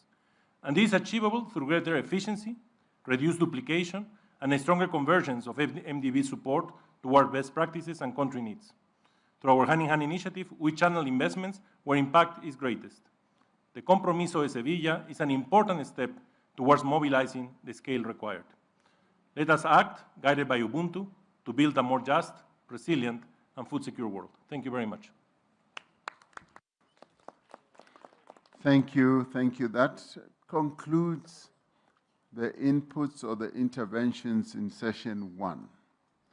We did, in terms of our program, include presentations very briefly of the 2 reports that many of you have already referred to, which is the report of the Africa Expert Panel and the report on inequality. We're going to ask the presenters to take no more than just 3 minutes each, just introducing those reports. The reports are quite substantial, and they will be read at leisure by member states and members of various organizations. This is just an opportunity for the reports to be formally introduced. I thereafter want to move on to session 2, which member states are now getting ready to make interventions in. Let me then call Mr. Joel Nechitenje to table the report on the Africa Expert Panel, and thereafter get the other report to be tabled. Thank you, Your Excellency. I was checking, you gave us 3 minutes, and so I'll be very, very brief. Firstly, to indicate that the Africa Expert Panel was set up by the South African presidency in order to make a contribution to the finance stream with specific focus on Africa's conditions and interests. Its organizing framework is that the greatest opportunity for global prosperity in this century lies in African productivity and African progress. And it then argues that Africa is involved in the implementation of a variety of programs which are based on its visions and strategies. Vision 2063, Africa Mining Vision, Vision on Critical Minerals, and so on. So based on those visions and programs, Africa is engaged in its own activities to improve the conditions of life of Africa's people. And so it says to the G20 and to the global community, join Africa and partner it in realizing the objectives that it has set itself. In other words, the purpose of the report is not to ask for aid. It's not to ask for assistance. It's to make the fundamental point that Africa is involved in its own programs to improve the conditions of life of its people, and partnership with Africa will be in the interest of humanity. We say in the conclusion that the G20 nations must act now, not with rhetoric, but with real commitment to investment, reform, and partnership. This is not a call for charity, it is a call for a new global compact that positions Africa as a pillar of a more balanced, prosperous, and resilient international order. Thank you, Your Excellency. Thank you, Mr. Joel Nachitenje. That was exactly less than 3 minutes. We'd like to thank you for that. The next report is on inequality, and I'd like to ask Professor Jayati Ghosh and Ms. Winnie Byanyima to present the report. And they also have 3 minutes.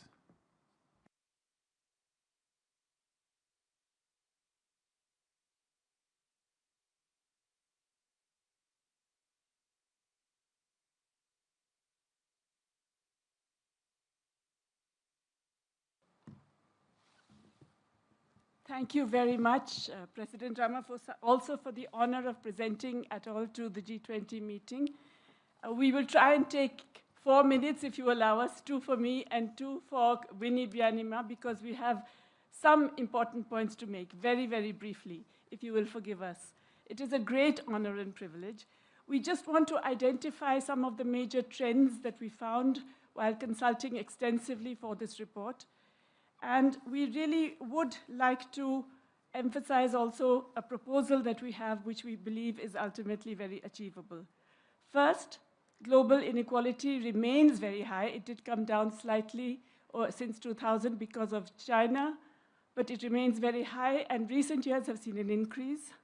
But mostly, the problem is the concentration of wealth and income at the top, and the excessive power that that generates to influence regulations, to influence institutions, and to impact on what governments do. We found also that there is a very significant shift in terms of public and private wealth.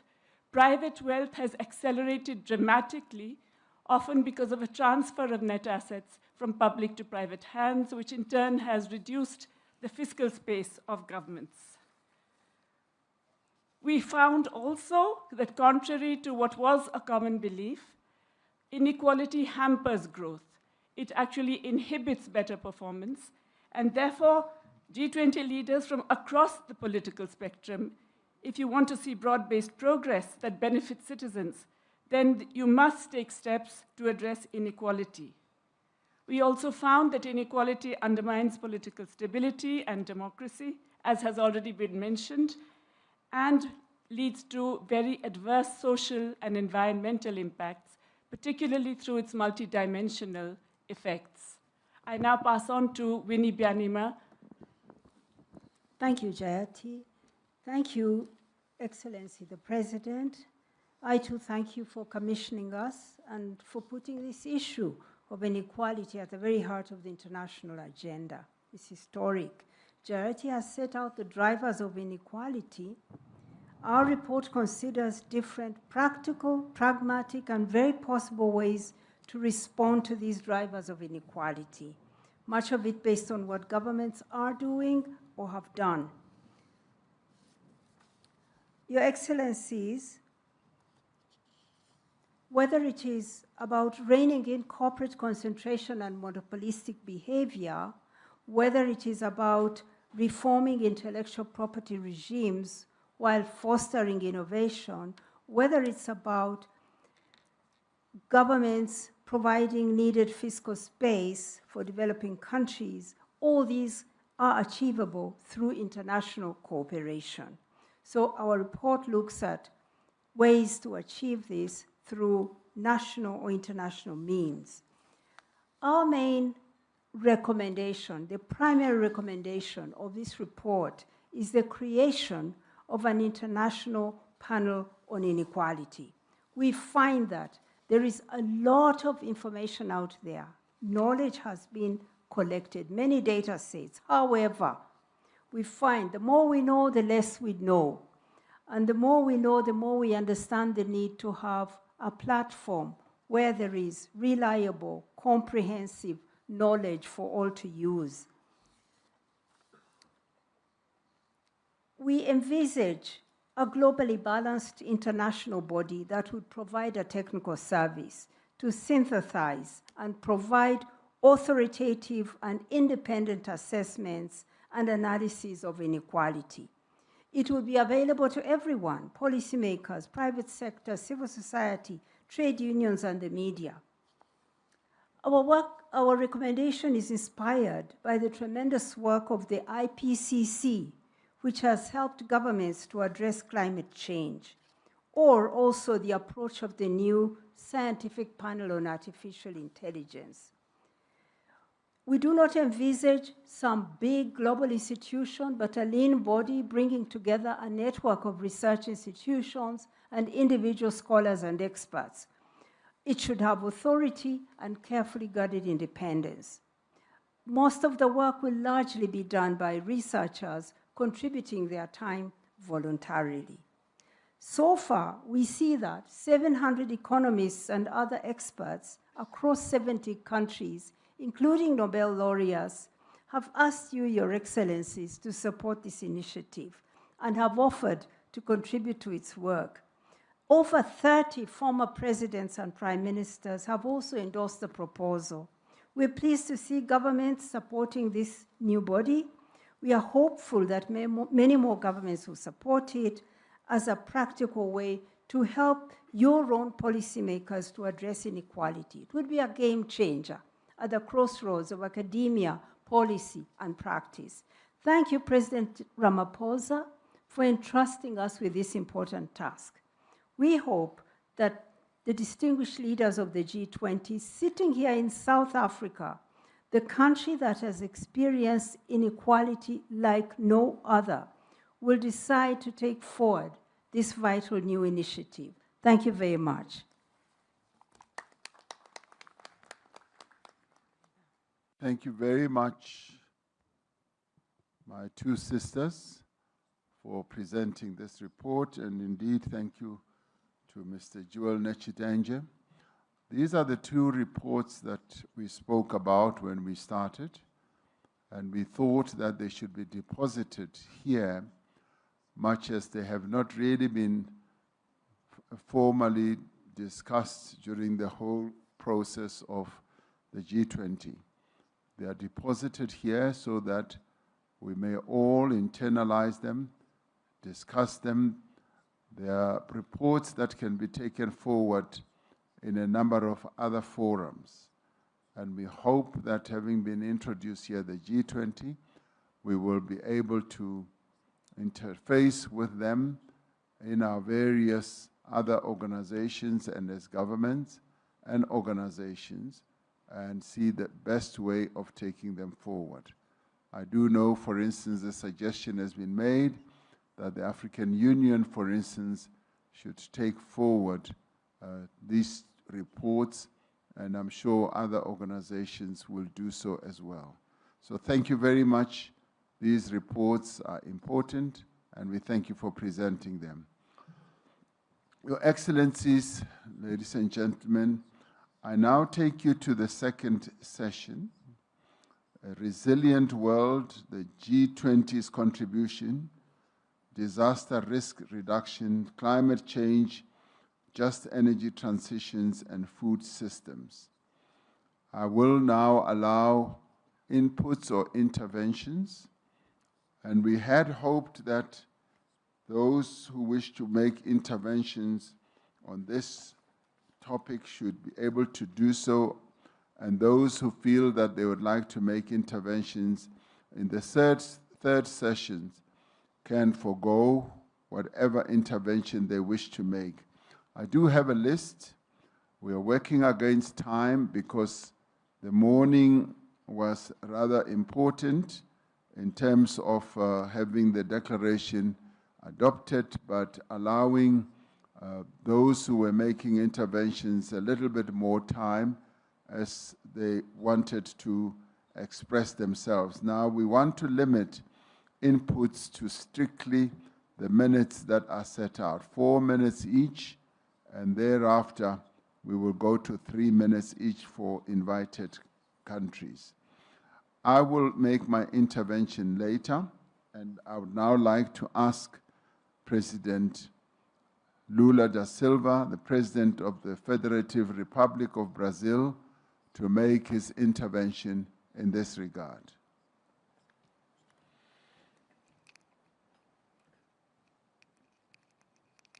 Eu quero, mais uma vez, reiterar meus cumprimentos ao presidente Ramaphosa, cumprimentar a presidenta da Namíbia, a senhora Netumbo, e também cumprimentar o Antônio Gutierrez, secretário-geral das Nações Unidas, por meio de quem eu cumprimento todas as entidades internacionais aqui presentes. Esta oportuna sessão ocorre no mesmo tempo em que estamos por 2 palavras para concluirmos as negociações da COP30 no Brasil. No ano em que o planeta ultrapassou pela primeira vez, e talvez de forma permanente, o limite de 1,5 graus acima dos níveis pré-industriais, a comunidade internacional tinha diante de si uma escolha: continuar ou desistir. Optamos pela primeira alternativa. Na COP da verdade, a ciência prevaleceu. O multilateralismo venceu. Reafirmamos nosso compromisso com o Acordo de Paris. Saímos de Belém com um quadro renovado de contribuições nacionalmente determinadas. Mobilizamos a sociedade civil, a academia, o setor privado, os povos indígenas e os movimentos sociais, para fazer da COP30 a COP com a 2ª maior participação da história. Entramos agora numa nova etapa que exigirá esforço simultâneo em 2 frentes. Acelerar as ações do enfrentamento da mudança do clima e nos preparar para uma nova realidade climática. O G20 cumpre papel central em ambas. O grupo responde por 77% das emissões globais. É do G20 que um novo modelo de economia deve emergir. O grupo é um ator-chave na elaboração de um mapa do caminho para afastar o mundo dos combustíveis fósseis. A COP30 mostrou que o mundo precisa enfrentar esse debate. A semente dessa proposta foi plantada e irá frutificar mais cedo ou mais tarde. A mudança do clima não é uma simples questão de política ambiental. É, sobretudo, um desafio de planejamento econômico.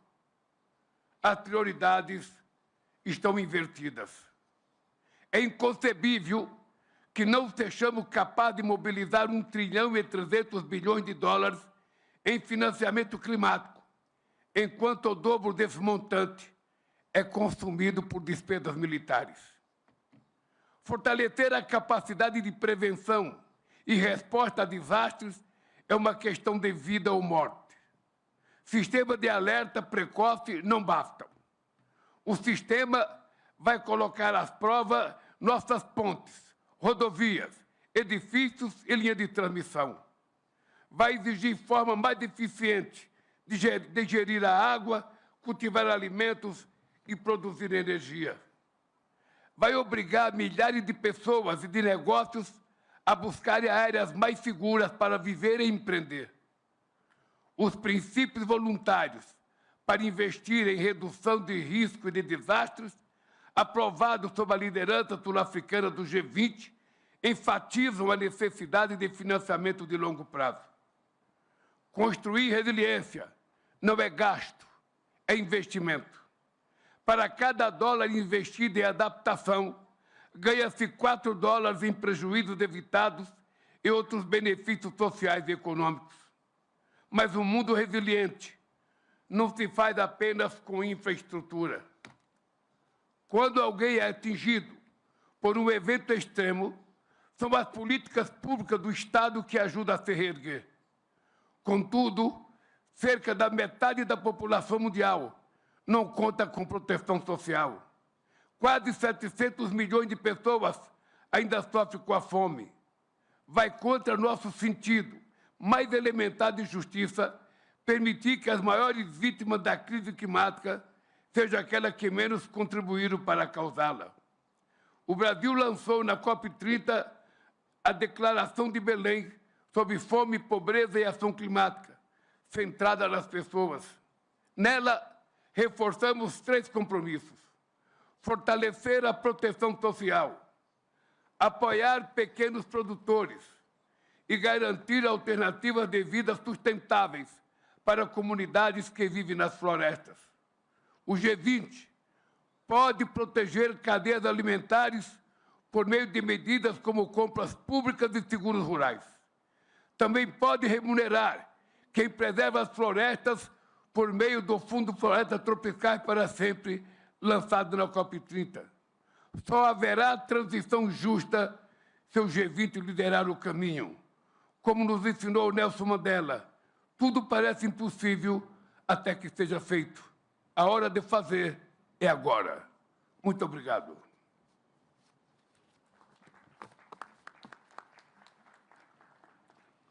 Thank you, President Lula.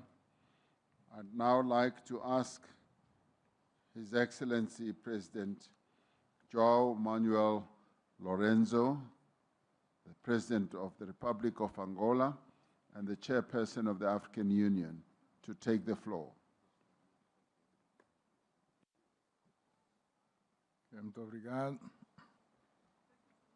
Sua Excelência Cyril Ramaphosa, Presidente da República da África do Sul e Presidente do G20, Suas Excelências, minhas senhoras, meus senhores, Excelências. A recuperação global após a pandemia da Covid-19 realçou a importância de um mundo resiliente. Contudo, o nosso planeta e as populações continuam a enfrentar efeitos e impactos catastróficos do aquecimento global. As alterações climáticas são uma realidade e têm vindo a afetar gravemente a segurança alimentar, ao perturbarem os sistemas alimentares, para além de gerarem conflitos e provocar deslocações de pessoas, agravando ainda mais a crise humanitária existente. O novo Programa Abrangente de Desenvolvimento Agrícola para a África, a Estratégia de Kampala e o Plano de Ação 2026-2035 focam-se na construção de sistemas agroalimentares resilientes e sustentáveis. O Programa Abrangente de Desenvolvimento Agrícola para a África, em particular com o Grupo de Trabalho do G20 para a Segurança Alimentar, criado pela Presidência Sul-Africana, em conjunto com as organizações internacionais relevantes, como a FAO e o PAM, continuará a apoiar a implementação da Aliança Global contra a Fome e a Pobreza, lançada durante a presidência do G20 do Brasil. Aplaudimos as abordagens inspiradas na filosofia africana sobre segurança alimentar e nutrição. Enaltecemos a liderança da presidência sul-africana no avanço da Agenda Global de Segurança Alimentar e Nutricional através da criação deste grupo de trabalho e propomos a sua continuidade no âmbito do nosso programa. Excelências, as transições para uma energia justa e verde requerem a estabilização sine qua non da situação de paz e segurança, particularmente em África, além do reforço da resiliência e do facto de que a resposta e preparação para desastres naturais deve permanecer no centro das nossas preocupações. Neste sentido, em alinhamento com a estratégia da União Africana sobre as alterações climáticas e desenvolvimento resiliente, saudamos os resultados da COP30, realizada recentemente em Belém do Pará, no Brasil, incluindo respectivos mecanismos de financiamento verde e azul para regiões e países fortemente impactados pelas alterações climáticas. Considero que o G20 deve reafirmar o seu firme compromisso com a Convenção Quadro das Nações Unidas sobre as Alterações Climáticas e o Acordo de Paris, e mobilizar esforços para acelerar a plena implementação de todos os objetivos, metas e mecanismos acordados, especialmente no que respeita ao financiamento climático.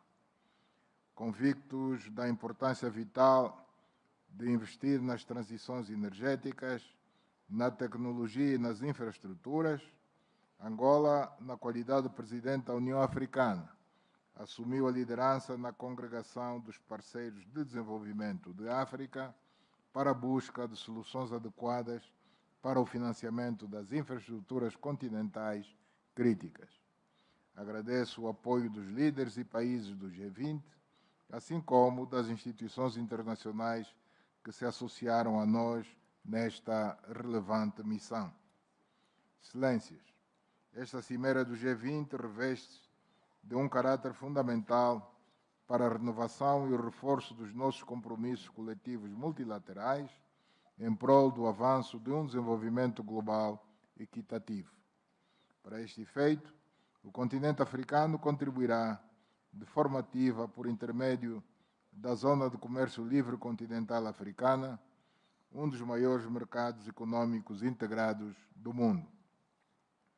Em paralelo e tendo em conta a abundância de recursos naturais críticos e estratégicos de que dispõe, as vastas reservas de biodiversidade e o seu potencial demográfico, a África terá um papel incontornável nos contributos que prestará para impulsionar a transição verde à escala global.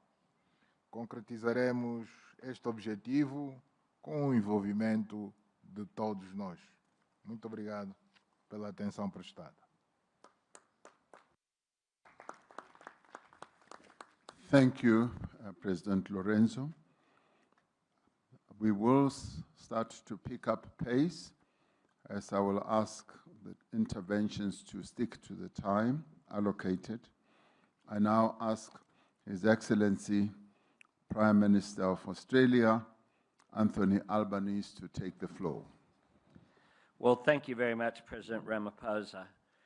Each and every one of our nations is home to unique natural treasures, and all of our citizens are living with the environmental reality of climate change. Australians have always known drought, floods and bushfires, but they're more intense and they're more frequent. And as we meet here today, there is a cyclone has hit Darwin with devastating impact on that community in Australia's north.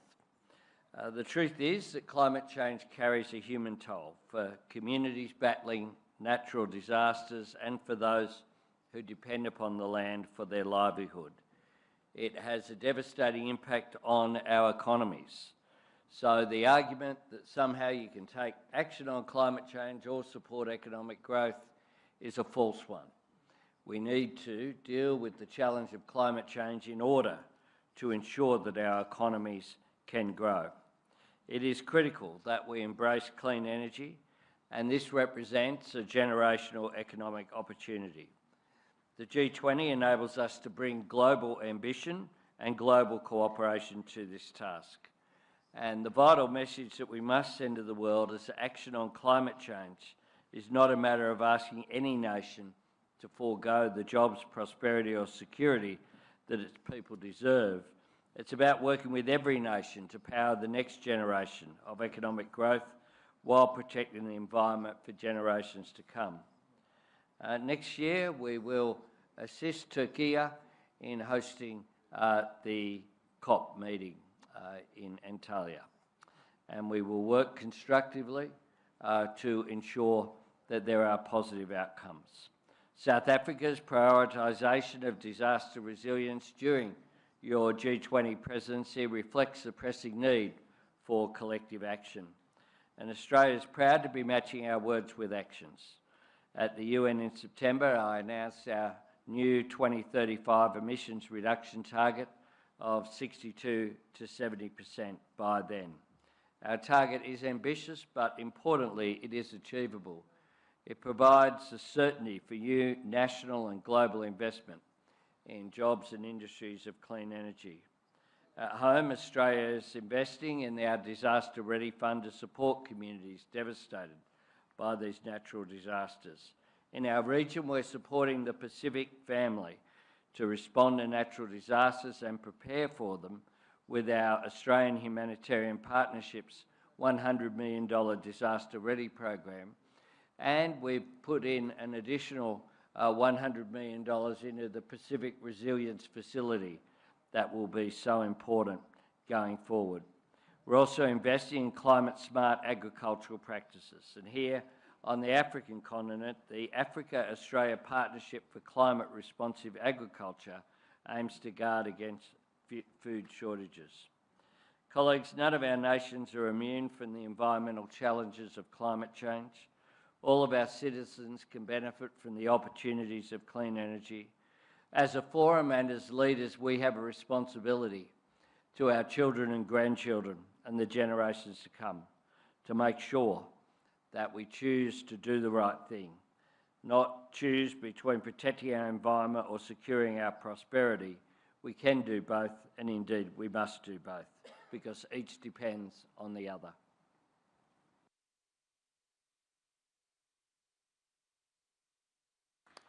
Thank you, Prime Minister, for sticking to your time. I now want to ask His Excellency, Prime Minister of Canada, Dr. Mark Joseph Carney, to take the floor. Thank you, Chair. I will try to follow the Australian example. Let me start. This session is on resilience, and I want to join others who pointed out in the first session the fragility of armed conflict, condemning the Russia's illegal, unjustified, and barbaric invasion of Ukraine, the appalling conflict in Sudan, and our support for all efforts that can lead to just and lasting peace. Now let me speak to climate change. It's been over a decade that we've realized that past is not prologue with respect to climate change. In other words, the tail risks of yesterday become the central scenarios of today. Tipping points are now being realized, and I want to give an example. 2 years ago, the forest fires in Canada alone made Canada the 4th largest emitter of carbon in the world. We have the example of the Darwin cyclone. Last year, or this year, forest fire damage forests bigger than Sierra Leone, to give orders of magnitude. So we need action on all levels: mitigation, adaptation, and resilience. International collaboration is crucial. I want to thank our hosts, South Africa, Mexico, and others who sent firefighters to Canada to help fight the fires. Coordination through early warning systems. The wildfire satellite system that we're putting in place as part of the G7 global public good, the work of the G20 in disaster risk reduction. Nature-based solutions. We're working towards our 30-30 commitment under the Montreal Kunming Protocol. I want to support the Tropical Forest Financing Facility of Brazil's COP, as well as the broader effort, and congratulate them on that. In terms of our own mitigation, I'll just frame it as follows. We view addressing climate change as a moral duty, but also a commercial imperative, as Prime Minister Albanese just intimated. So our strategy on reducing emissions is a climate competitiveness strategy because it will make our businesses stronger. I referenced in my earlier comments blended finance. I'll just reinforce those, the importance of those efforts, including through the World Bank and beyond. But I want to highlight a few other issues before my time is up. First, the importance of high-integrity, standardized carbon markets that have the potential to shift capital flows to those most affected by climate change, including being integrated with JETPs, such as the JETP here, changing the incentives and the financial calculations to decarbonize. I'd suggest that we can catalyze enormous private sector demand for these credits by committing AI data center development to be carbon neutral. We need a price on carbon. I salute my neighbor, the European Union, in pricing carbon and putting in place a CBAM. I'm going to conclude by drawing attention to the situation of one of the members around this table, and I hope Prime Minister Holness of Jamaica will allow me. The economic cost of Hurricane Melissa is about 40% of Jamaica's GDP. Now, through remarkable discipline, Jamaica had reduced their debt to GDP by over 50 percentage points in recent years. That is all gone with the explosive hurricane. This demonstrates the importance of investing in resilience in advance, the importance of catastrophic risk insurance, and the reality of what climate change is doing to our countries. I salute the ambition of the G20 presidency, Turkey for hosting COP alongside Australia next year. Thank you, Chair. Thank you very much. Thank you very much. The challenge that Jamaica faced is a really sad story, and putting the figures that you have, Prime Minister Carney, just makes the case much more a devastating one. Your Excellencies, I am receiving requests for countries who want to forgo their right to speak. That is very welcome, because that shortens our list so that we can finish in time to go and have the time to have the dinner that has been prepared.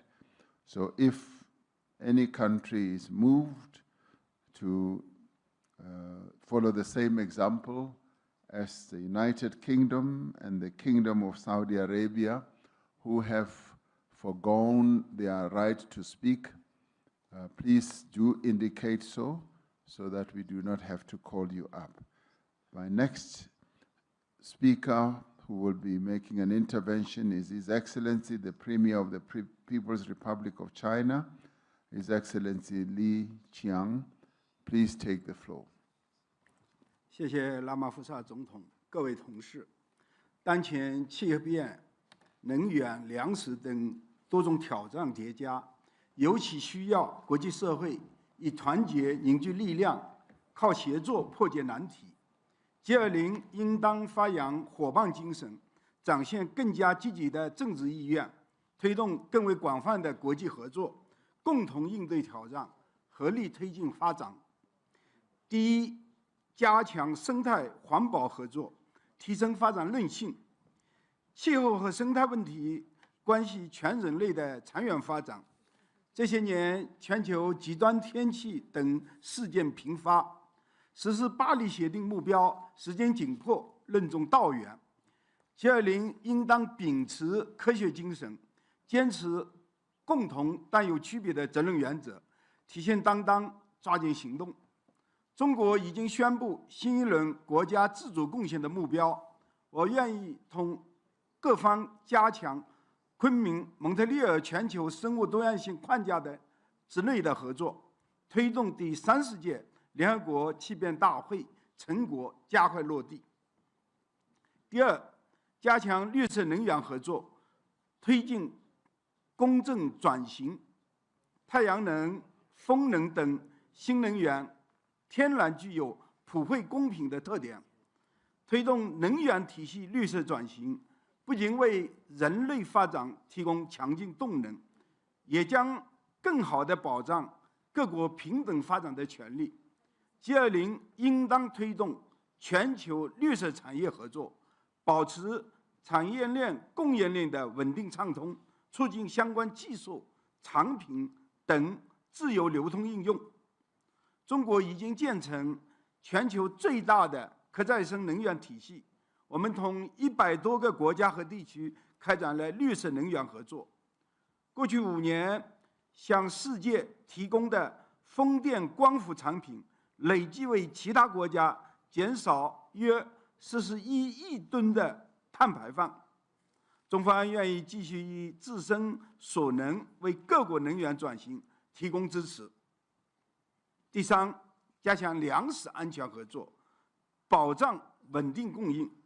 现在全球仍然有7亿多人面临饥饿的威胁，必须采取切实行动，为他们提供必要的帮助。G20应当推动优化全球粮食流通供给，构建大宗商品合作伙伴关系，建设开放、稳定、可持续的全球粮食市场，强化对粮食短缺国家的供应保障。同时，我们要用好 G20 农业部长会等相关平台，加强农业科技合作，提升粮食生产能力。中方也愿意同各国一起推动落实国际粮食安全合作倡议，为抗击饥饿与贫困做出新的贡献。谢谢大家。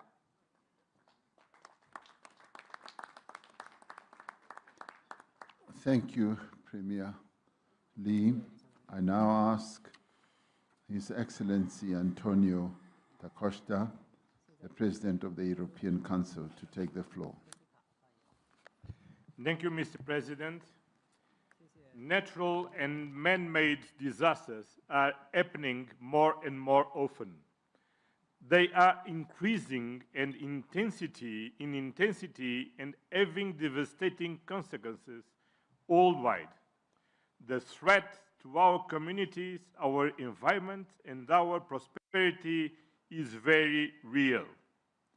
Take the case of wildfires. In 2025 alone, the equivalent of 1/3 of land size of Argentina has burned down. The European Union strongly supports the approach, priorities, and efforts of the South African presidency of G20 on disaster risk reduction, the ex-post approach. But in this session, I choose to talk about root causes. Yes, climate change is real, and together with biodiversity loss and pollution, it can still be stopped. Despite progress, global pledges to cut emissions are not sufficient to limit the rise of temperatures to 1.5 degrees warming. The European Union is a global leader in this effort, and we are staying the course, fully committed to the Paris Agreement. A couple of weeks ago, we committed to an ambitious intermediate goal of reducing emissions by 90% by 2040. The European Union will remain a trusted partner in supporting the countries most exposed to climate change. Last year, the European Union provided 31.7 billion euros from public sources, and we mobilized 11 billion euros of private finance to support developing countries to reduce emissions and adapt to the impacts of climate change. As Union of Values, we will continue to support this agenda. But we cannot do this alone, and we invite all G20 members to join us in taking bold collective action to secure a sustainable future for all. Thank you, thank you. I now ask Her Excellency Dr. Ursula von der Leyen, President of the European Commission, to take the floor. Thank you very much, dear Cyril. This time I want to speak about the same topic like my friend Antonio Costa, climate change, but here focus on energy transitions. And it is a message of hope and opportunity that I want to bring to this G20 summit. It's a message about clean energy technologies and clean energy transitions. Not only do they meet our urgent need to tackle climate change, they do much more than that. Clean energy transitions are cost competitive as never before. They create jobs at home. They open new ways to bring modern energy to the many million that remain without access. And they are a natural fit for many developing economies. The International Energy Agency says that 80% of energy consumption growth over the next decade occurs in regions with high-quality solar resources. And it's not only about solar. There are huge opportunities in Africa and beyond for other technologies, for wind, for geothermal, for hydropower, for new low-emission fuels, and of course for the investments in grids, storage, and other infrastructure that tie the energy system together. So this can be the growth story of the 21st century.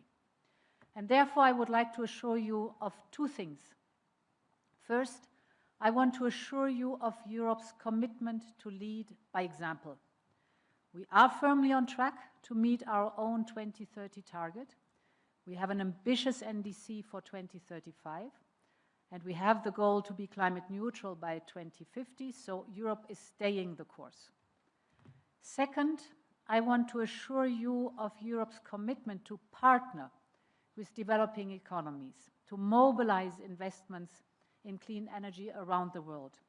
And here let me give you 4 figures that are telling.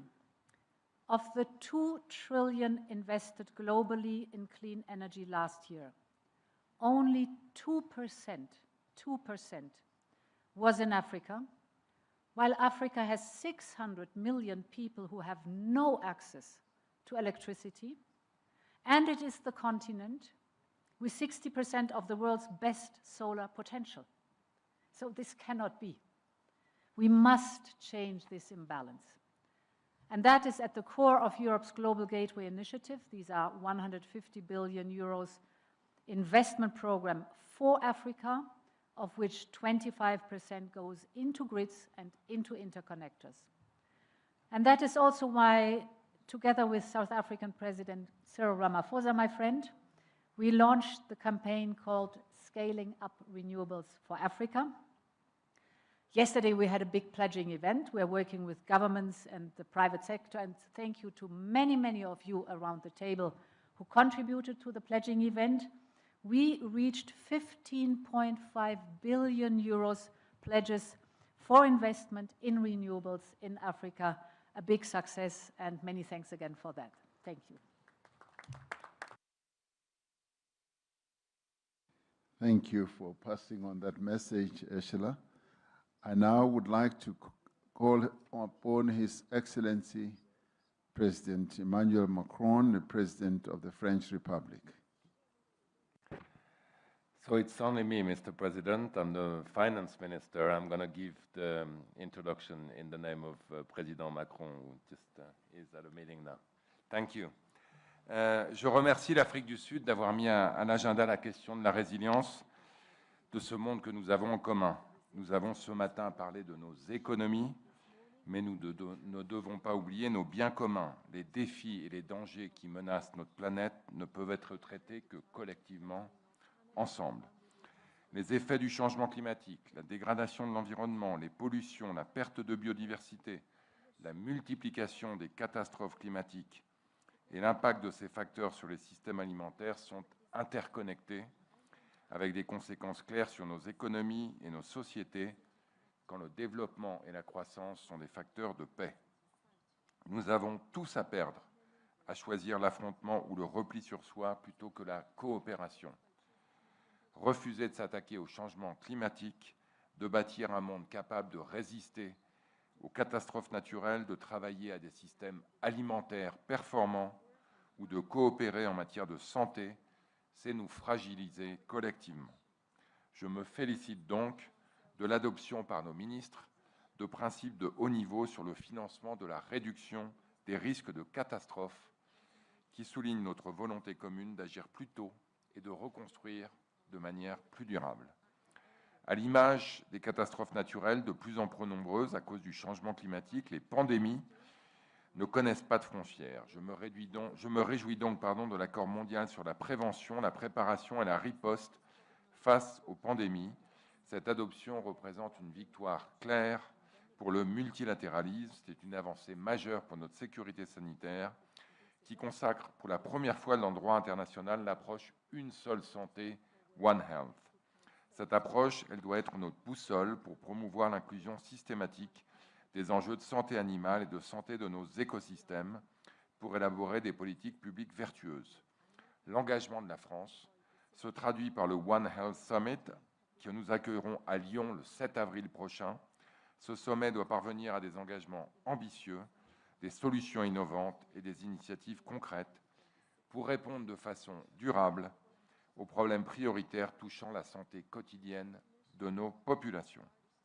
La santé ne peut en effet plus se penser sans la sécurité alimentaire ni une alimentation saine, car l'obésité est en train de devenir une pandémie. Rien n'est possible sans accès à l'alimentation, ni l'éducation, essentielle pour une croissance économique durable, ni la paix, ni même le progrès démocratique. C'est la raison pour laquelle nous restons pleinement engagés, à l'instar de notre coprésidence de la Coalition pour l'alimentation scolaire, du Programme alimentaire mondial et de l'accueil du sommet Nutrition for Growth, qui a confirmé la forte mobilisation politique sur ces enjeux avec des engagements financiers à hauteur de 30 milliards de dollars. Et c'est pour ça également que cette question sera au cœur du sommet Africa Forward, organisé par notre partenaire kényan en mai 2026 à Nairobi. Cher Président Ramaphosa, chers collègues, la France continuera à porter ce multilatéralisme fondé sur la science de Johannesburg à Lyon, en passant par Nairobi, pour qu'ensemble nous puissions faire face aux nombreux défis environnementaux et sanitaires à venir.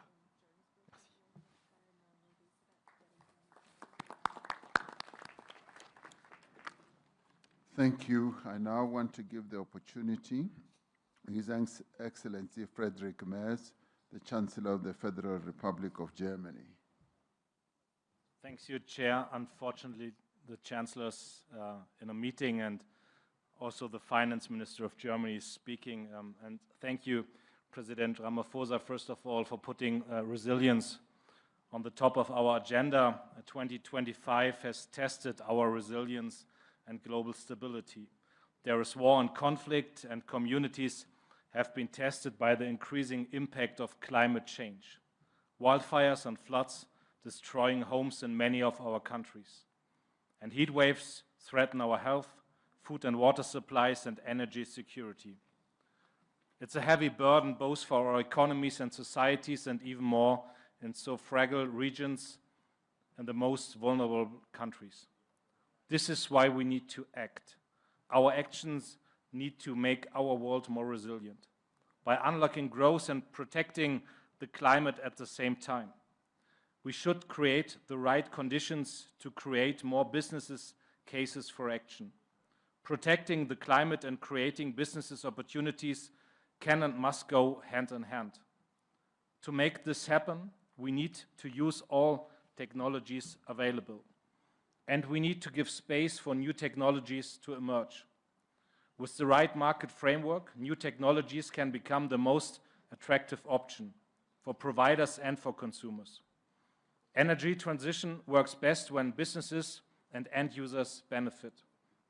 For example, in the first half of this year, more than a third of global electricity was produced by renewables. Germany supports the transition towards secure, affordable, and clean energy at home and abroad. In this regard, I want to highlight our Just Energy Transition Partnership with South Africa. In this partnership, we exchange skills and technology.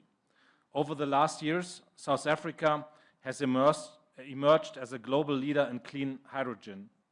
leveraging its huge energy potential and mineral resources. This can benefit countries that are energy importers, and it helps build overall resilience. We are happy to further continue on this energy trajectory with other African countries. Germany is also supporting the initiatives scaling up renewables in Africa, launched by the EU and South Africa with more than 2 billion euros. Beyond creating the right framework, our cooperation is the key sector, with the private sector is key. This is the second lever.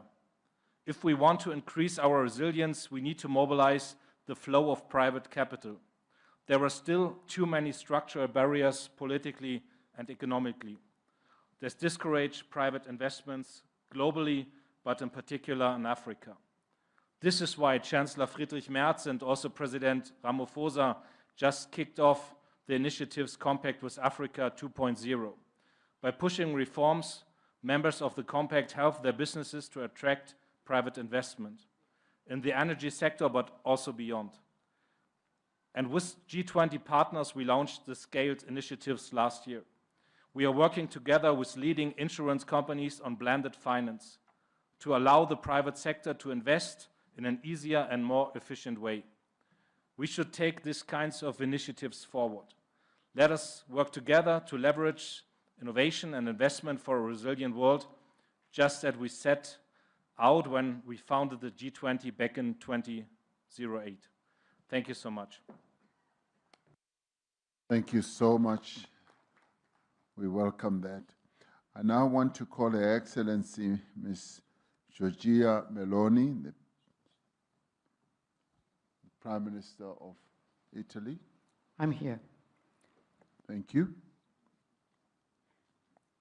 Thank you. Thank you, Mr. President.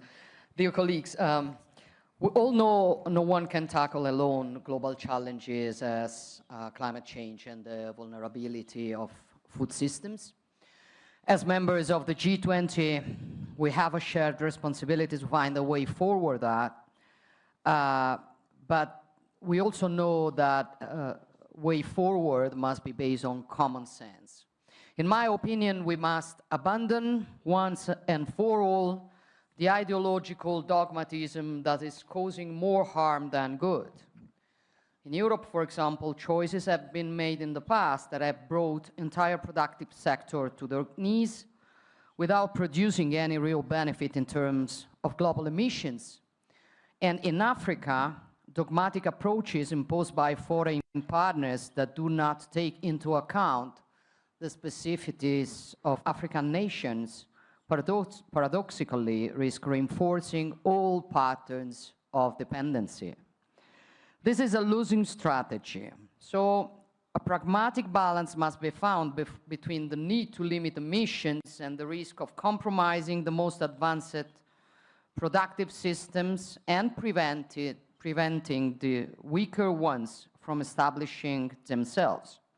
In our opinion, the challenge is to affirm the principle of technological neutrality, because there is no single solution capable of quickly building a solid alternative to fossil fuel supplies, but also because this spurs research, innovation, and virtuous competition. The energy mix must be balanced and must combine all available technologies: renewable gas, hydrogen, biofuels, CO2 capture systems, as well as research into nuclear fusion, which would change history by producing clean, safe, and unlimited energy. This is the approach that inspires Italy and to which we contribute with industrial expertise, technological capabilities, new financial instruments, and cooperation with other nations. For example, we've launched investments in Africa worth a total of almost 2.5 billion euros, financing projects ranging from the construction of large renewable energy plants to innovative solutions for production and storage. And also on food systems, Italy continues to do its part. We co-organized the last United Nations Summit on Food Systems with Ethiopia. We are making our agri-food know-how available to our African partners, and we are building public-private partnerships with them that guarantee concrete results. We are successfully working on this, for example, in Algeria, where we are working together to reclaim over 36,000 hectares of desert to produce up of 45,000 tons more cereals and legumes per year, generating benefits for over 600,000 people. And we are now replying this experiment in Senegal, Ghana, and Congo, and aim to involve other nations on the continent. But I want to be clear while closing my remarks. Our goal is not to create dependency. Our goal is to support self-sufficiency, because we believe in dignity of people, we believe in the freedom of nations, and we believe in the strength of genuine partnerships. Thank you, Mr. President. Thank you so much, my sister, Giorgia Meloni. I now ask His Excellency, President of the Republic of Korea, Mr. Lee Jae-myung, to take the floor.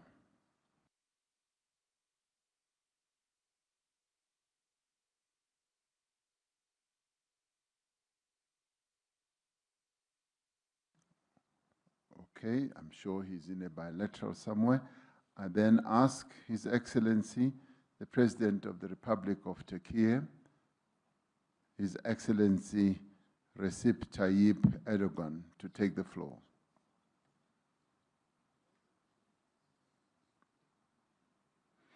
There are lots of bilaterals taking place at this time, and now I move on to His Excellency, the Prime Minister of the Republic of India, His Excellency Narendra Modi. Excellency Erdogan is there. My apologies. We'll get... Saygıdeğer devlet ve hükümet başkanları, kıymetli delegeler, sabahki oturumumuzda ifade olunduğu üzere doğal salgınlar, iklim değişikliği ve afetler gibi yeni sınamalarla karşı karşıya kalıyoruz.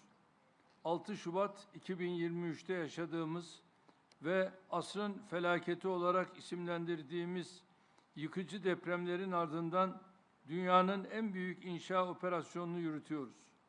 Bu çerçevede 350 bininci konut ve iş yerinin teslimini geçtiğimiz günlerde gerçekleştirdik. Geriye kalan 100 bin ünitenin tamamlanmasıyla 4 yıldan kısa bir süre içinde dünyanın en büyük inşa faaliyetlerinden birini tamamlamış olacağız.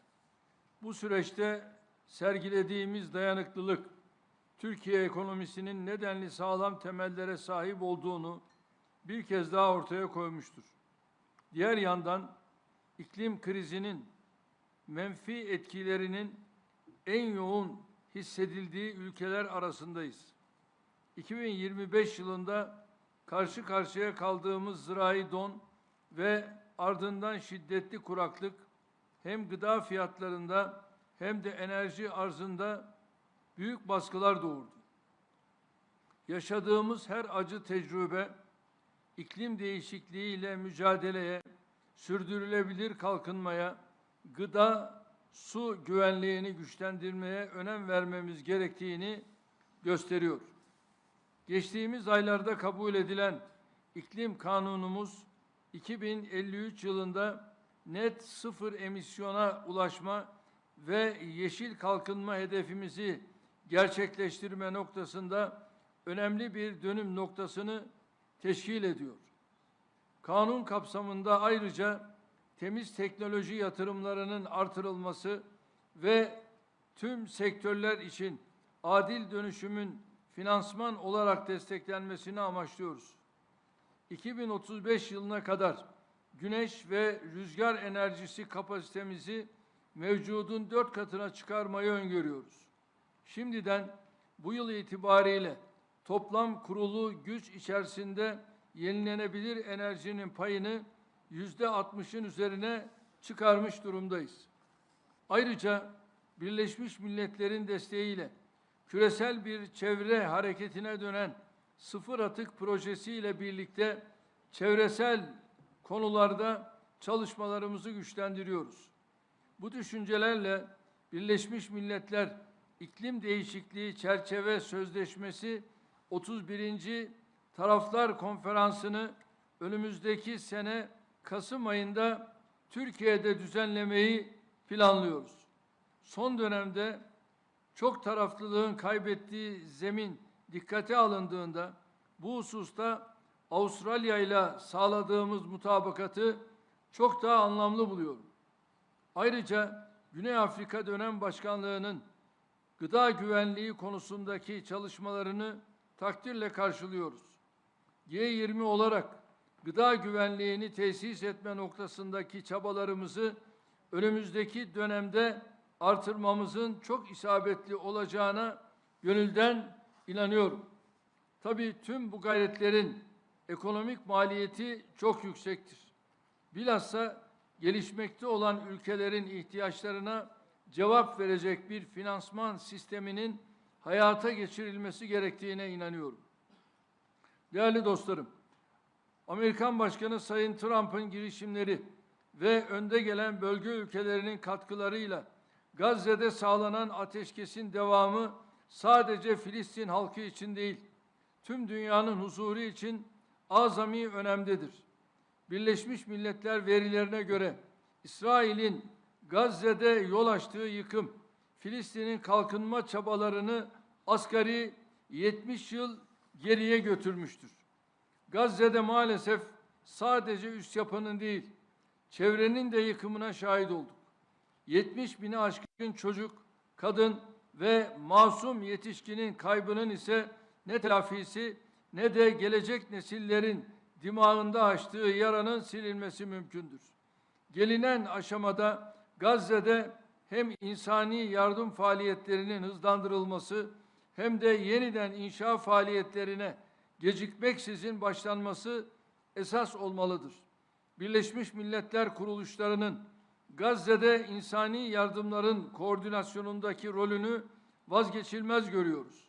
Öte yandan kış şartlarıyla birlikte bilhassa barınma sorununun giderilmesinde zemin aleyhimize işliyor.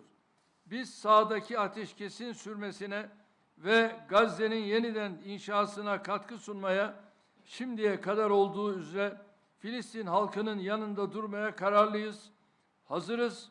Kalıcı barışın yegane yolu olan iki devletli çözüm için uluslararası toplum olarak çabalarımızı sürdürmemiz gerektiğini bir kez daha vurguluyor. Bu düşüncelerle sizleri saygıyla selamlıyorum. Thank you. Thank you, President Erdogan. My apologies for ignoring you the first time. Now I ask the Prime Minister of the Republic of India, His Excellency Mr. Narendra Modi.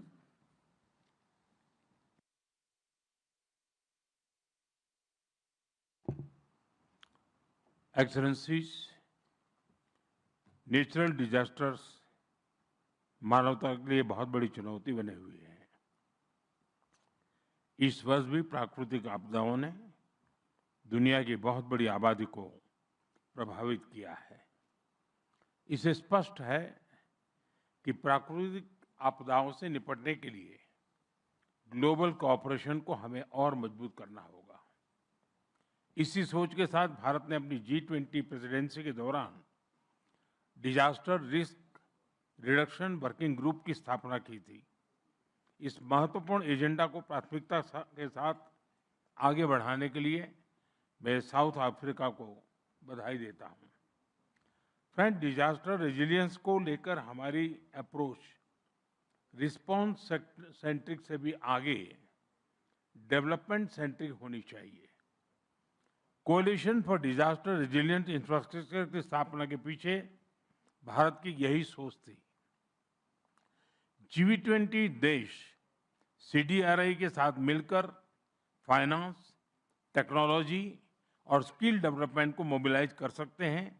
ये एक resilient future की guarantee बन सकता है। Friends, Bharat का ये भी मानना है कि स्पेस टेक्नोलॉजी से पूरी मानवता को लाभ हो, इसलिए Bharat G20 open satellite data partnership का सुझाव सामने रख रहा है। इससे G20 देशों के स्पेस एजेंसियों का सैटेलाइट डेटा और एनालिसिस ग्लोबल साउथ के देशों के लिए अधिक सुलभ, इंटरऑपरेबल और उपयोगी बनाया जा सकता है। फ्रेंड्स, ग्लोबल ग्रोथ के लिए सस्टेनेबिलिटी और क्लीन एनर्जी जरूरी है। ये सुनिश्चित करने के लिए क्रिटिकल मिनरल्स का बहुत बड़ा रोल है। ये मानवता की साझी संपदा है। इसलिए Bharat G20 critical minerals circulatory initiative का प्रस्ताव रखता है। इसके तहत रिसाइकलिंग, अर्बन माइनिंग और सेकेंड लाइफ बैटरी जैसे इनोवेशन को बढ़ावा दिया जा सकता है। सर्कुलेटरी में इन्वेस्टमेंट होगी तो प्राइमरी माइनिंग पर निर्भरता कम रहेगी। इससे सप्लाई चेन पर भी दबाव कम होगा और नेचर के लिए भी ये अच्छा रहेगा। ये initiative joint research technology standards और ग्लोबल साउथ के पायलट रिसाइकलिंग फैसिलिटीज को सपोर्ट कर सकता है। फ्रेंड्स, नई दिल्ली G20 समिट के दौरान हमने संकल्प लिया था कि 2030 तक रिन्यूएबल एनर्जी को 3 गुना और एनर्जी एफिशिएंसी रेट को 2 गुना करेंगे। इस लक्ष्य को हासिल करने के लिए विकसित देशों को अफोर्डेबल क्लाइमेट फाइनेंस और टेक्नोलॉजी उपलब्ध कराने के लिए अपने कमिटमेंट्स को टाइम बाउंड तरीके से पूरा करना होगा। फ्रेंड्स, क्लाइमेट चेंज और अन्य चुनौतियों के कारण हमारे एग्रीकल्चर सेक्टर और फूड सिक्योरिटी पर खतरा और गंभीर होता जा रहा है। कई देशों में किसानों के लिए फर्टिलाइजर्स, टेक्नोलॉजी, क्रेडिट, इंश्योरेंस और मार्केट एक्सेस की चुनौती बढ़ती जा रही है। भारत अपने स्तर पर इन चुनौतियों से निपटने का प्रयास कर रहा है। भारत में हम विश्व का सबसे बड़ा फूड सिक्योरिटी और न्यूट्रिशन सपोर्ट प्रोग्राम चला रहे हैं। विश्व का सबसे बड़ा हेल्थ इंश्योरेंस प्रोग्राम और सबसे बड़ी फसल बीमा योजना भी भारत चला रहा है। हम श्री अन्न यानी मिलेट्स पर बल दे रहे हैं, जो पोषण और पर्यावरण दोनों के लिए सुपर फूड है। दिल्ली G20 के दौरान इन सभी विषयों पर हमने डेक्कन प्रिंसिपल्स पर सहमति बनाई थी।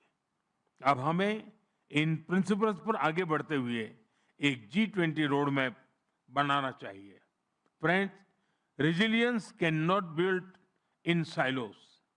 G20 को ऐसी कॉम्प्रिहेंसिव स्ट्रेटेजी को बढ़ावा देना चाहिए जो nutrition, public health, sustainable agriculture और डिजास्टर प्रिपेयर्डनेस को जोड़कर एक मजबूत वैश्विक सुरक्षा बनाए। बहुत बहुत धन्यवाद।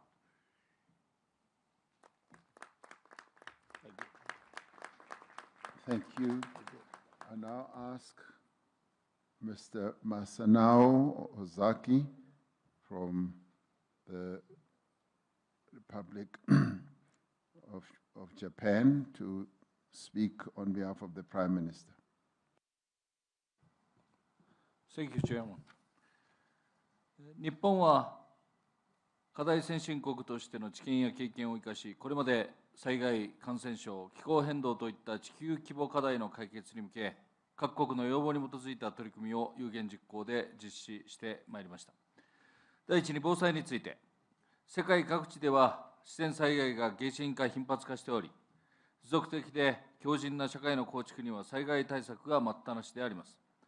災害リスクの理解、防災投資、対応、とりわけ災害リスク削減のためのインフラ強靭化が重要であります。自然災害の多い日本は、世界一の防災大国を目指しています。日本はその知恵と技術を共有し、仙台防災枠組みの実施など、国際協力を主導してきました。アフリカやアジアでは、テクノロジーも活用し、干ばつ対策、サイクロンシェルター整備、気象予報にかかる能力構築支援といったハード・ソフト両面の協力を行っています。また、自然災害は被災国、特に低所得国や島諸国の財政にも悪影響を及ぼし、迅速な復旧を妨げるため、日本は各地の災害リスクファイナンスの整備支援も主導しています。第2に、気候変動について、世界の気温上昇を工業化以前から 1.5 度以内に抑えるには、先進国のみならず、主要排出国をはじめ、国際社会が団結して取り組むことが必要であります。日本は引き続き、国内外の気候変動対策に取り組んでいきます。第3に、海洋の環境問題について、日本は G20 大阪サミットで、大阪ブルーオーシャンビジョンを提唱し、各国のプラスチック汚染対策を支援しています。プラスチック条約について、日本は多くの国が参加する実効的な条約の早期策定に向け、関係国の橋渡しを行っていきます。第4に、国際保険について、ワクチン支援を含む新型コロナ対応は G20 との効果的な協力の代表例であります。国際保険は国際社会全体の経済、社会、安全保障上の重要な課題であり、日本はユニバーサルヘルスカバレッジの達成に向け、来月には UHC ハイレベルフォーラムを東京で開催し、世界銀行、WHO のナレッジハブでの人材育成を含め、国際保険を力強く推進します。第5に、エネルギー移行について、安価で安定的なエネルギー供給やエネルギー安全保障の確保は極めて重要です。日本はアジアゼロエミッション共同体、AZEC など、脱炭素化、経済成長、エネルギー安全保障を同時に実現し、多様な道筋の下でネットゼロを目指す取り組みを力強く推進していきます。最後に、食料安全保障について、強靭で持続可能な農業・食料システムを構築するために、日本は各地域の実情に応じた生産力の強化に向けた支援を行ってまいります。日本は引き続き、各国と知見と経験を共有し、相手国の主体性を尊重した実用的な支援を行ってまいります。ご清聴ありがとうございました。Thank you. Thank you. I'd now like to call His Excellency Mr. Gibran Raka Buming Raka, the Vice President of Indonesia.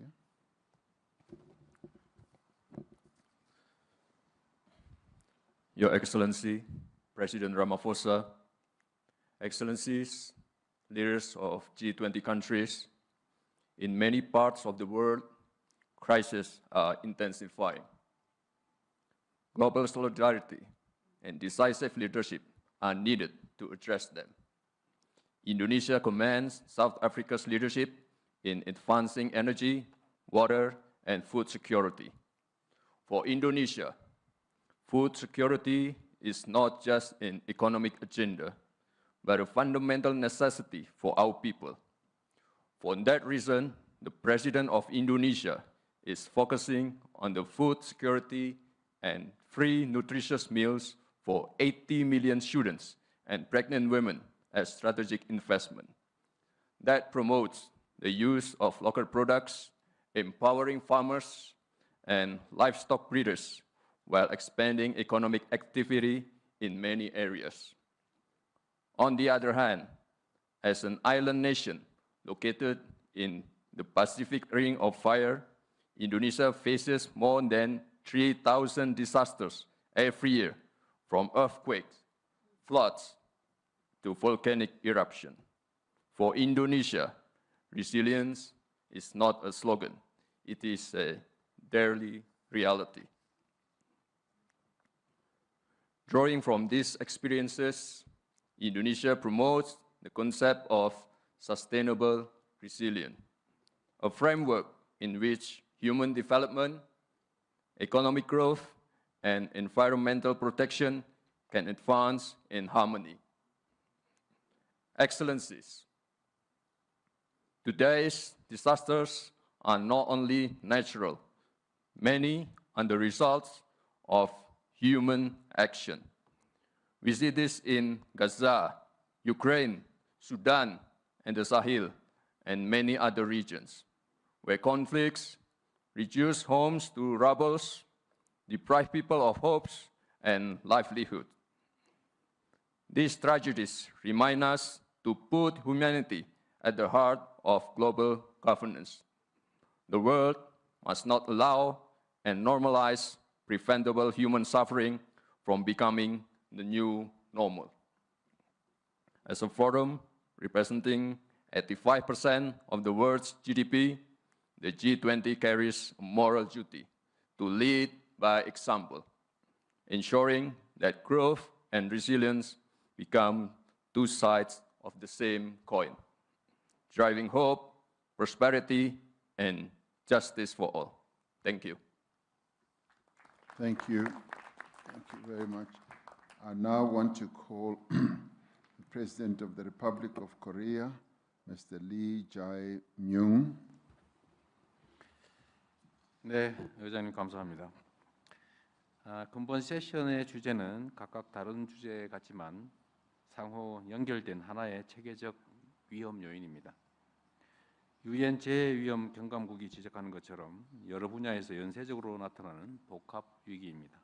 그러나 우리가 충격을 적절히 흡수하고 복원력을 강화하면 새로운 기회가 창출되고 또 새로운 성장 기반이 마련될 것입니다. 이를 위해서 먼저 국제사회는 기후위기 대응 노력을 지속해서 강화해야 합니다. 대한민국은 국제사회의 노력에 동참하기 위해서 2035년 온실가스 감축 목표와 중장기 기후 탄력적 발전 경로를 확정했습니다. 우리 정부는 기후변화 대응을 위한 국제사회의 여정에 책임 있는 일원으로서 함께 할 것입니다. 둘째로, 재난위험 대응은 예방 중심, 복원력 중심으로 재편되어야 합니다. 올해 G20 재난위험 경감 강요회의가 다중재난 조기 경보 체계를 도입한 것은 매우 적절합니다. 대한민국 역시 누구나 소외되지 않고 재난 위협으로부터 안전한 미래를 만들기 위해서 노력하고 있고, 아시아 태평양 국가들에게 홍수 조기 경보 체계 구축 등 재난 위험 저감 사업을 지원하고 있습니다. 대한민국은 G20 회원국 여러분과 함께 재난 대응 복원력 강화를 위한 노력에 적극 동참할 것입니다. 셋째, 에너지 전환 과정에서 복원력 높은 인프라 시스템에 적극 투자해야 합니다. 대한민국은 기후위기 대응과 녹색 산업 성장을 위해서 재생에너지를 기반으로 에너지 고속도로를 추진 중입니다. 해상풍력 클러스터와 분산형 전력망 구축을 확대하고 국민 모두에게 혜택을 주는 햇빛소득, 바람소득 공유 모델도 확산시켜 나가고 있습니다. 마지막으로 글로벌 식량 체제 복원력 강화를 위해서 국제사회가 연대와 협력을 지속해야 합니다. 한국은 유엔 세계 식량 계획과 식량 원조 사업을 17개국으로 확대하고 아프리카 14개국의 K 라이스벨트 사업을 추진해 왔습니다. 앞으로도 국제사회의 연대와 협력 강화에 앞장설 것입니다.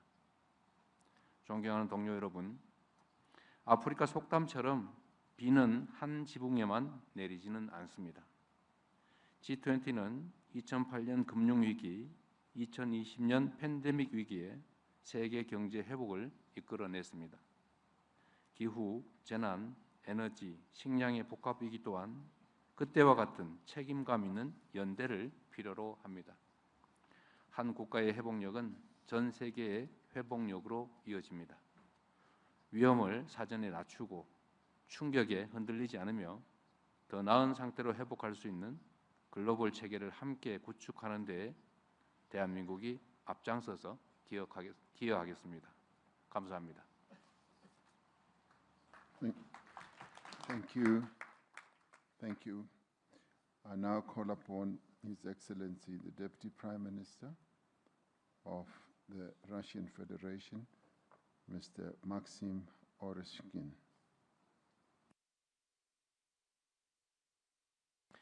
Thank you, President Ramaphosa. I will start with reminding a personal story of Bill Gates, the renowned Microsoft co-founder.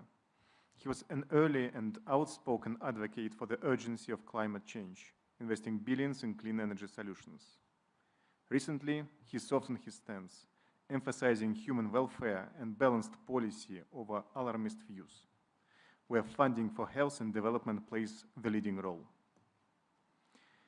It happens sometimes that the positions of key figures can change, and the country policy also can change amid evolving conditions and priorities. However, tactics should not dominate the strategy. We stand for long-term and balanced development, aiming at sustainable progress that benefits all equitably.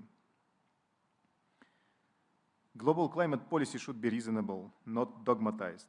It should be focused on ensuring access to technologies and finance. It should also be cost-effective. Energy transitions should be both clean and affordable. Zero and low-emission technologies, including natural gas, nuclear, and hydropower, play a pivotal role in energy transitions, especially here in Africa, where 500 million of people do not have access to electricity. Technologically neutral approach is needed to advance decarbonization without compromising economic growth and SDG 7, access to energy for all. CO2 removal solutions, natural sinks, are not less effective than mitigation, while most affordable and also scalable. Energy policies must ensure energy security and be aligned with structural shifts in global energy demand. The expansion of digital economy, including AI, blockchain, big data, is driving electricity demand comparable to heavy industry. We need to develop new generation capacities located near resource bases and consumers. Food systems, energy, climate change, and disaster resilience are integral parts of one global resilience platform. Global South and Global East play a crucial role in providing food and energy to the world due to their vast agricultural resources and abundant natural reserves, thus contributing to food and energy security. What is also needed for global food security is fair competition and open trade. Well-functioning markets are a key factor to eliminate hunger worldwide. Just to mention that despite illegitimate sanctions, Russia is among the world's major exporters of food and fertilizers, and about 97% of our supplies go to developing nations, of which more than 40% go to low-income countries. Even amidst the background of sanctions that indirectly affect even food supplies, Russia fulfills its mission of contributing to global food security. As for the G20's mission, it is not only to respond to shocks, but to design a future architecture that is balanced and shock resilient. So, global resilience today must go beyond crisis response. It also has to be platform-based. Climate change, disaster risk reduction, and energy transitions are intertwined and should be addressed collectively. Thank you. Thank you. Thank you. Thank you indeed. I now wish to call upon Minister of Foreign Affairs of Argentina, Pablo Quirno Magrain.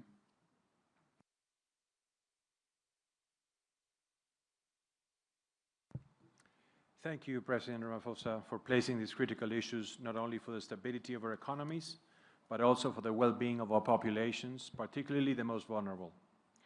During periods of catastrophes and crisis, the solidarity of nations is most evident.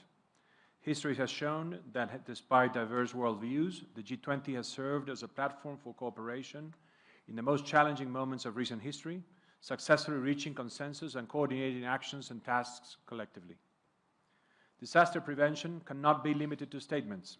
It requires concrete action and effective collaboration with the most vulnerable nations. It is essential to provide technology, materials, expertise, and skilled personnel to develop safe infrastructure and mitigate damage.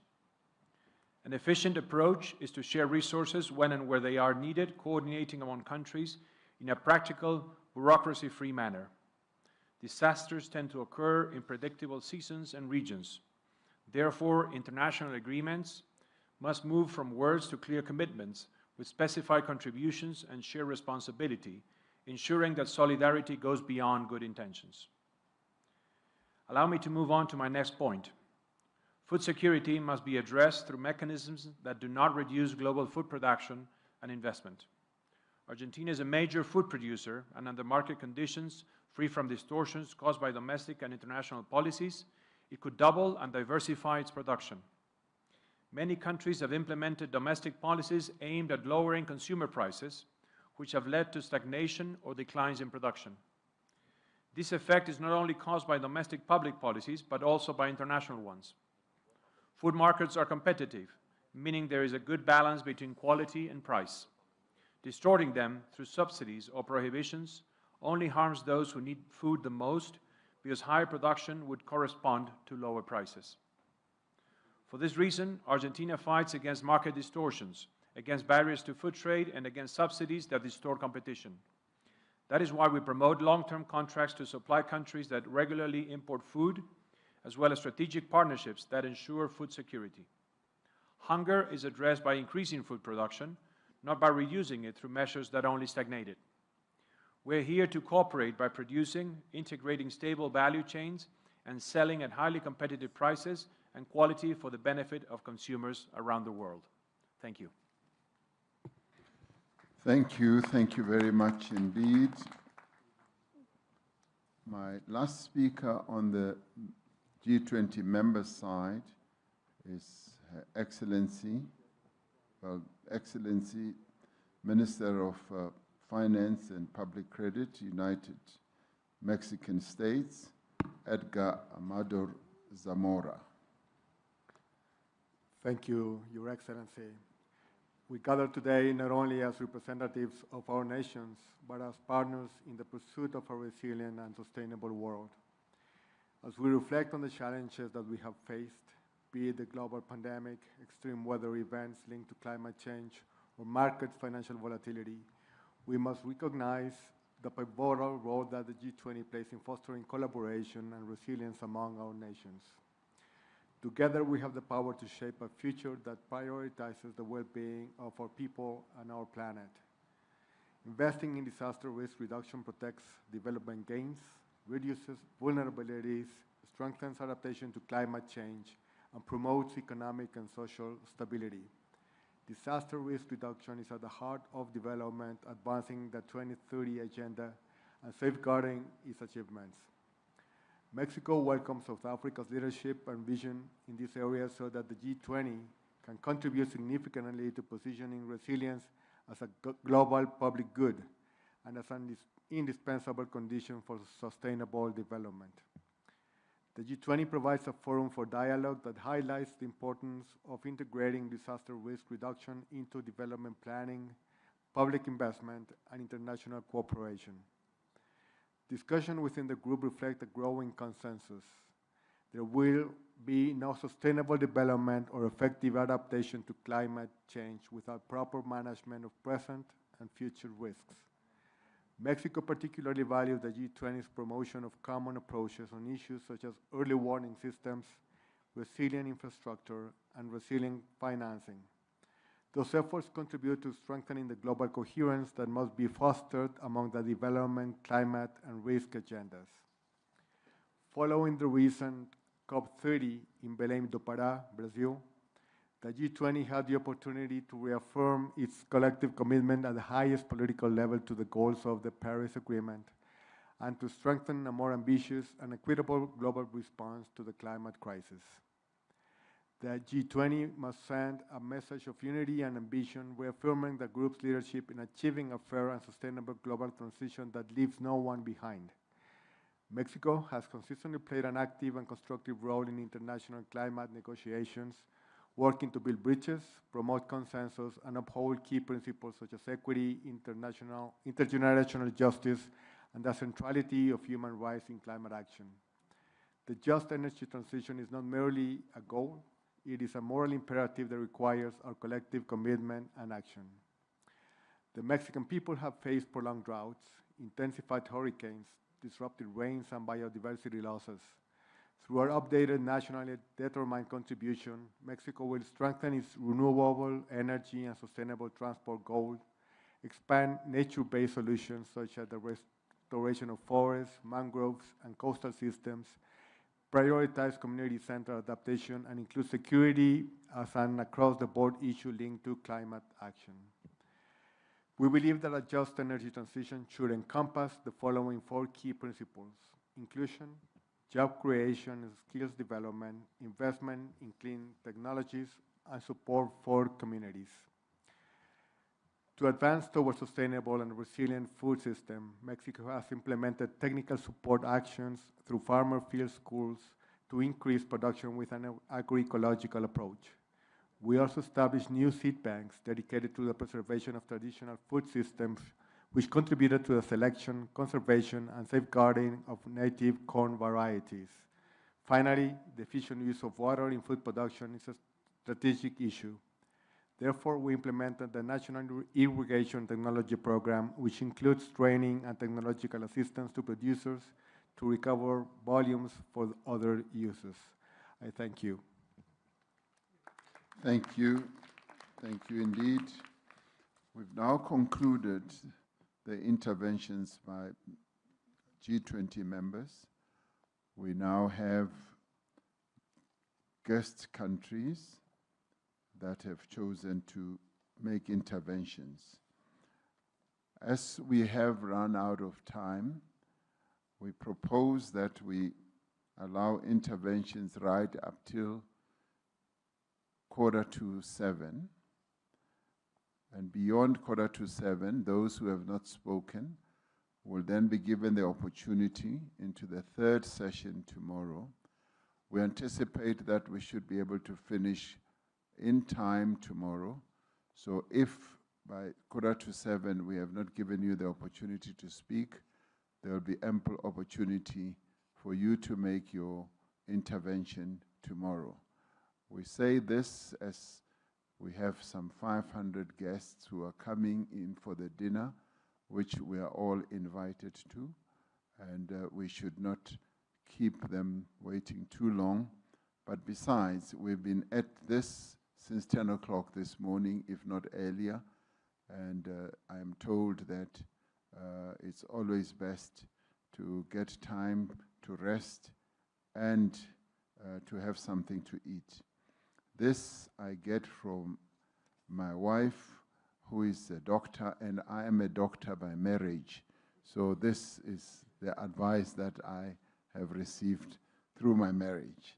So I now want to call upon Dr. Netumbo Nandi Ndaitwa, and the guest country speakers have 3 minutes each. Thank you. To address disaster risk, the African continent has renewed commitment by adopting the Windhoek Declaration on advancing the program of action for the implementation of the SDI framework for disaster risk reduction 2025-2030. As the cost of disaster increase and international assistance decline, more and urgent concrete action are needed in the next 5 years to sustain progress towards achieving the expected outcome of the goals of the SDI framework by 2030. Our work on disaster risk reduction, climate change, and food security must be transformative. It also requires partnership built on accessible finance and fair technology transfer. Namibia is undertaking broad measures to transform our food system and reduce our dependence on import.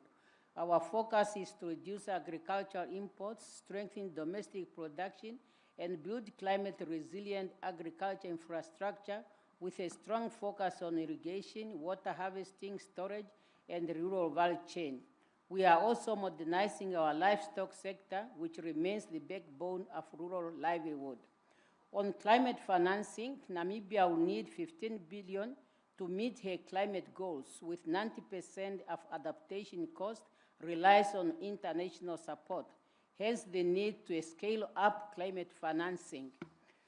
Namibia is creating a formal and attractive framework for investment and technological transfer in renewable energy, including green energy value chain. Our goal is to build a full investable ecosystem while calling for a just transformation to allow development countries to space to develop under the principle of common but differentiated responsibility. We therefore urge the G20 to view Namibia as a vital strategic investment partner ready to work on our shared decarbonization. Finally, Your Excellency, as a country which is higher impact by climate change due to our geographical location, Namibia is bidding to host one of the 2 African regional hubs for the Green Climate Fund, and we will appreciate your support. Thank you, Your Excellencies. Thank you, President Nandine Ndaitwah.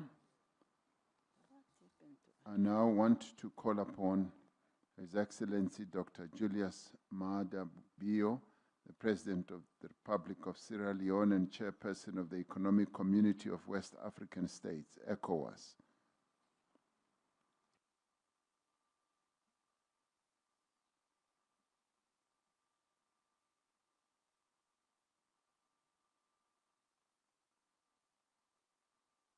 In his current absence, due to, I'm sure, bilaterals, I'd now like to call His Excellency, the Taoiseach of Ireland, Mr. Michael Martin. Thank you very much indeed, President. And again, thank you and South Africa for bringing the G20's focus onto global resilience. And as has been said by other speakers, disasters are increasing in frequency and volatility, heightened by climate change and conflict, and strong multilateral commitments are needed and are more important than ever. Ireland welcomes the Ministerial Declaration on Disaster Risk Reduction and the overarching approach to identifying, reducing and managing risks before they lead to disasters. On climate, some of us recently returned from COP30 in Brazil, and I was concerned that the spirit of common purpose is weakening. We have made some progress, but we now need to act with unity and with much more urgency. And indeed, the discussions there are proving difficult as we speak to achieve consensus.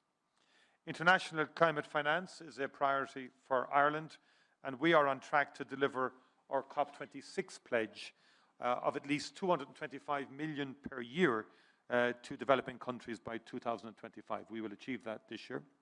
Our focus is on the poorest and most vulnerable, especially those living in least developed countries and small island developing states, fragile states and communities. Adaptation is perhaps something we haven't given enough attention to. It is central and equally adequate and accessible climate finance is key to countries' adaptation endeavours, and we need to improve that access. In the European Union, as Antonio has said, our sights are on reducing collective emissions by 90% by 2040. In Ireland now, emissions are now lower than at any point since 1990, despite our population growing by 50% over that time period and having successive economic growth as well. On just energy transitions, Ireland is committed to ensure that no one is left behind. We are seeking to, again, as others have said, maximize employment opportunities, support persons and communities who may be negatively affected, and some will, as we action a climate-neutral society by 2050. On food systems, the world is significantly behind on achieving Sustainable Development Goal 2. Transformation must be at the heart of our work to reinvigorate the 2030 agenda. Our collective commitments will be extremely important in the context of growing instability and economic and environmental crises. Ireland focuses on gender equality, climate action, and fragility through a range of partners, including the Food and Agriculture Organization, the World Food Programme, and the International Fund for Agricultural Development. Women's economic empowerment in the agri-food sector, improving access to finance, expansion of climate-resilient agriculture practices, and policy engagement are all critical channels for achieving gender equality. Ireland has provided funding to the African Union for the implementation of the new Comprehensive African Agriculture Development Programme. In Africa and beyond, Ireland remains committed to supporting inclusive, climate-resilient, healthy and nutritious food systems and to contributing to all of the Sustainable Development Goals. These efforts and the efforts of the G20 are integral to building a more resilient world. Thank you very much, President. Thank you. Thank you, Taoiseach Martin. I now ask His Excellency Mr. Sifi Grieb, the Prime Minister of the People's Democratic Republic of Algeria. Thank you, Mr. President. شكرا فخامة الرئيس سيريل رامافوسا. اسمحوا لي أن أتلو على مسامعكم كلمة رئيس الجمهورية السيد عبد المجيد تبون التي يوجهها لهذه الجلسة وهذا نصها. تعتبر الجزائر إحدى الدول الأكثر عرضة للآثار السلبية لتغير المناخ، حيث شهدت في الآونة الأخيرة تزايدا غير مسبوق للعديد من الظواهر التي تتسبب في خسائر بشرية ومادية جسيمة، فضلا عن التأثير على النظم البيئية المختلفة. واستجابة لهذا الواقع وضعت بلادي ترسانة قانونية ومؤسساتية للحماية من المخاطر الكبرى وتسيير الكوارث، بهدف تدعيم المنشآت التحتية وتعزيز القدرات التقنية والتكنولوجية، وإقامة وتحسين أنظمة الإنذار المبكر، فضلا عن تعبئة موارد مالية معتبرة للتكفل بالمتضررين. وعلى الصعيد الإقليمي والقاري، بادرت الجزائر بإنشاء آلية إفريقية للوقاية من أخطار الكوارث، كما تحتضن المركز العربي للوقاية من أخطار الزلازل والكوارث الطبيعية الأخرى، في مساهمة منها لتعزيز العمل المشترك في هذا المجال. السيد الرئيس، إن تحقيق الاكتفاء الذاتي وتعزيز الأمن الغذائي يشكلان أولوية للجزائر التي تعرف خلال السنوات الأخيرة نمواً استثنائياً للاستثمار الفلاحي، خاصة في الجنوب الجزائري، عبر شراكات مع دول شقيقة وصديقة. ومن هذا المنطلق ندعو دول المجموعة العشرين إلى عقد شراكات مع الدول الإفريقية لتطوير الإنتاج الفلاحي والحيواني والحد من ظاهرة الجوع والأزمات الغذائية. السيد الرئيس، تواجه القارة الإفريقية تحديات معتبرة بخصوص الانتقال الطاقوي، إذ أنها تأوي 18% من سكان العالم، بينما تسجل أقل من 6% من الاستهلاك الطاقوي العالمي، في حين لا تتجاوز نسبة الربط بالكهرباء 45%. وبالمقابل يفرض علينا التصدي لظاهرة تغير المناخ، التخفيف المكثف للانبعاثات، وخلق ظروف مواتية لضمان الانتقال السلس إلى أنماط إنتاج واستهلاك خالية من الكربون، مع مراعاة المبادئ الآتية: أولاً، إرساء آليات تسهيلية تسمح للدول النامية بالاستفادة من الدعم المالي الدولي ونقل التكنولوجيا. ثانياً، تبادل الخبرات الناجحة في تطوير الطاقات المتجددة وترشيد استهلاك الطاقة. تعزيز القدرات البشرية والمؤسساتية للدول النامية. وفي هذا الصدد تدعو الجزائر إلى عقد شراكات في مجال التحول الطاقوي في القارة الإفريقية، قصد تجسيد تحول ناجح يسمح بتحقيق أهداف التنمية المتعلقة بالطاقة النظيفة والمتاحة والعمل اللائق والنمو الاقتصادي والعمل من أجل المناخ. وتبدي الجزائر استعدادها لمشاركة تجربتها في مجال الطاقة مع البلدان الإفريقية ودول مجموعة العشرين، كما تجدد التزامها بالعمل بشكل حثيث لتجسيد مشاريع طموحة مع شركائها بغية تعزيز الطاقة الخضراء النظيفة والمساهمة في الجهد الجماعي لضمان انتقال طاقوي سلس. وشكرا على حسن الإصغاء. Thank you, Prime Minister. I now call upon Dr. Andrew Michael Holness, the Prime Minister of Jamaica and the Chair of the Caribbean Community, CARICOM.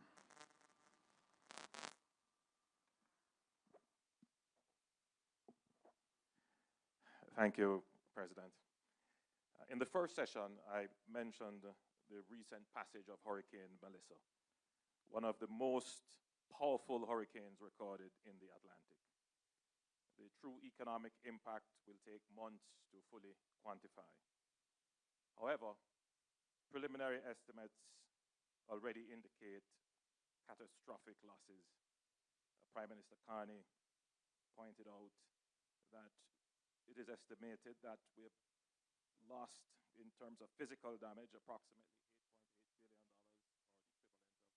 billion, or the equivalent of approximately 41%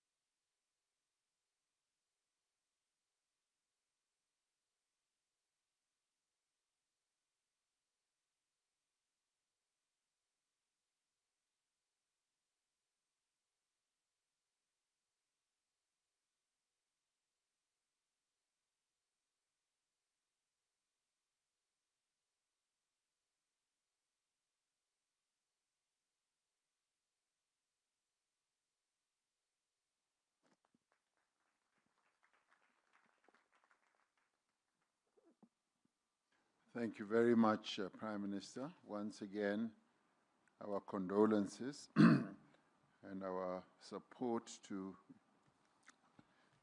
the people of Jamaica and the terrible disaster that befell them. And we will forever be holding you in our thoughts and continuing to give support. I now call upon His Excellency Dr. Mustafa Medboli, the Prime Minister of the Arab Republic of Egypt. Thank you, President Ramaphosa, and let me start by saying that the world is being confronted with multiple critical and interlinked crises that threaten decades of progress towards the SDGs. Today, global challenges ranging from geopolitical tensions, climate change, and food insecurity to water scarcity, soaring debt levels, demand urgent and coordinated multilateral action guided by the principles of solidarity, cooperation, and shared responsibility. The G20 could play a leading role in advancing the response to the above-mentioned crisis. Access to concessional finance, technology transfer, and capacity building are crucial for developing countries to achieve climate action and just transition. The Egyptian presidency of COP27 has exerted all efforts to achieve tangible progress in all areas of climate action, particularly regarding just transition, the role of multilateral development banks in financing climate action, and above all, the establishment of the Loss and Damage Fund. We call on the G20 to take a leading role to improve the MDB's role in financing climate action and increasing their support and blending capacities to allow developing countries to have access to concessional finance and other non-debt instruments, and to unlock investment opportunities for a just transition. We also call on the G20 to encourage developed countries to fulfill their climate finance and ODA commitments. Furthermore, the growing global food insecurity remains among the most pressing challenges of our time. Egypt has taken significant steps nationally and internationally to address these critical challenges. In September 25, Egypt, in cooperation with the South African G20 presidency, hosted the third G20 Food Security Task Force meeting in Cairo with the aim to strengthening international cooperation in this field and alleviating food insecurity in developing countries. In conclusion, we believe that the G20 is well positioned to coordinate actionable measures to enhance finance for development, narrow digital divide, and assist developing countries to embrace new technologies, including AI, in order to tackle existing challenges and accelerate the implementation of SDGs by 2030. I thank you all. Thank you. Thank you, Prime Minister. I now have the pleasure of asking Prime Minister of the Kingdom of Norway, Mr. Jonas Støre, to take the floor. Thank you, Mr. President. Norway has for a long time urged to have resilience on the global agenda, and I'm happy to see that the G20 Summit under your chair, Mr. President, is doing precisely that. Belém, as my Irish colleague said, we were there 2 weeks ago, and although there are reasons to be very concerned about climate change, at least we can see and we saw there that the Paris Agreement is working. Had it not been for the Paris Agreement, we could have been at more than 4% temperature increase. Now we are at 2.5. That's too much, but it means that multilateral cooperation, having adapted mechanisms, can work. So we need to work and do that even better. And the world rightfully expects that the G20 can lead the way by setting that agenda. It implies climate finance, key to resilience. Norway has, for its part, double its climate funding. We were supposed to reach that goal by 2026. We are there now. And we still have our ODA at 1% of GDP. But the question is now, how do we invest our ODA? It is not the traditional mechanism that will work. It is if we work with the financial banks, with the development banks and the World Bank, we can move forward.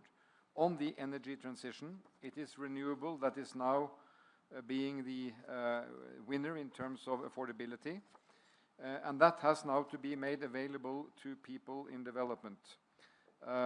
600 million people here in Africa lack access to the modern miracles from electrification, as well as clean cooking, taking lives of so many women and children. So to address this, we have over the last year worked to support Mission 300, the World Bank and African Development Bank-led initiative to provide electricity to 300 million people in Africa by 2030. So we welcome the early progress reported from this initiative, and we are ready to support it further. Let me mention a very different example, Mr. President, coming also out of Belém: tropical forests, indispensable for maintaining global biodiversity in Africa, in Latin America, in Amazonas, and in Asia, Indonesia. And the new Tropical Forest Forever facility, the TFFF, came out of a Brazilian COP, and I would like to commend President Lula and Brazil for having established this mechanism. Norway will contribute up to $3 billion over 10 years to support this mechanism, which is again an example of doing innovative things with our financial partners. Let me end on the third area, if I may. All G20 members are ocean nations, as we are, and Norway is in fact representing a country with the world's second largest coastline.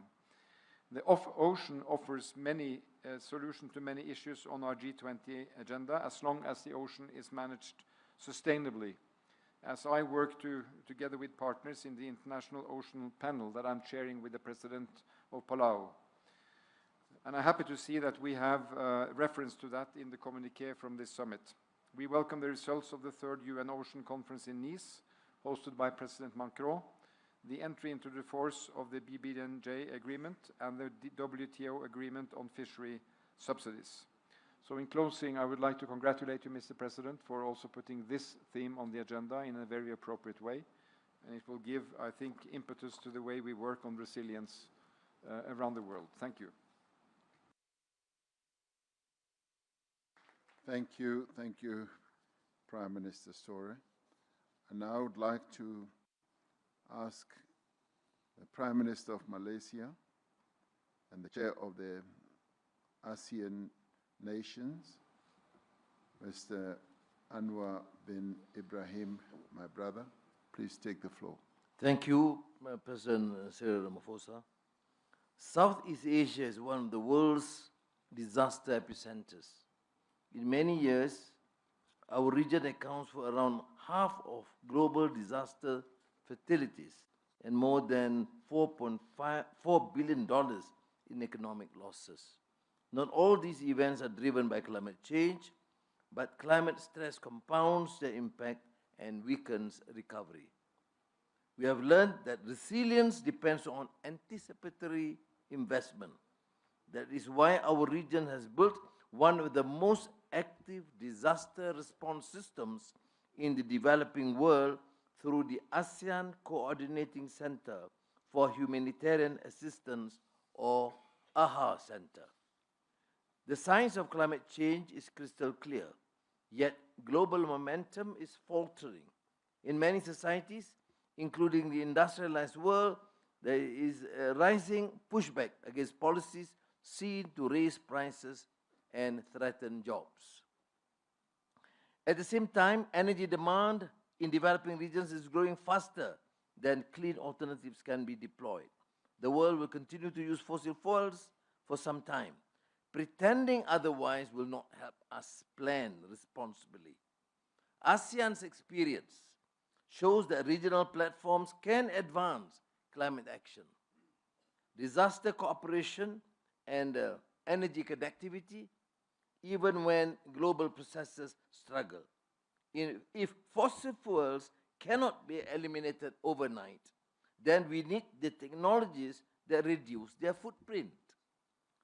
CCUS, methane abatement, and industrial decarbonization will all be essential.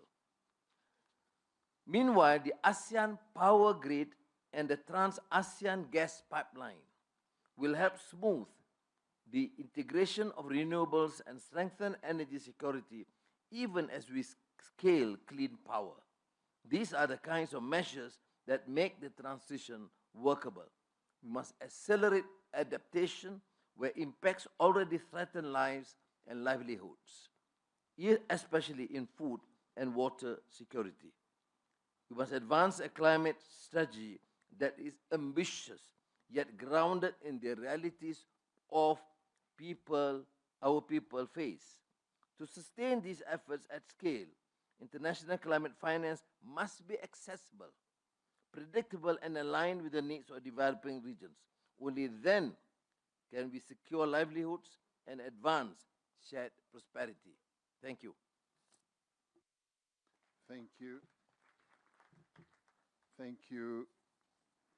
The last to speak on the guest country list is Lee Kinyanjui, Minister for Investment, Trade and Industry from Republic of Kenya, as chairperson of the East African Community.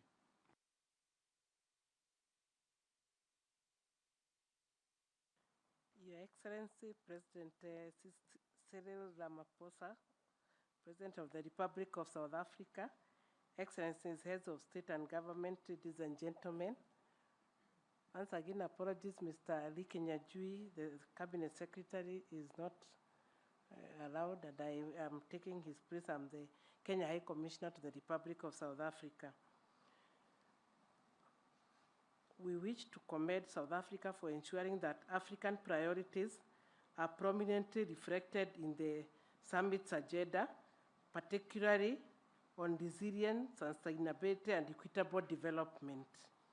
Excellencies, we recognize G20's efforts to strengthen global disaster risk financing, which remains essential for enabling timely and effective responses to climate-related and natural hazards.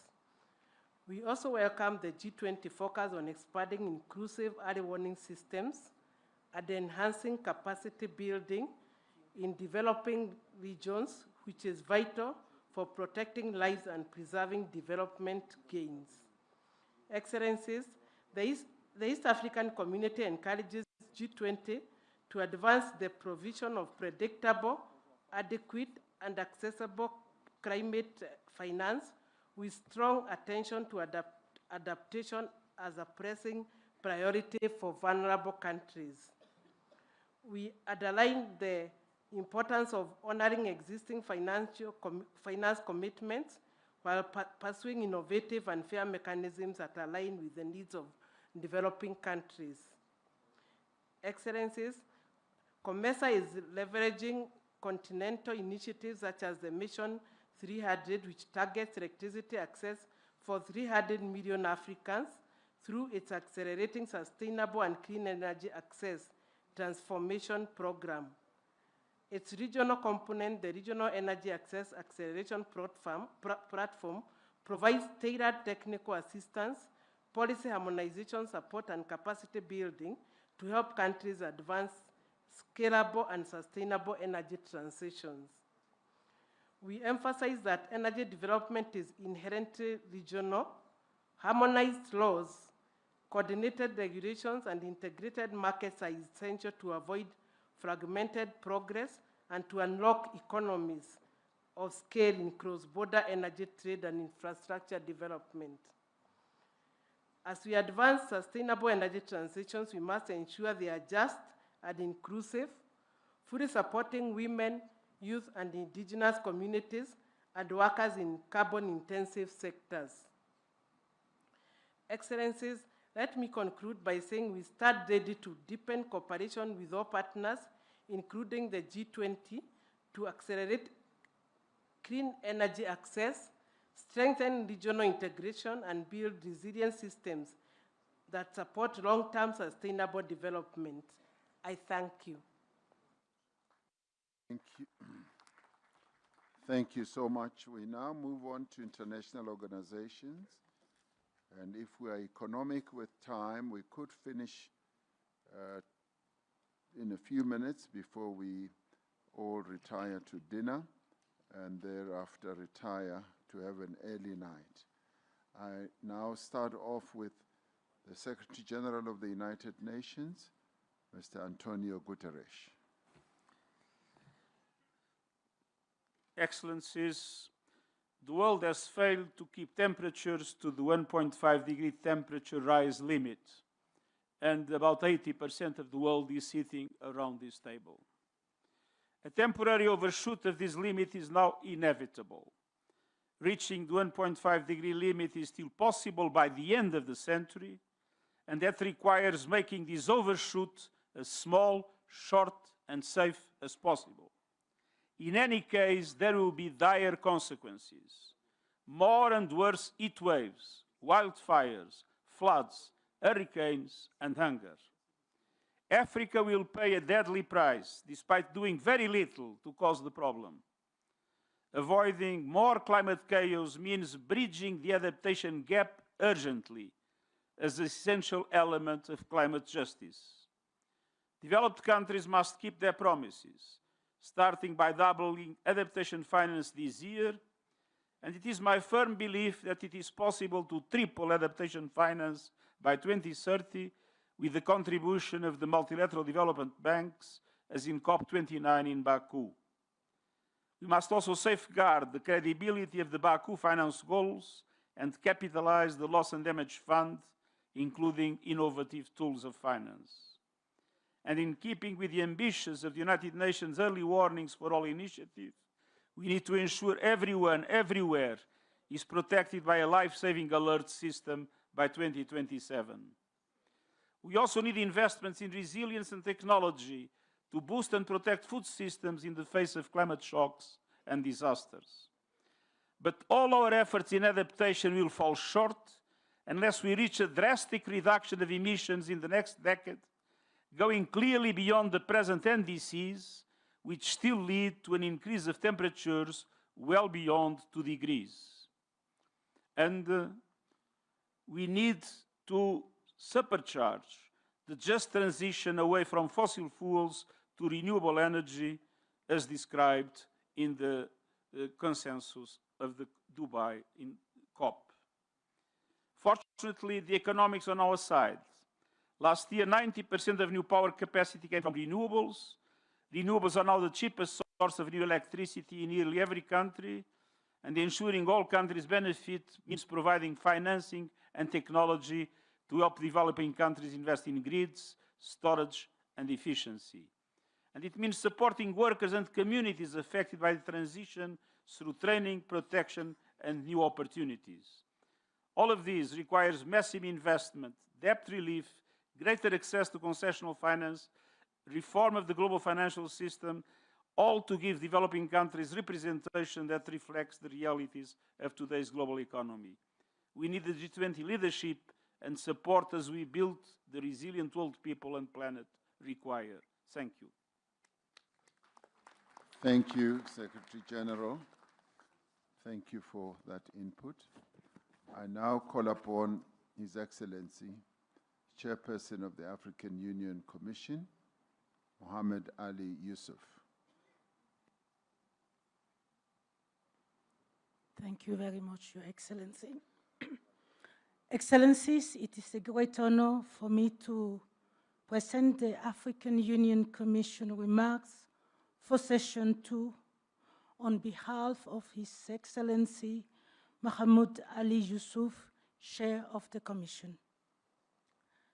Your Excellencies, ladies and gentlemen, for Africa, resilience is not aspiration but our daily reality. We therefore approach this topic with clarity. Resilience must be built on equity, investment, and justice. We applaud the South Africa G20 presidency for highlighting these matters in this G20 tenure. On disaster risk reduction, Africa has established the Africa Multi-Hazard Early Warning and Action System. It is strengthening national DRR strategies. Yet, only 40% of Africans are covered by multi-hazard early warning system, the lowest globally. We welcome, therefore, the G20 high-level voluntary principles for investing in DRR development under the South Africa G20 presidency. This will highlight anticipatory action, resilient infrastructure, and risk-sensitive investment. Our call is to translate these principles into financing aligned with African systems so that every African is protected by 2027 under the G20 Early Warnings for All initiative. In conclusion, Your Excellencies, a resilient world cannot be built without Africa. Our continental framework are ready, our political will is firm. What we require is a G20 partnership grounded in predictable financing, simplified access, and technology transfer, the one that respects Africa's development choices. It is time to move together from commitments to implementation and from principles to delivery. Thank you very much.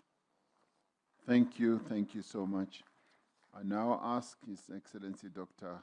Carlo Monticelli, Governor of the Council of European Development Bank. President Ramaphosa, leaders of the G20. Throughout history, the world has repeatedly faced periods of profound technological and societal change, periods that have shaken established systems. Time after time, it has been the most vulnerable who have shouldered a disproportionate share of the social, human, and economic burden that comes with such transitions. Present circumstances stand apart for two key reasons. First, the pace at which the change is unfolding and its fully global reach have no precedent. Second, there is a growing recognition that transition must be just. Safeguarding the most vulnerable is essential as it preserves social fabric that enables transformation themselves to happen. One transition in particular is taking center stage, the shift to sustainable economic systems driven by escalating natural hazards and deepening climate crisis. Multilateral development banks have scaled up their collective ambitions to support member countries in navigating this transition. Since 2019, MDBs have doubled support for adaptation investment, recognizing that well-being and jobs cannot be sustained where homes, schools, and business are under threat from flooding, drought, and other climate events. Solutions to respond to natural disasters are also developing. One example, in Seville, several MDBs joined the Debt Close Alliance, which, within this broader MDB ecosystem, the Council of Europe Development Bank plays a distinctive role as Europe's social bank. It advances a climate social nexus approach, focusing on investments that strengthen the climate resilience of most vulnerable populations and communities. Looking ahead to 2026, MDBs stand ready to support their clients through this period of profound global transformation, ensuring that people remain at the core of the solutions we deliver. Thank you.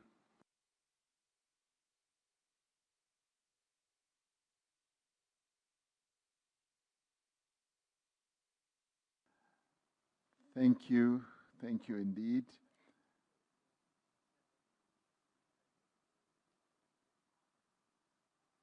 I now want to call, as you see me hesitate, I just had a whisper in my ear from the Secretary General of the United Nations, who has just told me that the main decision of the COP30 has just been approved. So the Secretary General is understandably very happy. and I congratulated him. Thank you very much, Secretary General, for sharing. Thank you so much. I now call upon Andrew Bailey, the Chair of the Finance Stability Board. Thank you. Well, thank you, Your Excellency. Let me be very brief.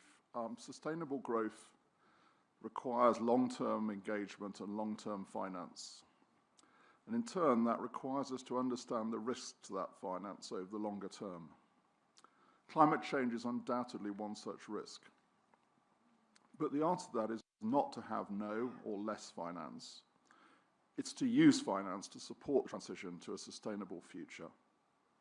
The FSB has a role to play in helping the system to assess risks, providing frameworks to do that, and thereby to support sustainable finance. And I can give the assurance that is what we will do. Thank you. That was nice and sweet. Thank you. 45 seconds. Excellent. Can I ask Mr. Claver Gatete, Under Secretary General of UNECA, of United Nations Economic Commission for Africa. Let's see if you will be able to beat that record. Thank you very much, Mr. President. I align myself with the statement by the Secretary General. Thank you so much. Gee, we are on a roll. We are on a definite roll. Ms. Rebecca Gracepan Mayulfs, the Secretary General of UNCTAD. I will have to do the same, Mr. President, and I align with the statement of the Secretary General of the UN. Thank you so much. My next speaker is Dr. Tedros Ghebreyesus. I am going to give you time because you deal with a different matter altogether. WHO. Thank you. Thank you, Your Excellency, President Ramaphosa, Excellencies. WHO welcomes the G20's endorsement of health security and resilient health systems in the declaration and the voluntary high-level principles of investing in disaster risk reduction. Likewise, we welcome South African presidency's focus on critical infrastructure. Strong health systems and early warning capacities are vital for preventing crises from becoming disasters. The COVID-19 pandemic exposed critical gaps in the world's health security defenses. We thank the G20 for its leadership in closing those gaps, including through the establishment of the Pandemic Fund and the Joint Finance and Health Task Force. In addition, WHO has also launched several initiatives for global health security based on COVID lessons. And as you know, at the World Health Assembly this year, WHO member states adopted the WHO Pandemic Agreement, which, when ratified, will become a landmark instrument of international law. Member states are now negotiating the Pathogen Access and Benefit Sharing System, or the PABS Annex, which will be critical for ensuring equitable access to vaccines and other medical countermeasures. We ask G20 countries to ensure those negotiations are completed in time for next year's World Health Assembly in May, because the next pandemic is not a question of if, but when. I thank you, and back to you, Mr. President. Thank you so much, Tedros. My last speaker is His Excellency Maximo Terino Cullen from the Food Agriculture Organization. Thank you very much, Chair, and I will try to be as brief as possible. In 2023, the world saw the steepest surge in food price inflation in decades. In low-income countries, food inflation reached 30%, pushing households' budget beyond their limits. This implies that the cost of a healthy diet rise substantially, making 2.4 billion people didn't have access to a healthy diet. Countries try to resolve this through different fiscal measures, social protection, and other measures. But Excellencies, the G20 can change this trajectory.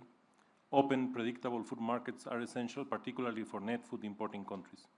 We must also invest in resilience, as climate shocks will intensify in intensity and frequency.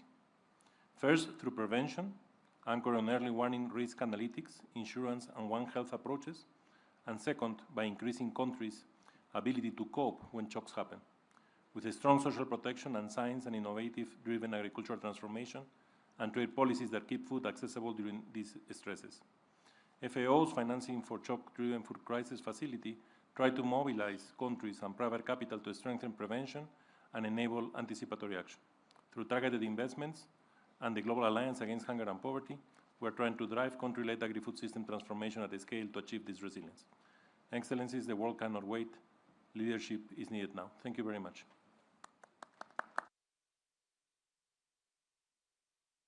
Thank you very much. I'd like to extend my thanks and gratitude to you all. And by way of concluding this, we'd like to say as South Africa, the global community is faced by several formidable and related issues.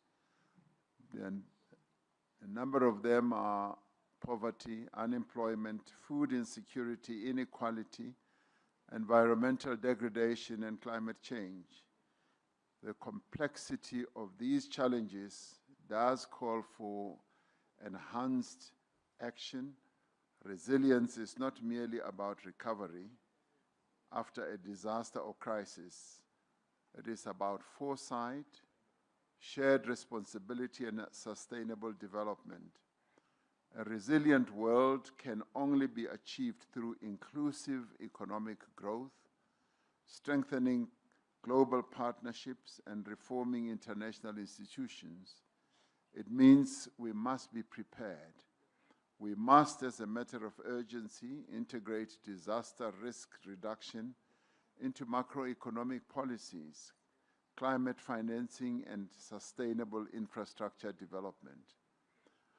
We must also ensure that vulnerable countries and communities have equitable access to technologies, to finance, and the capacity to anticipate and withstand future shocks. As we look ahead, South Africa believes that our collective efforts should focus on three imperatives. Firstly, we must strengthen global early warning systems. For many countries, this means scaling up of investments in data, in technology, and capacity to reach the most vulnerable communities that may be exposed to danger. Second, we must mobilize innovative finance for resilience.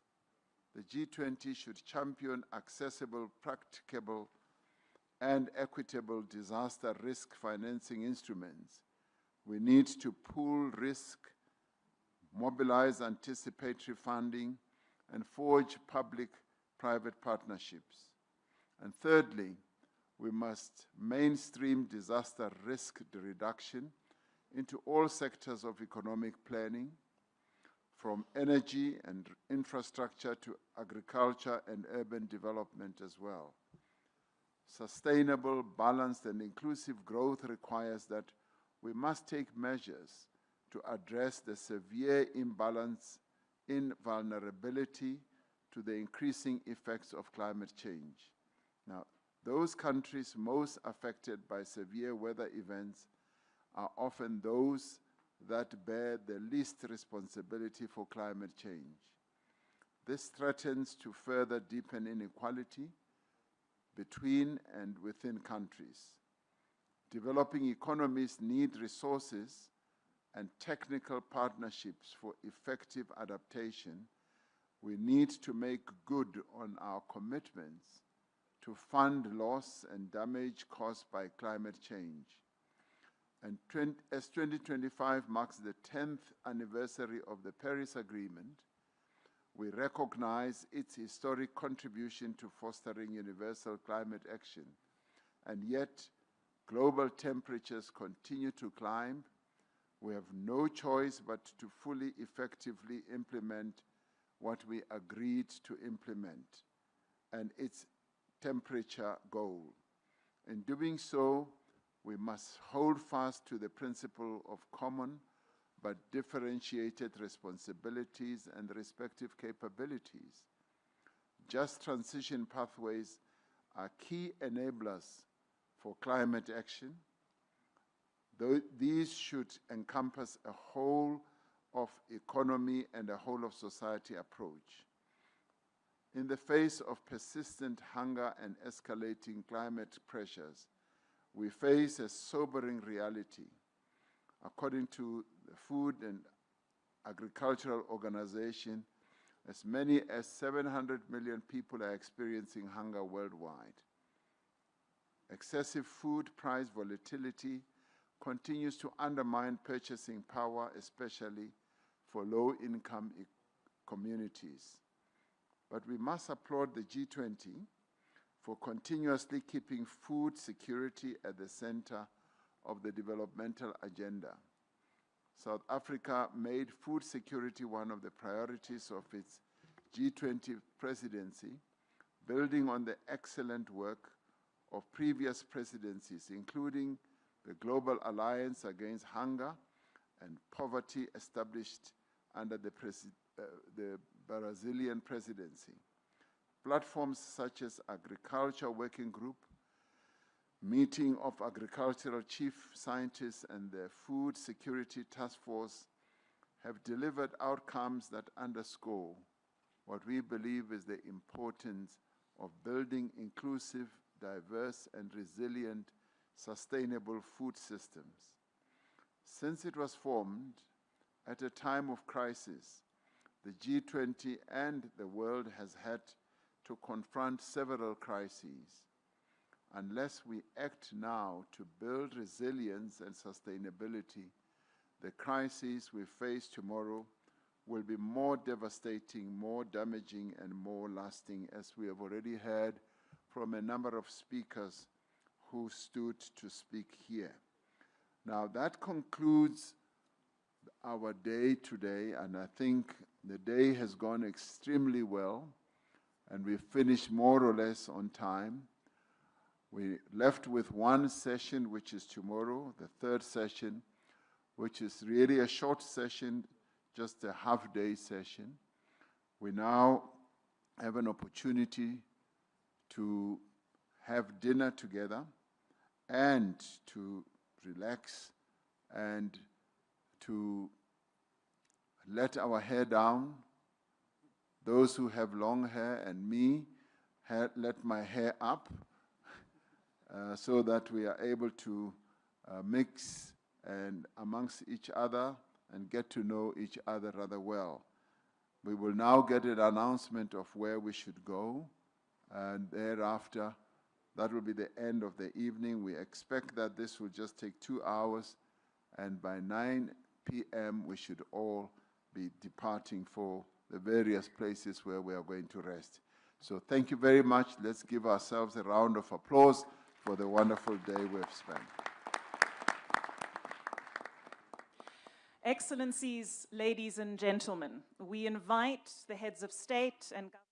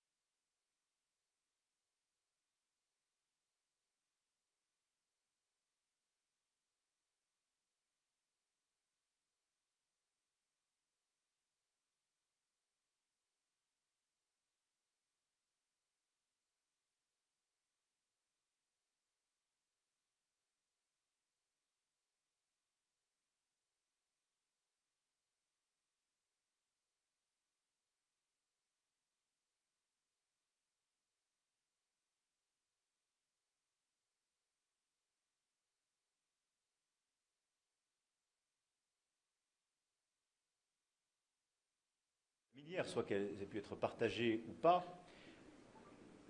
il est bon dans le sens où il propose la paix. Et il reconnaît des éléments importants sur des questions de souveraineté, de garantie de sécurité et autres. Mais c'est une base d'un travail qui doit se reprendre, comme on l'avait d'ailleurs fait l'été dernier. Parce que ce plan aujourd'hui, d'abord, n'a pas été négocié avec les Européens. Or, il stipule pour les Européens beaucoup de choses. Les actifs gelés sont détenus par les Européens. L'intégration européenne de l'Ukraine, c'est dans la main des Européens.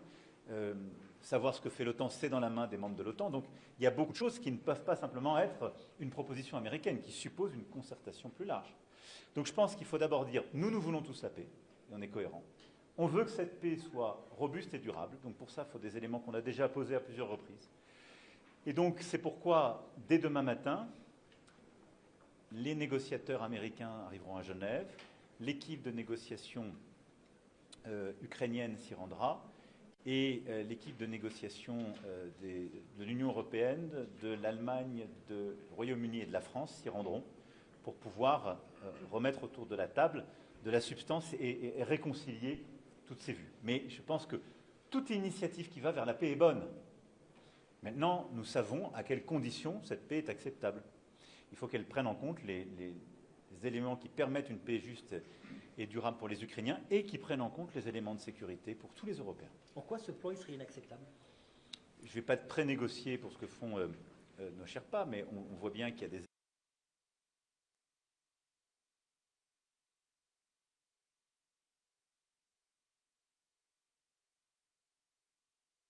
il y a un plan de paix qui est arrivé, qui reprend des idées qui sont assez familières, soit qu'elles aient pu être partagées ou pas. Il est bon dans le sens où il propose la paix. Et il reconnaît des éléments importants sur des questions de souveraineté, de garantie de sécurité et autres. Mais c'est une base d'un travail qui doit se reprendre, comme on l'avait d'ailleurs fait l'été dernier. Parce que ce plan aujourd'hui, d'abord, n'a pas été négocié avec les Européens. Or, il stipule pour les Européens beaucoup de choses. Les actifs gelés sont détenus par les Européens. L'intégration européenne de l'Ukraine, c'est dans la main des Européens. Savoir ce que fait l'OTAN, c'est dans la main des membres de l'OTAN. Donc, il y a beaucoup de choses qui ne peuvent pas simplement être une proposition américaine, qui suppose une concertation plus large. Donc, je pense qu'il faut d'abord dire, nous voulons tous la paix, et on est cohérent. On veut que cette paix soit robuste et durable. Donc, pour ça, il faut des éléments qu'on a déjà posés à plusieurs reprises. Et donc, c'est pourquoi, dès demain matin, les négociateurs américains arriveront à Genève, l'équipe de négociation ukrainienne s'y rendra, et l'équipe de négociation de l'Union européenne, de l'Allemagne, du Royaume-Uni et de la France s'y rendront pour pouvoir remettre autour de la table de la substance et réconcilier toutes ces vues. Mais je pense que toute initiative qui va vers la paix est bonne. Maintenant, nous savons à quelles conditions cette paix est acceptable. Il faut qu'elle prenne en compte les éléments qui permettent une paix juste et durable pour les Ukrainiens et qui prennent en compte les éléments de sécurité pour tous les Européens. Pourquoi ce plan il serait inacceptable? Je ne vais pas pré-négocier pour ce que font nos Sherpas, mais on voit bien qu'il y a des éléments sur la limitation du format de l'armée ukrainienne, donc de sa propre souveraineté. On sait que s'il n'y a pas les éléments de la dissuasion, les Russes reviendront et trahiront leurs promesses. Nous l'avons vu à plusieurs reprises, et en particulier en ce qui concerne l'Ukraine en février 2022. Donc nous voulons la paix. Je pense qu'elle doit commencer par un cessez-le-feu, et ça aussi, c'est des choses qu'on peut essayer d'avoir à court terme. Je constate que depuis mars, où le président Zelensky a donné son accord sur le cessez-le-feu, c'est la Russie qui a toujours dit non. Mais on a des éléments qu'on avait déjà retravaillés d'ailleurs, et au printemps-été, et après la rencontre qui s'était tenue à Anchorage. Donc voilà, on va recréer un moment de reconvergence pour essayer d'avoir un texte commun. Monsieur le Président de l'Afrique, de l'Europe en Afrique, vous avez organisé la conférence pour la paix humanitaire en République démocratique du Congo, mais depuis même dans ce sommet, vous n'en avez pas parlé. Qu'est-ce qui bloque? Vous êtes à quel niveau? Combien collecté? Ou bien qu'est-ce que les acteurs doivent faire? Alors, je me permets de juste corriger votre propos. J'ai parlé, en parlant des crises, des Grands Lacs et du Soudan. Donc je veux rassurer le continent africain qu'on ne doit pas oublier les guerres qui s'y jouent, et donc j'ai bien parlé de ce qui se passe, de manière aussi rapide que pour l'Ukraine et le Proche-Orient, parce que ça n'était pas l'objet premier de la discussion de ce matin, mais j'ai pu l'évoquer. À Paris, nous avons avancé avec cette conférence humanitaire qui a donné d'abord qui a mobilisé de l'argent dans un plan qui n'était pas financé. On a largement dépassé le milliard d'euros. On était à 1,5 milliard, merci Monsieur le Ministre précisément. Avant le sommet, on était à 150 millions d'euros. Donc on a fait x10 sur le soutien à l'humanitaire en République démocratique du Congo. C'était une nécessité, il faut qu'on continue d'avancer, la situation est terrible dans tout l'Est et dans les Kivu.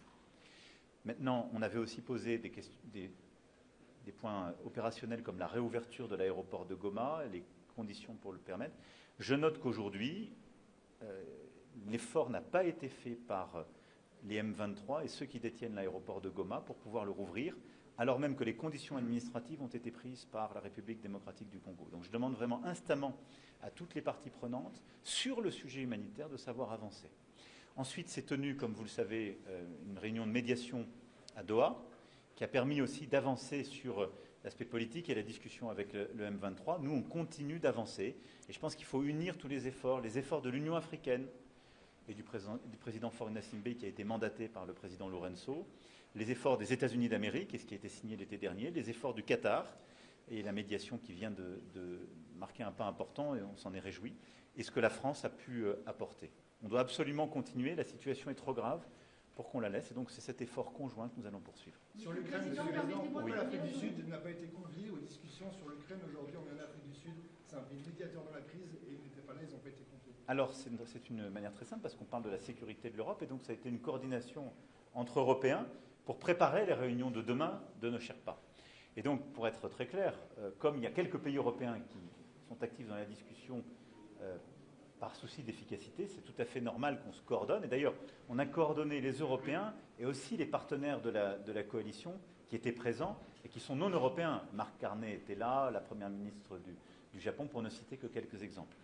Nous avons aussi acté, au-delà du processus, une décision, et nous allons organiser, en lien avec Keir Starmer, une réunion par vidéoconférence de la coalition des volontaires, que vous savez, nous avons bâti depuis février dernier à la réunion de Paris qui s'était tenue. Cette coalition des volontaires qui a plus d'une trentaine de pays, européens mais aussi alliés.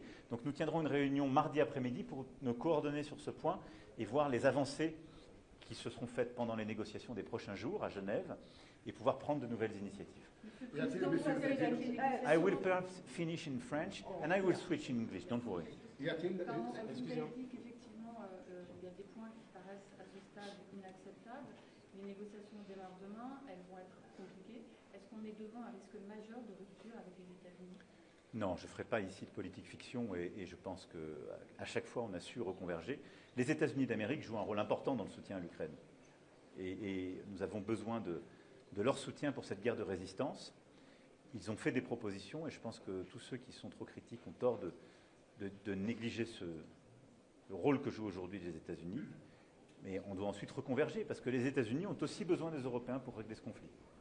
Et c'est très clair d'ailleurs dans les 28 points qui sont mis sur la table. Donc c'est cette négociation qui va se tenir. Et en vrai, les gens qui vont se réunir demain à Genève, ce ne sont que des gens qui veulent la paix, il ne faut pas se tromper. La tension, elle est avec la Russie. C'est la Russie qui a déclenché une guerre d'agression. C'est la Russie qui, depuis mars, ne veut pas le cessez-le-feu. Donc je pense qu'il faut tous qu'on ait beaucoup de calme et de sang-froid. On va faire reconverger ces positions avec tous le même but, obtenir la paix, mais pas une paix qui serait précaire, une paix vraiment durable pour l'Ukraine et pour les Européens. Monsieur le Président, dans ce G20, le président Tebboune était invité, finalement, il n'est pas venu. Vous étiez disponible pour une rencontre. Est-ce que finalement un entretien aura lieu et quand?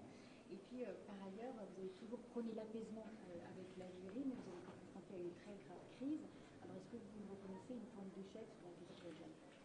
Je pense que sur l'Algérie, il y a beaucoup de monde qui veut en faire une question politique.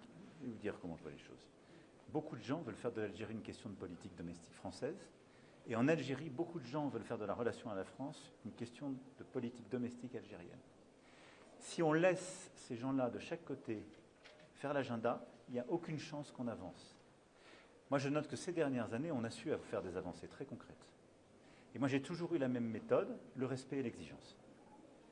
Le respect, parce que quand on veut avancer avec quelqu'un, on a rarement des résultats en insultant. En tout cas, c'est plutôt mon expérience.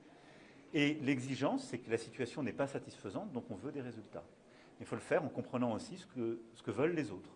Moi, je veux bâtir une relation d'avenir qui soit apaisée, mais on doit corriger beaucoup de choses. Et on sait que sur beaucoup de sujets, sécuritaires, migratoires, économiques, on n'est pas dans une situation satisfaisante, de part et d'autre. Et on a beaucoup de défis communs. Donc, il y a un processus que j'ai décidé en réunissant les ministres et les services concernés il y a plusieurs semaines. C'est celui qu'on applique. Il a conduit à des réengagements de discussion au niveau technique de nos directeurs de services, au niveau de nos secrétaires généraux des ministères des Affaires étrangères, puis il y aura des réunions entre ministres qui vont se tenir. Et c'est comme ça qu'on reprépare, qu'on redéclenche les choses. Je constate qu'on a déjà eu des premiers résultats. Et la libération de Boualem Sansal est un premier résultat dont il faut se féliciter. Maintenant, il faut avoir beaucoup de constance, et je le dis, d'humilité et de respect. Et pour moi, c'est un sujet qu'on doit régler. Monsieur le Président, toujours en parlant. Pardon?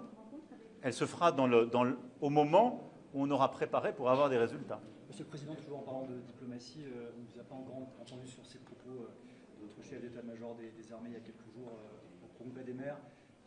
Beaucoup de réactions en France suite à notamment ces quelques mots, il faut accepter de perdre nos enfants. Est-ce que vous reprendriez vous aussi ces mêmes termes et qu'avez-vous pensé des réactions en France? Je ne ferai pas de commentaire. Il n'y a qu'un chef des armées en France, c'est le président de la République. Il y a ensuite un lien et un commandement qui se fait avec le chef d'état-major des armées, qui a toute ma confiance et qui a tenu un discours qui était beaucoup plus élaboré que la phrase qu'on en a sortie. Je vois assez bien de quoi il peut s'agir, sortir une phrase et la sortir de son contexte pour faire peur. Je vois aussi les surréactions qu'il y a pu avoir. La ministre des Armées, comme le chef d'état-major des armées lui-même, ont pu, je crois, ces derniers jours, donner toute clarté. Et pour tous les gens qui veulent sincèrement écouter ce qu'ils ont dit, remettre les choses dans leur contexte et dans le calme. Voilà.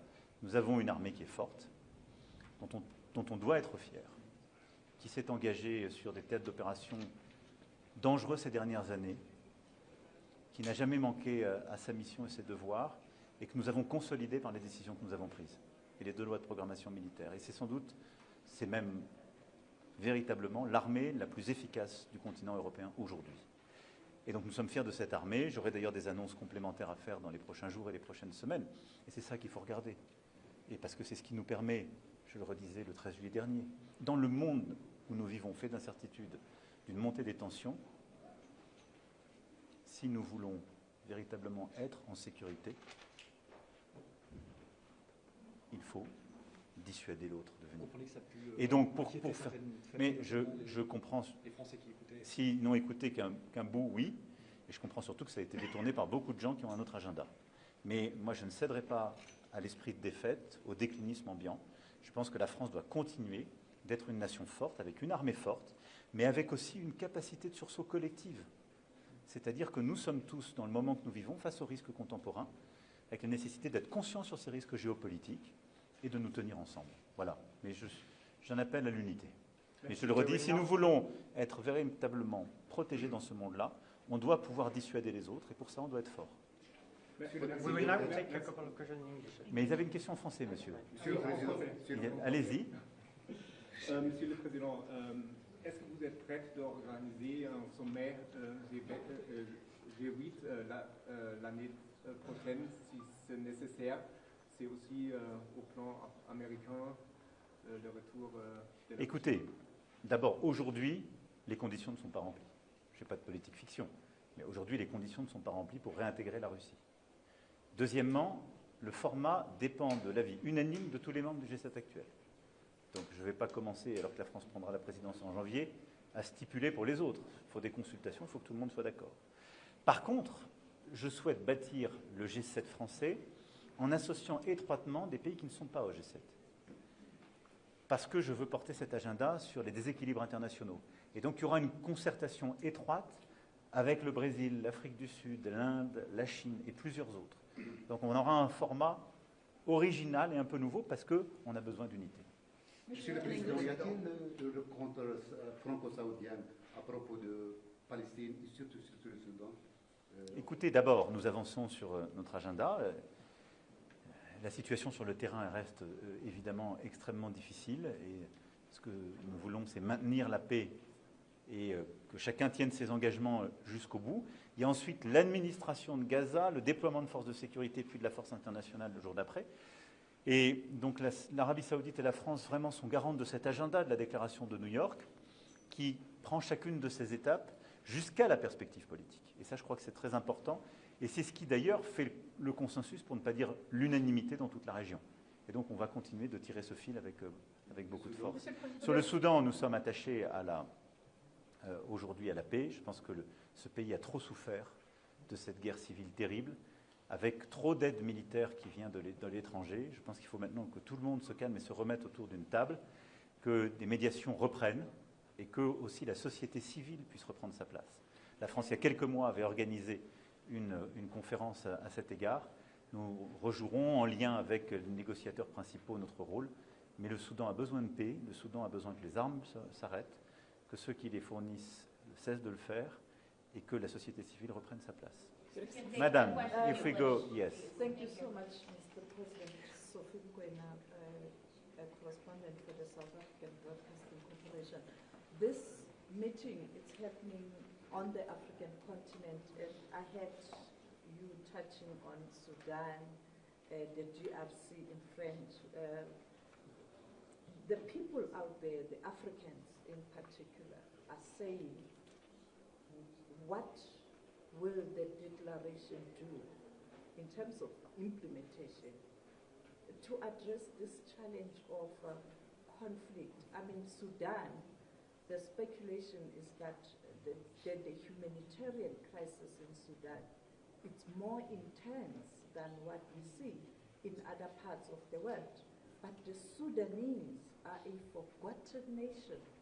Does Africa deserve neglect?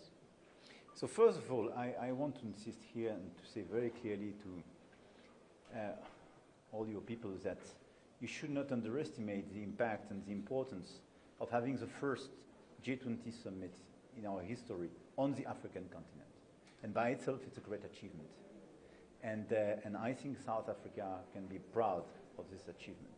Second, this is as well a summit where African Union has its seat, which is a very important achievement as well, in the recognition of Africa as a whole and Africa as being part of these nations to decide for themselves and for the future. Second, the main topic of the G20 is much more about climate, economy, and trying to regulate and find common tools for our economies, and not the vivid and geopolitical crisis. It's never been the core of our agenda, even if in side events we can meet on that. This G20 consolidated some of very important points decided during the past few years, especially on debt restructuring, which was an important part of the discussion this morning. And this is very important in real terms for the African countries, because a lot of them, too many of them, are overwhelmed by the debt service and have to sacrifice health, education because of that. So delivering a common restructuring is critical, and G20 is the right framework. Why? Because you have China, Europeans, all the key creditors around the table. Now, as for the crisis, let me tell you that Sudan is not forgotten by France. We organized several conferences in support of Sudan and trying to find a way to give to the civil society its fair place and to push and re-engage with the different parties to cease fire. Now, the main objective in Sudan, and I think all those involved in this conflict have to follow the same line, is clearly ceasefire, resuming the humanitarian help, and setting, as we did in 2019, a peace where civil society could take its place and its role. And I do remember the civil society being in Paris in 2019, right after the Sudanese revolution.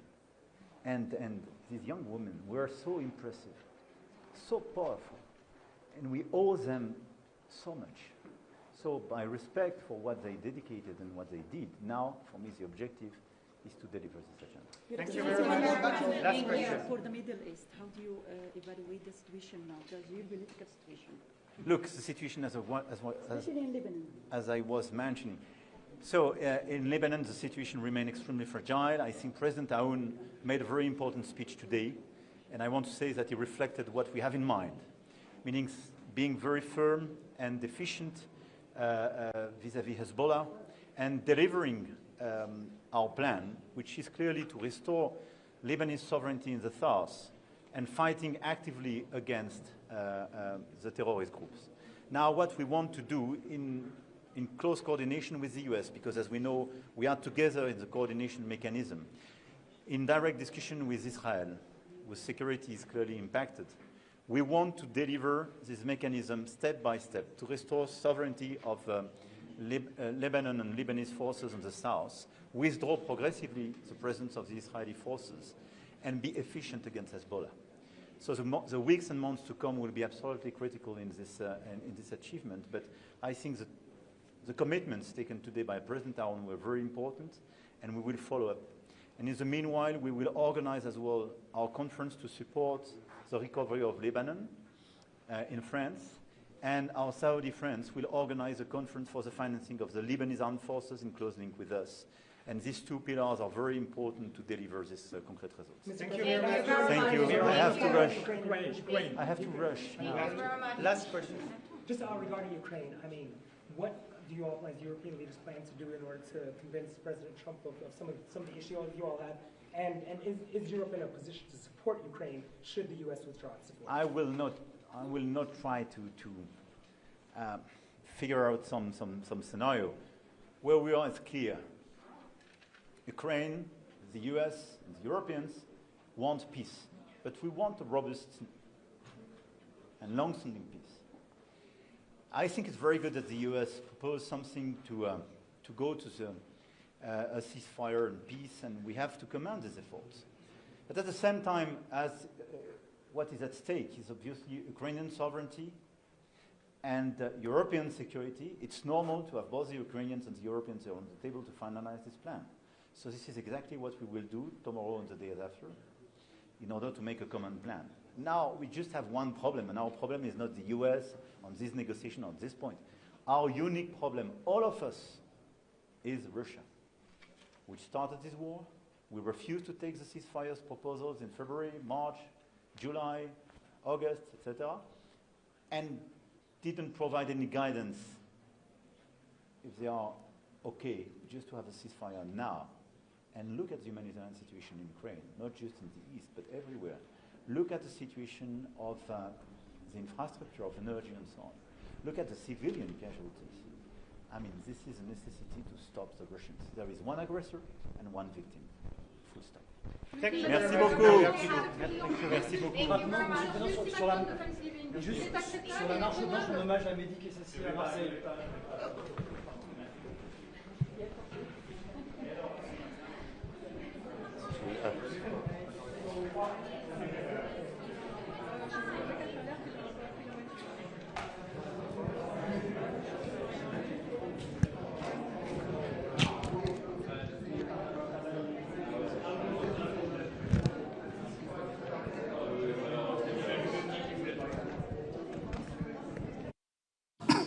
The upgrade cited stronger growth prospects, improved fiscal consolidation, and reduced contingent liabilities, particularly reflecting improvements in the energy sector.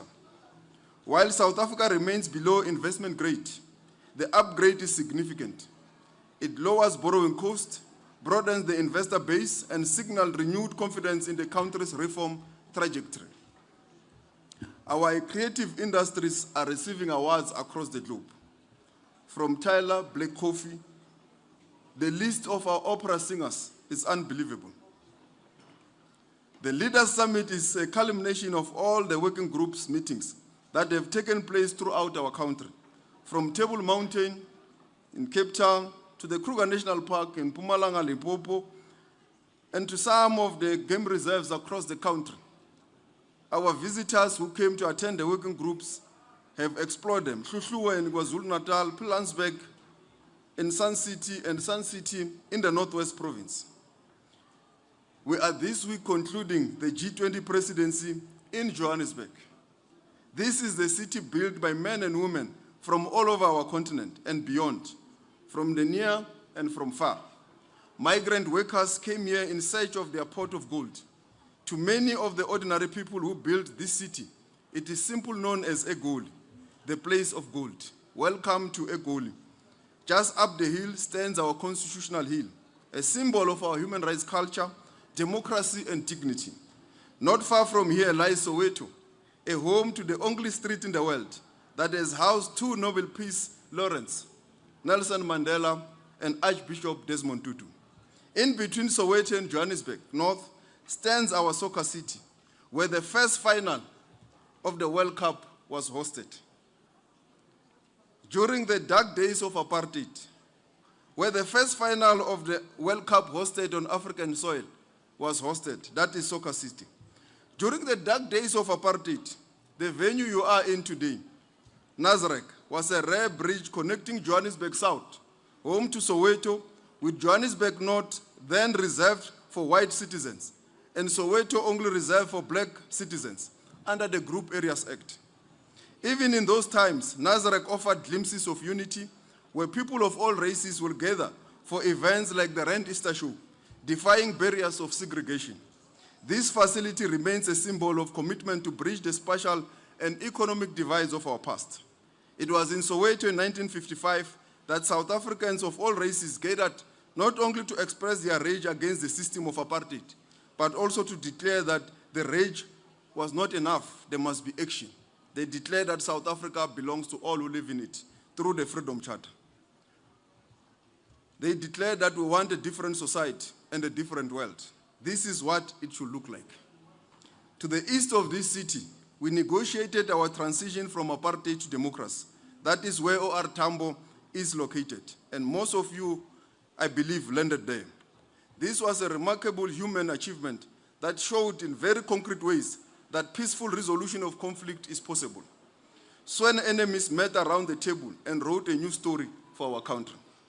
A story written in large part with the support of the international community and the unwavering solidarity extended to our people.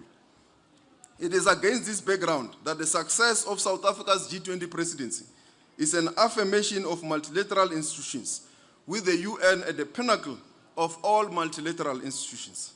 The adoption of the Leaders' Declaration today by the world leaders is a triumph of multilateralism. It's also work towards building a bridge between the global north and the global south. The declaration has adopted progressive resolutions on climate change, financing, a framework for critical minerals, value addition at source. This will boost the global south and in particular the African continent that has got 30% of the minerals needed for artificial intelligence, for new technologies, greener economies, and so forth. As we stand at the final stages of our historic G20 presidency, the first ever on the African soil, we do so with pride and purpose. Of the 133 official G20 meetings, 130 have already taken place, with the Sherpa meeting, Social Summit, and the Leaders Summit which have already concluded. Negotiations were led by our Sous Sherpa, whom we have brought here today, so that I know that you are going to ask us about some of the deliberations there. The declaration has been anchored on 4 overarching priorities, namely strengthening disaster resilience and response, ensuring debt sustainability for low-income countries, mobilizing finance for a just energy transition, and harnessing critical minerals for inclusive growth and sustainable development. In addition to this, there has also been more issues related to inclusive economic growth, industrialization, employment, reduced inequality, food security, artificial intelligence, data governance, and innovation for sustainable development. As you are aware, we have just walked from concluding the compact with Africa, where now 50 African countries have signed the compact, which will now lead us to the implementation of the outcomes of the South Africa's G20 presidency and also in the African continent. And Ethiopia highlighted the successes of what the compact with Africa means. If you go to Addis today, it's a different place. It's a beautiful city. Things are changing. So they do speak about how the compact with Africa work. So we're glad that you are here and we are ready to take questions. Thank you very much. Okay, thank you very much, Minister Lamula. Nelson and the team are ready with roving mics. We will take, because of how vast the room is, we'll take one round of questions and we'll make it 10 questions. in the order of the hands that I see. Only one round. We'll start here. Ask your question. Please state the media house that you're from and give us your name as well. Thank you very much. Kosnati Shazi, Power FM News. Minister, just one question. We've received reports that South Africa has chosen to conduct the G20 handover process at the DIRCO headquarters next week. Now, of course, this is a low-level handover ceremony, considering that it was supposed to take place tomorrow. My one and only question, are these reports true? And if it is true, sir, can you please just take us into confidence why that decision was taken? Thank you very much. Thank you. Let's also try our best not to repeat questions. So if you feel that your question has been asked, kindly sacrifice for other people to ask a question. Thank you. You there, sir, with your hand up. Yeah. Mr. Minister, I'm Letu Kanya Zulu from UCT Radio. Piggybacking off of my colleague from Power FM's question, given the fact that this would be a more low-leveled handover, how might this affect South Africa-US relations, seeing that it was already volatile before, but this might have a negative effect towards it? Okay, let's go over here. Thank you. Your Excellency, Victor Anakin from Sputnik Africa. Your Excellency, you mentioned the G20 declaration containing information about critical minerals. How credible and actionable is South Africa's promise to ensure that these critical minerals benefit mining countries in Africa rather than being exploited by external countries? So I saw some hands at the back. Yeah, let's go over here. Yes. We can't hear you. Yeah. How have the successive G20 presidencies of Indonesia, India, Brazil, and South Africa colleagues by BRICS impacted the formation of a new global governance architecture, given the growing influence of the BRICS group? Thank you. Please. Let's see. Please. Okay. We are on question 5, so we'll have to go at the back at some point as well. Mathilde Boussillon from the French newspaper Le Monde. The foreign minister of Argentina earlier said his country cannot endorse the declaration. What does it mean exactly? And should we expect the declaration to be amended?